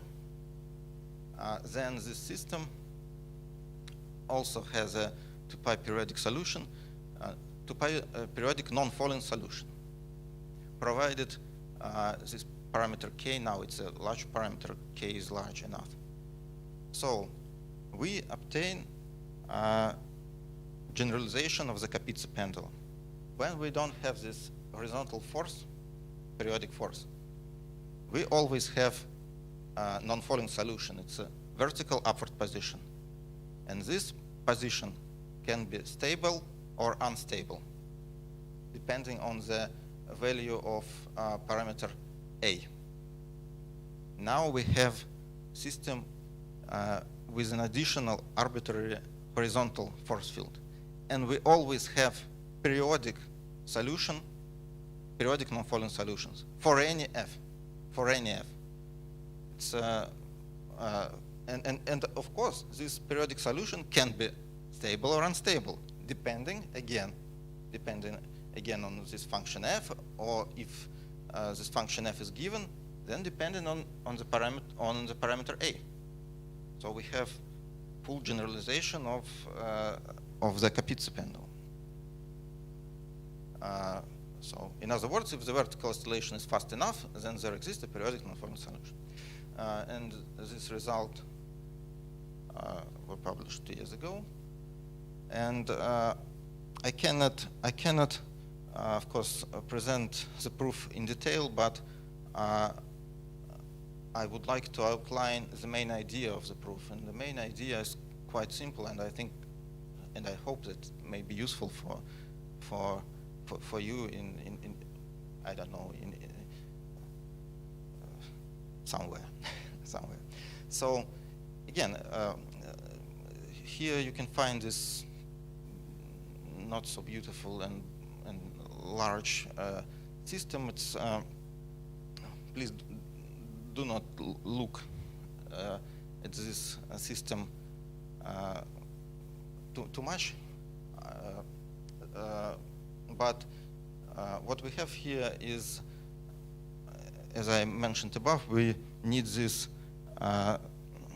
We have to rewrite our. We have to, in order to apply results by Bogolyubov, we have to rewrite our system in the so-called standard form of method of averaging. And here you can find something like this standard form. Actually, it's just we introduce conjugate momenta. It's Hamiltonian.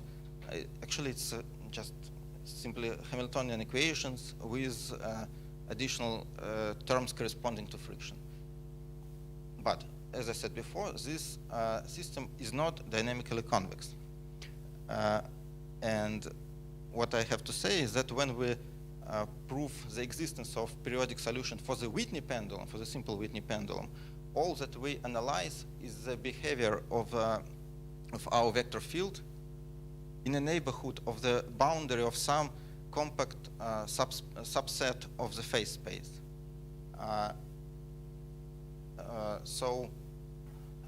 And that's where we need our system to be dynamically convex. So what we do, we modify our system, which is not dynamically convex, we nullify so-called, we can call them bad terms in our expressions. We nullify these terms by introduction of some functional multipliers. These functions are zero in the neighborhood of this boundary, And now this system, modified system, is dynamically convex. And we can prove, absolutely similarly to the simple Whitney pendulum, we can prove that there exists a periodic solution of the modified system. But maybe this solution exists only in the modified system, and we cannot conclude that this very solution remains in the original system. But actually here we can use the absolutely standard method of local averaging, averaging on a finite time interval.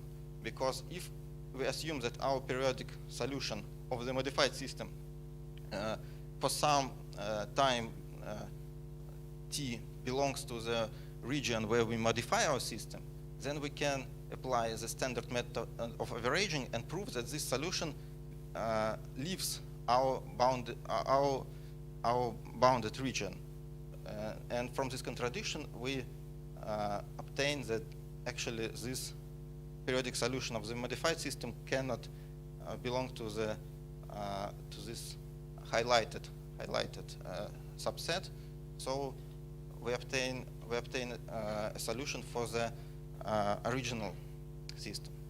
So we can also prove that under some additional assumptions we can prove that there are at least two 2-pi periodic non-formal solutions for the Kapitsa-Whitney pendulum, and but the main this periodics there exists an asymptotically stable non-falling periodic solution. So and you can I think that my time is almost up, right? So 5 minutes. So so we can prove some analytical. For instance, if this horizontal force field is weak, we can obtain some analytical results by means of the inverse function theorem or by using Lyapunov theorems on the existence of periodic solutions. But if we do not assume that that this horizontal force field is too weak, then we can prove something like this. If this, I introduce some additional notations, and then if these inequalities hold, then we can conclude that there exists a asymptotically stable solution. It's something like a generalization of this condition. But we have too many inequalities to hold, so I decided to study this system numerically. And first I considered, in some sense, the reverse problem. When we assume that the periodic non-falling solution is given, then we can uniquely find the external force field F such that this force field guarantees that our motion is indeed a solution of our system. You can write down this explicit formula, trivial formula, and you can see that in this force field you can find this. It's our given periodic non-falling solution, and here you can find this parameter lowercase a. So we can try to numerically obtain diagrams for and find regions of asymptotic stability. For instance, if our given solution has the following form, it means that we have a periodic oscillations of amplitude capital uppercase A, and the viscous friction coefficients equals unity. And here, of course, if this amplitude is 0, we obtain a regular Kapitsa pendulum, and it's the square root of 2 here, this point. But then, when the amplitude of our oscillation increases, we obtain this more complex and interesting diagram. This region corresponds to the pairs of parameters such that there exists at least one asymptotically stable non-falling periodic solution. And if we increase the viscous friction coefficient, this diagram changes its form. And I think that I will omit these pictures. And for actually, even though we consider the planar pendulum, this problem is not so simple from the computational point of view. It's not so easy to find this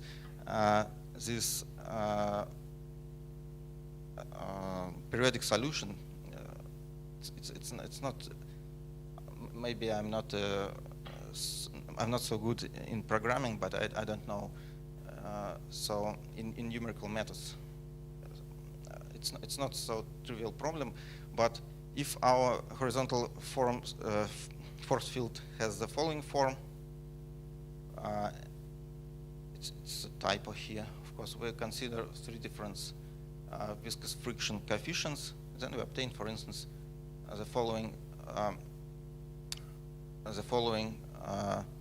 picture. And what in conclusion, what I have to say is that actually it's in this case I cannot construct something like this diagram because it's not a very it's a hard problem. So you have to understand that this figure shows only local picture. It means that slightly above this curve, we have slightly above this curve we have asymptotically stable periodic non-falling solution, and slightly below we do not have them. But I cannot say I can say nothing about this region, for instance. So I think now my time is up. It's some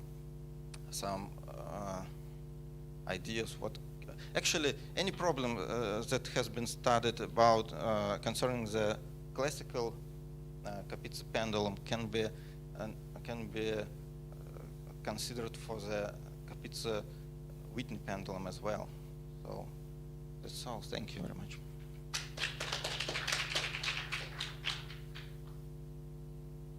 Questions? Comments?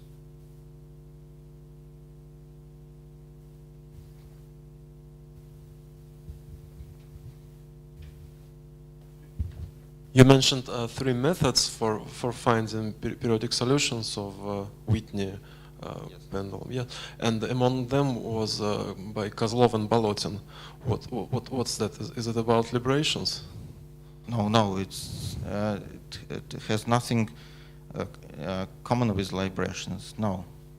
Mm-hmm. And what's the But method? What's the idea? It's actually its idea is quite. As I said, this theorem is applicable only for Hamiltonian systems, so it's a variational approach. Variational technique. We use variational technique. So So they're not librations; they're rotations. No. They're rotations, right? Yes. Are there any other questions? Okay, let's thank the speaker again. Thank you. Well, you know where to go to find coffee. You know where to go to find coffee.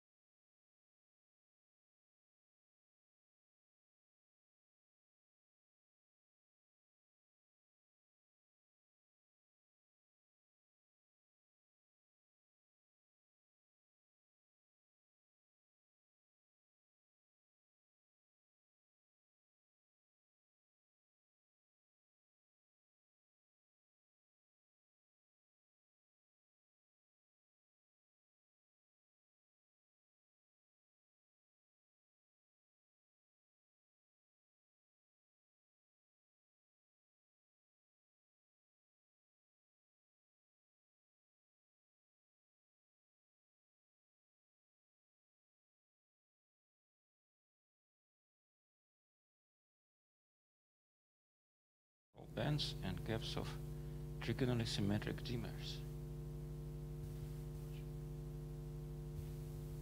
Thank you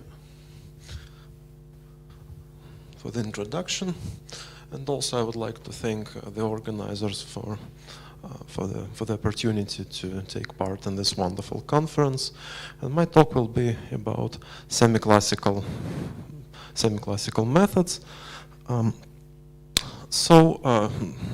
We deal with one example, but I want to introduce some method which I think were very helpful in various situations. So we consider the Schrödinger operator with 4 degrees of freedom. So we have 2 x's, 2 y's. Okay, and the potential has a form of so we have two-dimensional potentials. Each of them is trigonally symmetric. So we have 2 cases, 3 sines and 3 cosines. The contour lines are depicted here and here. Here's the case A is here on the left, and case B here on the right. And so we deal with this operator, and we want to study its spectrum. The corresponding classical problem is the Hamiltonian system with 4 degrees of freedom, and here we have so suppose that k is equal to 0. It means that we have we have separated variables, and we have 2 particles placed in 2 separated particles placed in this or this potential field. But also we have this interaction between them. So here L naught is a distance between the minima of those 2 potentials. So here on the picture, these dots are the minima. So our potential V is trigonally symmetric.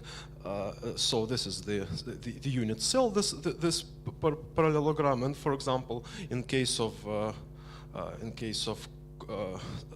cosine, we have 2 minima on the cell, and in the case of sine, we have 1 minimum on the cell.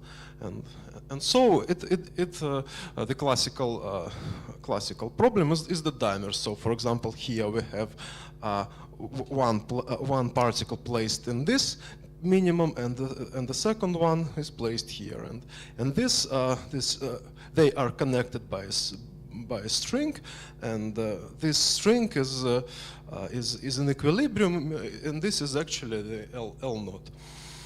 And we actually study the tunnel asymptotics, meaning that we want to study the quantum probabilities, so to say, of moving, for example, from this configuration where the first particle is here and second is there, to this, for example. Okay.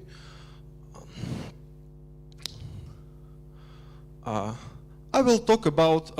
Let me describe the difference between so-called lower levels and upper or higher levels.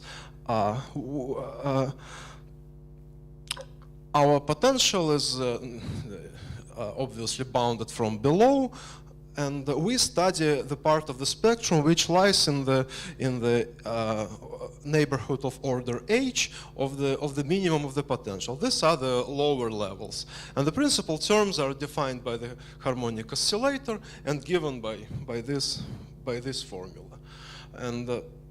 And due to degeneracy of the system, we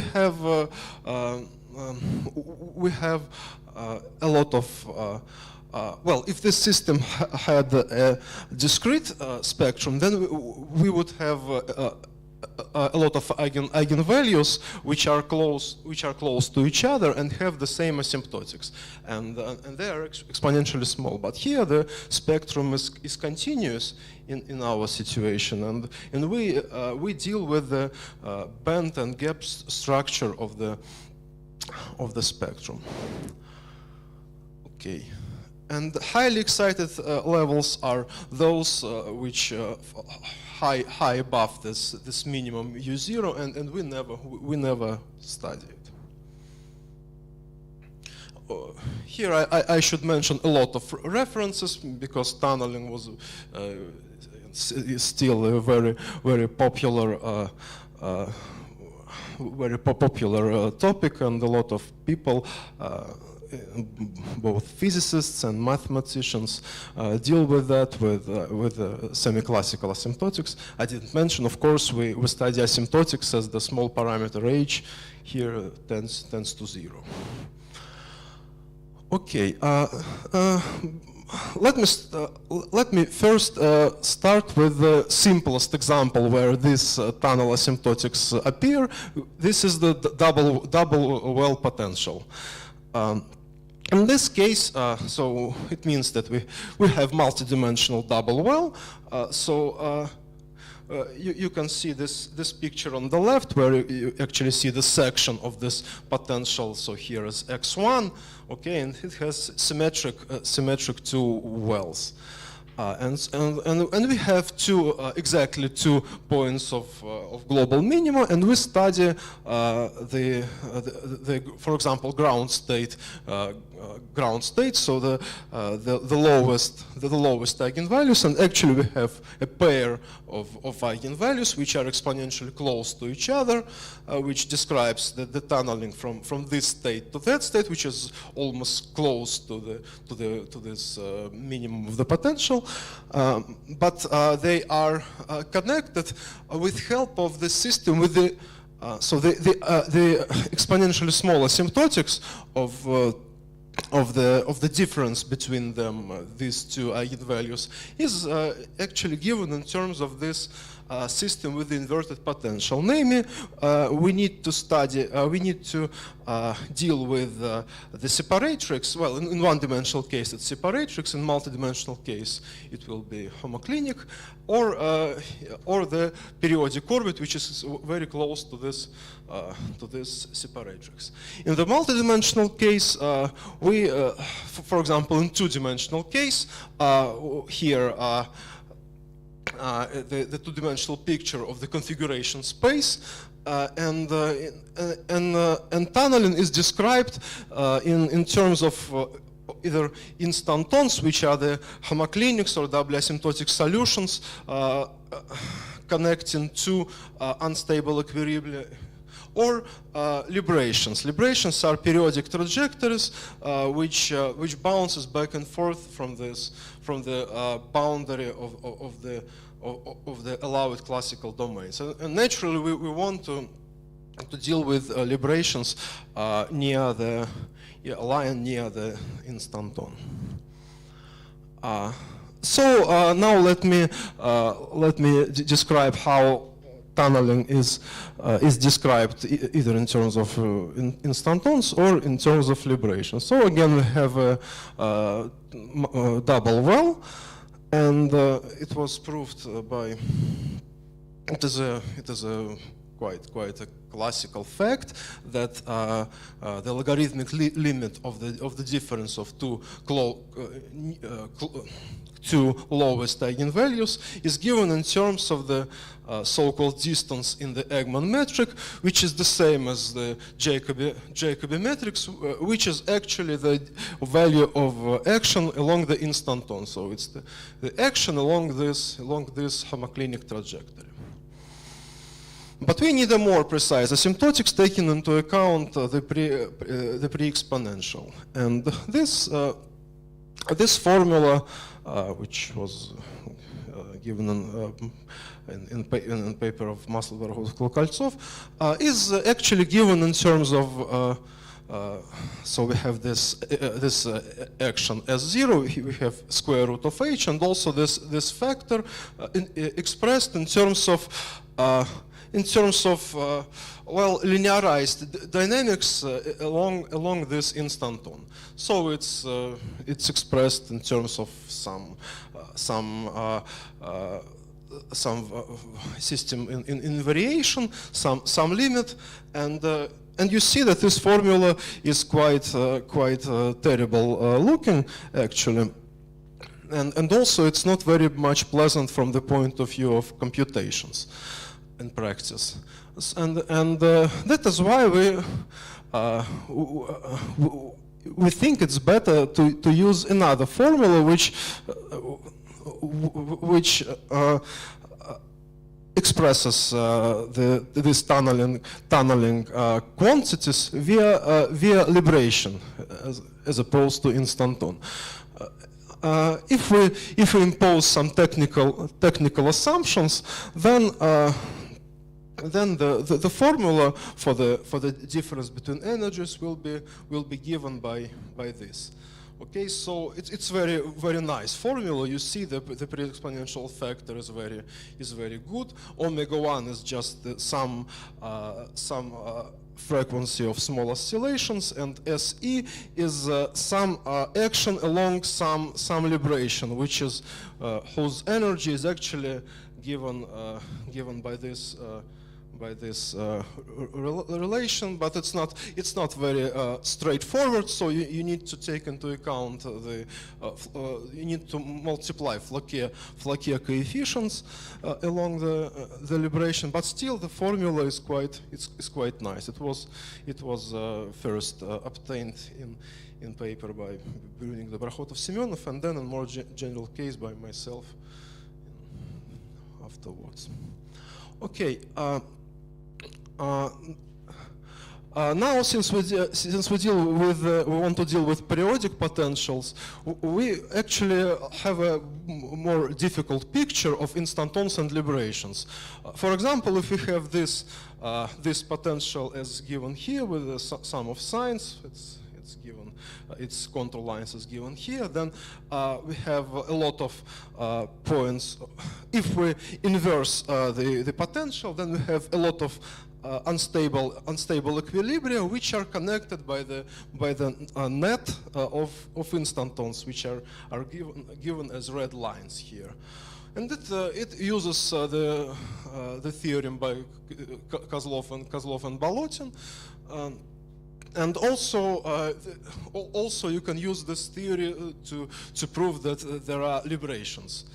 But actually, we need more than that, because the theorem of KOZLOV-Balotin says nothing about the connection between the instanton and liberation for close energies, and so it's very helpful to have some sort of perturbation theory. Okay, by use of implicit function theorem, we can prove that that near the instanton we have a family of liberations. So it's like something like this. So the for energies close to the energies of the maximum, we have liberation which is close to the instanton, and also we have the connection between these actions. Okay. And now I want to go to the main point of my talk. I want to explain that actually this double well problem, which is which appears to be quite a toy example, so the simplest possible example for studying tunneling effects, actually can be when we deal with tunneling asymptotics in much more complicated situations, actually everything is reduced to the double well. So the periodic problem is not that harder than the problem of the double well, and actually you need to know everything about double well, and then you just extend this result to the periodic situation. So our main idea is quite naive actually, and based on the discretization of the continuous spectrum. So let me start from this slide. So we have this potential, and we rotate coordinates and introducing instead of x and y new coordinates z and w, and then you see that in coordinates z1, z2 our potential is periodic, and it grows in coordinates w1, w2. And now we in quite a standard way set the Bloch conditions in the z variable, which is periodic. But we don't want to study the problem with Bloch conditions. Instead, we will think that these values qj everywhere, called the quasi-momenta, are actually rational numbers. And then if they are rational, have common denominator n, it means that the problem actually is reduced to a problem on a big torus, so n times, so we take n times n, so we take the elementary cell and take the square of this cells n times n. And we get this big torus, and in this torus we have periodic boundary condition, and this immediately gives us a problem with discrete spectrum. So we have a torus, the configuration space is torus. We have very big amount of wells on the torus, and we want to study the eigenvalues. So how are they studied? Well, the general idea here is the following. Consider quite a general situation. So we have a potential of two variables. First variable is in first variable our potential goes to infinity, and in the second variable our potential is periodic. We also assume that the set of wells, so the global minima of the potential is finite. Okay, so all the wells are z1, z2, etc., zr. And then we calculate the Egmont distance between different wells. So we have wells which are, so then we invert potential and get along a lot of maximum of the potential, and we find the Egmont distance. What is the Egmont distance actually? Well, if 2 points are connected, so theorem of Kozlov and Balotin states that actually either any two wells are either connected by a single instanton, or they are connected by some chain of instantons. Okay, and so if they are connected by a single instanton, then we call them the closest neighbors. Okay, and okay, so they are the closest neighbors, and also now we assume that we have a symmetry. So symmetry which acts transitively on a set of wells, and also on a set of pairs of closest neighbors. So it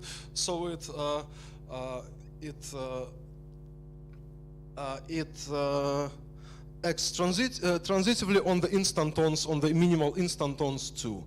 And in this symmetrical situation, the spectrum is described by a very simple idea. So we take define this matrix M naught, which is a symmetric matrix with zeros and unities. On the diagonal it has zeros, and off-diagonal elements are unity if the corresponding wells are the closest neighbors, and zeros otherwise. So if we have these two this pair, then it corresponds to 1. If we have this pair, it corresponds to 0. Okay. Then we compute this value, which is the same as the energy splitting, the difference between energies for the double well. Okay, so the same formula, albeit with factor 1/2, and under these assumptions, the spectrum has the spectrum near the neighborhood of this ground state has a multiplicity R, where I recall R is a number of wells. Okay, and so we have the eigenvalues λ1, lambda R. Okay, and their relative position is actually connected to the relative position of eigenvalues of matrix M0, the matrix of incidence between instantons. So the formula is like this. So lambda g is equal to all lambda g are equal to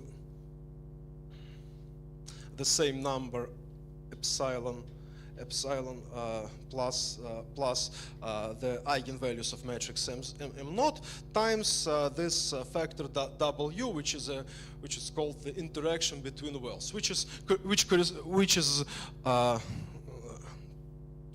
is expressed in terms of liberation. And due to the symmetry, it's so the only thing that we have to take care of is to take one pair of closest neighbors and study the structure of liberations and linearized system near liberations, and that's all. So the passage from the double well problem to the periodic problem actually reduces to calculating the eigenvalues of this matrix M0, and surprisingly enough, they are calculated very easily. And now I'll try to explain this. Again, let's go back to our main problem. First of all, let's suppose that k is equal to 0. So we have separation of variables. We have everything is reduced to a two-dimensional problem with this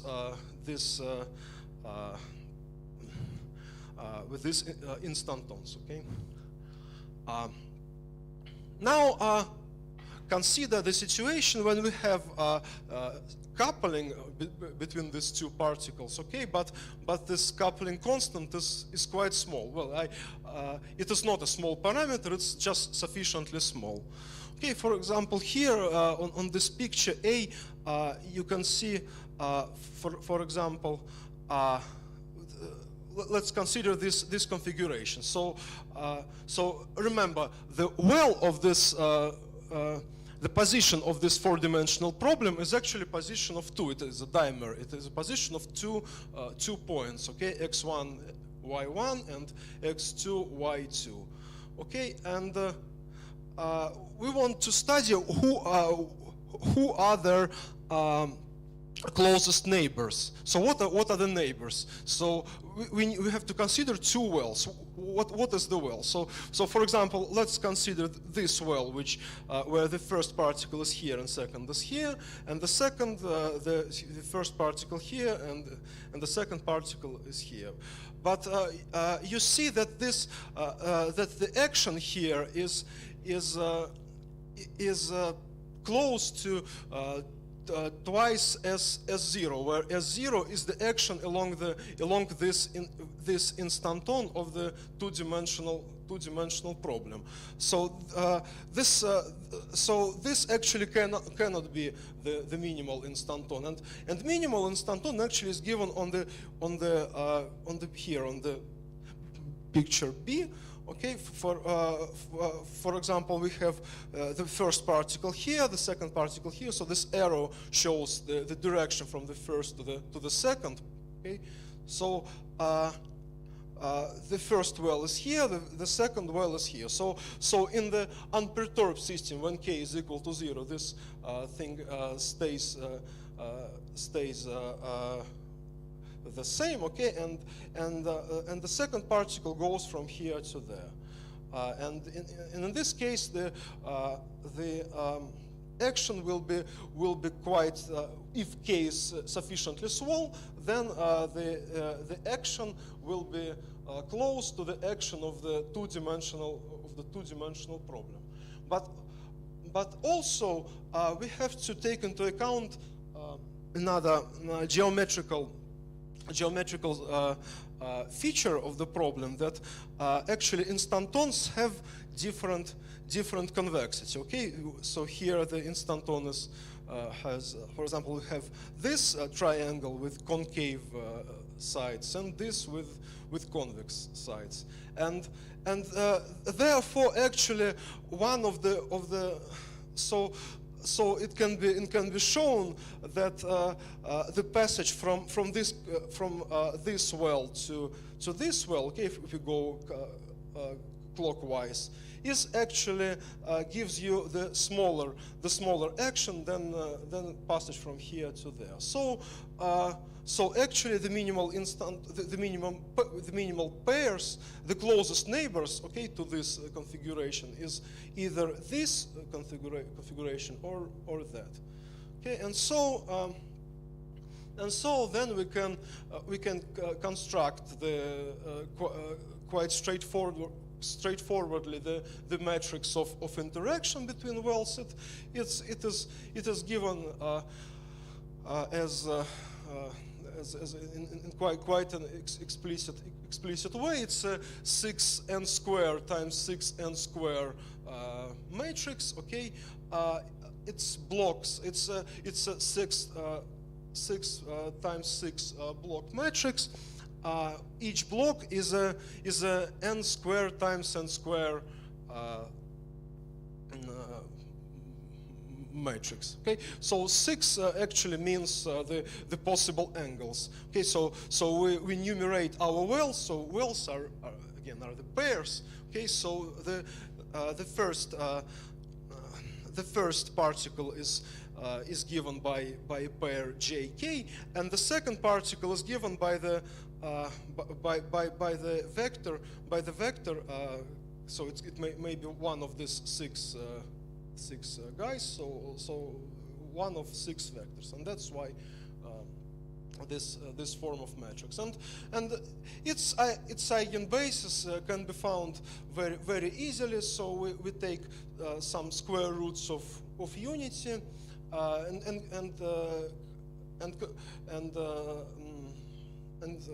and define such vectors. Okay, and these tensor products give you actually the basis for elements of M0, and actually everything comes down to calculating the eigen values of this 6 times 6 matrix. Okay, here epsilon s is just some square, some root of unity. Okay, and it turns out that the spectrum of this matrix, the eigenvalues, they don't depend on R and S, and they are always minus 2 and minus 1 and 1 with multiplicities 2. Okay, and from that we find the eigenvalues of the matrix of interactions. So it has also four eigenvalues. Okay, but their multiplicities will be like this. And so from this we find the structure of the bands. So here is the on this picture, this ground state, okay, and near this ground state in the exponentially small neighborhood, remember W is an exponentially small value, okay, so we have this configuration of spectral bands. They are separated by these gaps, so we cannot calculate the width of this band because it's very tiny. Okay, but we can calculate the gaps. And in the second case, when you have cosine instead of sine, you the same method allows to show that there's one spectral band which has this width. So to conclude, I want to say that the periodic problems are not are not very much more difficult than the problem for the double well. So, for example, here we prove everything only for the ground state, okay? But we can consider not only ground state, not only the lowest eigenvalue, but for example, the second lowest or something like that. But actually, to do that, you should go back to the double well problem to understand everything with double well problem, and in the periodic situation, everything will be just very much the same. So this is all. Thank you very much.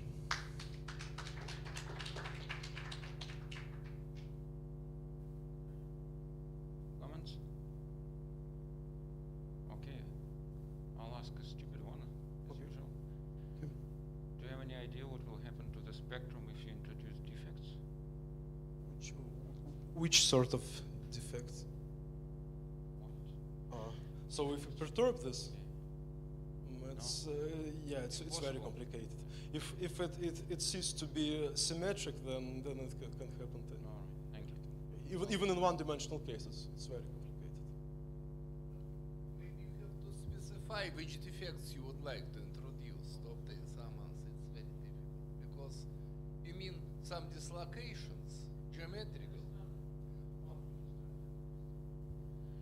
Latest dynamics. You know, there is like you start with something trivial and then you upgrade it. Of course, it's a difference. So I'm just curious if one can see some quality. And by the way, I haven't mentioned, but this problem was suggested to us by Mikhail Katznelson, who is a famous physicist in condensed matter. So it's probably has some connection with graphene, but I haven't yet studied the physical applications of this method. Thank you. Let's thank the speaker.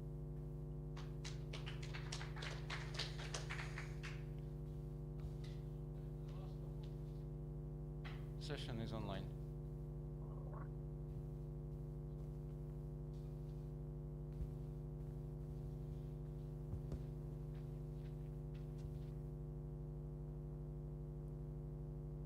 Well, I think Filippo is already here. Yes. Yeah. Okay. Hello. Hi. Yeah. So. Okay. Let me give me 1 second. I think you now have the right to share your screen. Can you please try? Yeah.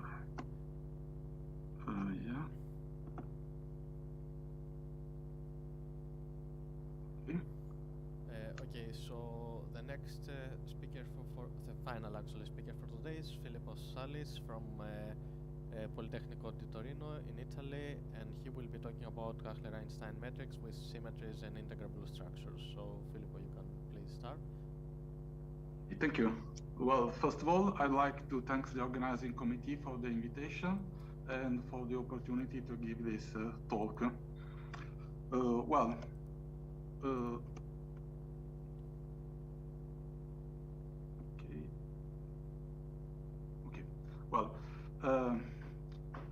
Allow me to recall some basic facts in Keller geometry in order to introduce the problem that I Filippo, sorry for interrupting. Yeah. I will just to explain you how it works. So we can all see you on a big screen. So I will be on the other side of the screen, so you will not be able to see anyone, unfortunately. So, but don't think that you talk to an empty chair. So yeah, please go on. Okay.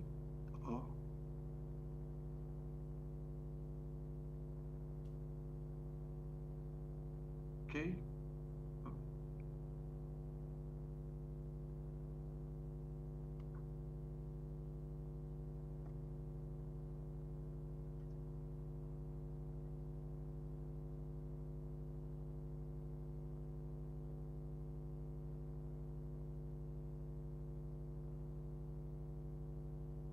Okay, well,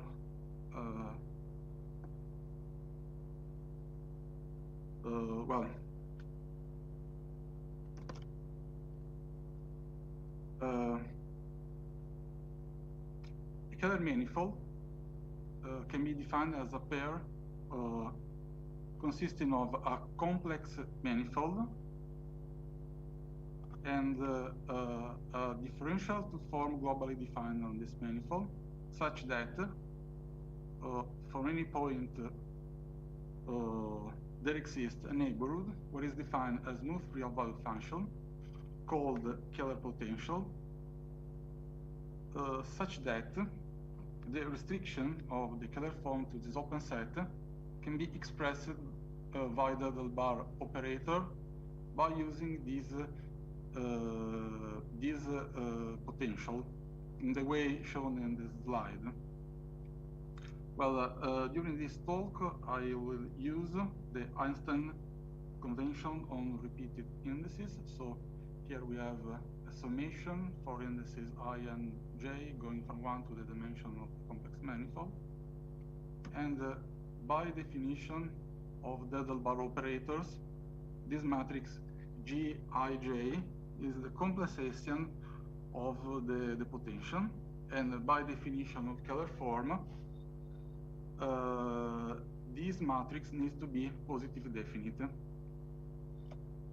Well, I'd like to make two remarks about this definition. The first one is if we have two local Keller potentials defined on the same set for the same Keller form, we can assume this without loss of generality.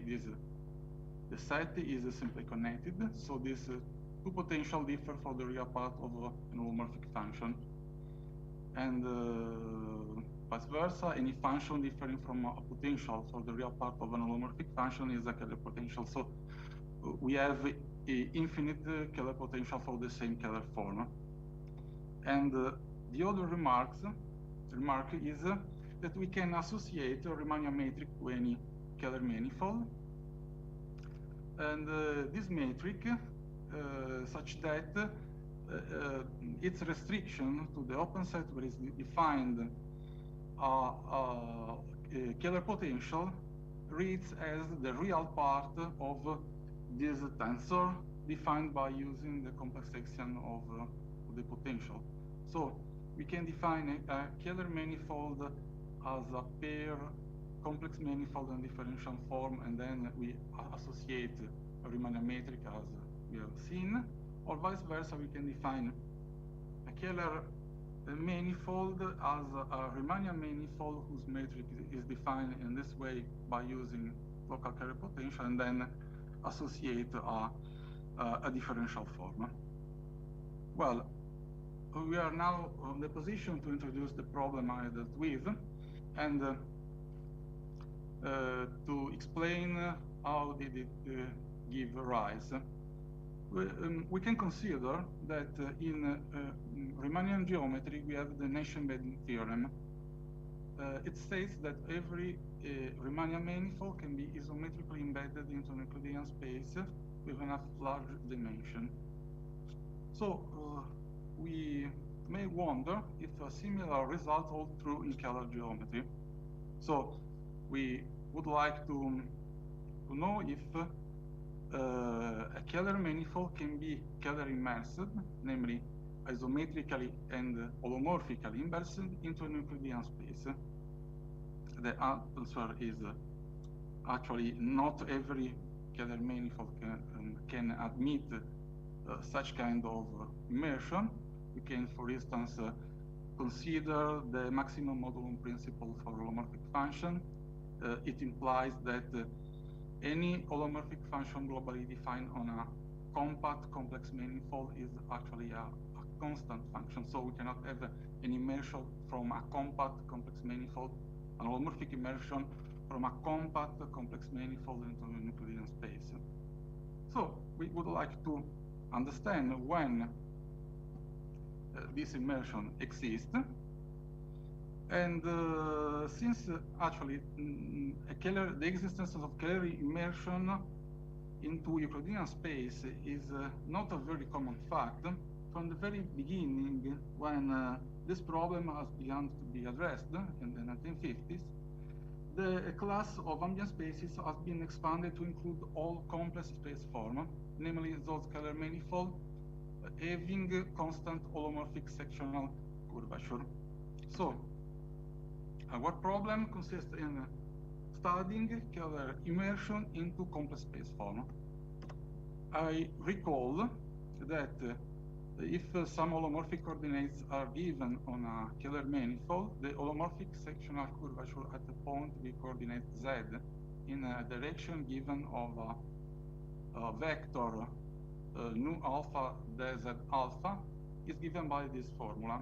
And it is nothing but the sectional curvature in the Riemannian sense with respect to the plane expanded by the real part and the imaginary part of this vector.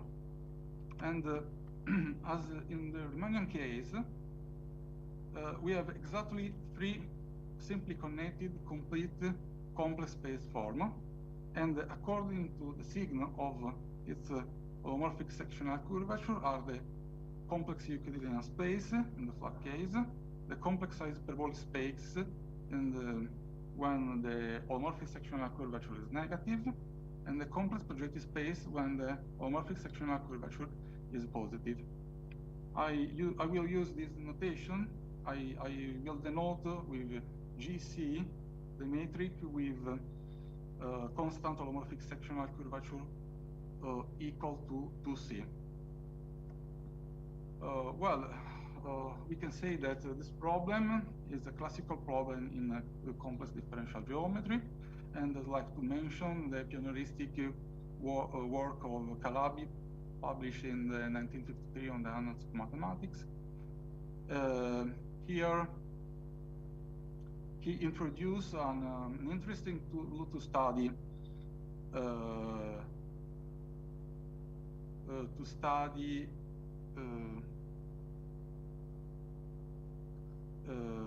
Kähler immersion into complex space forms, and this tool will be called Calabi diastasis function.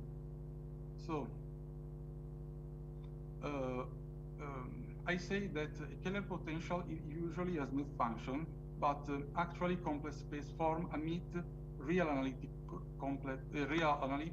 potential. So a manifold that can be holomorphically and isometrically immersed into a complex space form needs to have a real analytic potential. Calabi proved that this, at any point of these manifolds, there exists among all possible potential, one potential whose Taylor expansion with respect to any coordinate set centered at this point does not contain any term of degree 0 and degree 1. This spatial potential satisfy several properties that make them suitable to study Kähler immersion. In particular, they satisfy a property called by Calabi hereditary property that states that Calabi diastasis function of a manifold Kähler immersed into a complex space form is equal to the composition of the diastasis function of the ambient space and the immersion. So, despite being a problem studying for a long time, we have not a classification of all Kähler immersion into complex space form, even for spatial classes of Kähler manifold of great interest, such as Kähler-Einstein manifold. I recall that a Kähler-Einstein manifold is a Kähler manifold whose Ricci tensor is proportional to the Kähler metric, and this condition reads locally in this way. So we there exists a constant lambda, a real constant lambda, such that for any potential phi, we have a minus I double bar logarithm of the determinant of the complex Hessian of phi is equal to lambda and half I double bar phi. Keller-Einstein manifold that admit the Keller measure into a compact space form with non-positive holomorphic sectional curvature are classified by Umehara in 1987. While the classification of Keller-Einstein manifold admitting a Keller measure into a complex projective space is still an open problem. We have some partial results, but basically it's still an open problem. I have been studying jointly with Gianni Manno this problem in the special setting of Keller manifold admitting local symmetry of rotational type. We say that a Keller metric is S1 invariant if it emits a local Keller potential depending only on the moduli of a suitable holomorphic coordinates. So we decided to study this special metric because we want to approach this problem from a different perspective with respect to the past. We want to avoid any assumption of global nature, such as on the topology of the immersive manifold, or injectivity of the dimension, or on the condition, because we want to investigate how purely local assumptions have implication on the whole manifold. And we are in particular interested in this aspect because the only known example of Keller-Einstein manifold admitting a Keller measure into a complex projective space are open set of compact and simply connected Keller manifold acted upon transitivity by its holomorphic and isometric group. And they could be the only manifold admitting such a type of immersion. So we want to test this conjecture in the setting of S1 invariant Keller matrix. Our results consist in proving that every S1 Keller manifold that can be Keller immersed into a compact projective space is an open subset of a compact right Keller manifold. Compact right Keller manifold can be defined as a compact Keller manifold where there exists a global distribution such that the real dimension of this distribution is equal to the complex dimension of the manifold on an open dense subset of this manifold. The flow of any element in the distribution consists of holomorphic transformations. The contraction of the Keller form with respect to an element of the distribution is an excess differential form, and the Keller form evaluated at any two elements of the distribution vanishes identically. So on this manifold we have an action of a real n-dimensional torus that this action preserves all the structure of which a Keller manifold consists in. So this is it justifies this name Reich Keller manifold. A very brief sketch of our proof. Firstly, we find a local distribution satisfying the previous properties, and we take into account the open set where are defined the coordinate z with respect to which a Keller potential reads as S1 invariant function. We denote by theta their argument, and we consider the open subset where all the vector field of the form d theta are defined, and we consider the distribution spanned by this vector field. We can easily verify that this distribution satisfies the previous property. Then we expand this distribution to the whole manifold by using some technique developed by Nomizu for Killing vector field. And so we get our statement. We have to consider that in the lower dimensional case, these manifold are classified by Yaroslavl and Soliton in 2012. They proved that these manifolds are a particular product of complex projective spaces. So the conjecture about homogeneous scalar manifold holds true in this setting. Their approach cannot be used to classify higher dimensional manifolds because it needs the classification of toric manifold emitting a Kovalevska metric. But anyway, even if we had such classification, one could not follow the approach to solve this problem in any dimension because they had to take into account case by case each non-homogeneous manifold in the classification in order to exclude the existence of a Kähler immersion into a complex projective space. So in this paper we published jointly with Gianni Manno in the New York Journal of Mathematics, we propose an alternative approach that consists in studying particular solution of the Monge-Aper equation related to the Kähler-Rasten condition.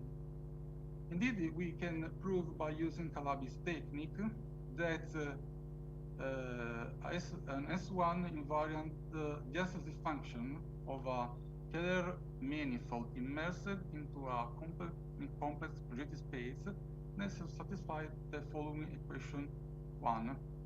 We are, namely, if we denote with 2 psi the constant holomorphic sectional curvature of the ambient space, the exponential of the an alpha psi phi is the density function, reads as a polynomial in Z and Z bar, and the constant term needs to be equal to 1, and the coefficients of the linear term in the moduli of Z are equal to 1, are also equal to 1. Moreover, if this manifold is Kähler-Rasten, the density function phi by definition needs to satisfy the equation that the bar logarithm of the determinant of the complex extension of phi plus an alpha lambda phi equal to 0, well, lambda is the Einstein constant. But since we are taking into account S1 invariant potential, this equation implies the Monge-Aper equation 2, determinant of the complexation equal to the exponential of minus an alpha lambda phi. So the classification can be got by studying solution satisfying the condition 1 of the Monge-Aper equation 2. But considering that the right side of 1 is polynomial, we prove that a general solution of this problem can be got via suitable transformation from a solution of the problem characterized by constant lambda and c equal to 2. So, in order to get the classification of compact Kähler manifold emitting a Kähler immersion into a complex projective space, we need to solve this problem 3. We solve this problem in the case of 2 variables, And we know two solutions of this problem, and they are this two functions shown in the slide. And we basically proved that they are the only solution of the problem 3. First, we prove that a solution phi needs to satisfy a particular initial condition on a coordinate axis. And then we prove that a solution satisfying one of the previous conditions needs to be unique. We are working on solving this problem in any number of variables, but actually it's not possible to generalize immediately this approach, because in order to find the initial condition, we had to make some algebraic manipulation, and we had to use the fundamental theorem of algebra on the polynomial exponential of phi x0, and so this approach cannot generalize obviously in higher dimensional cases. And so thank you for your attention.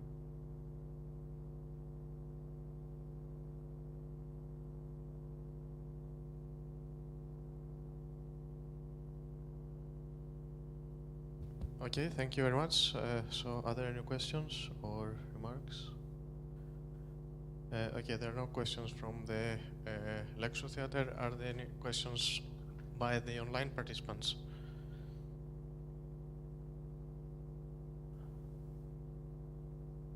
Okay, in which case, thanks again very much, Filippo. So, okay, and thanks very much to all the speakers of today's session. So, see you all tomorrow. Bye.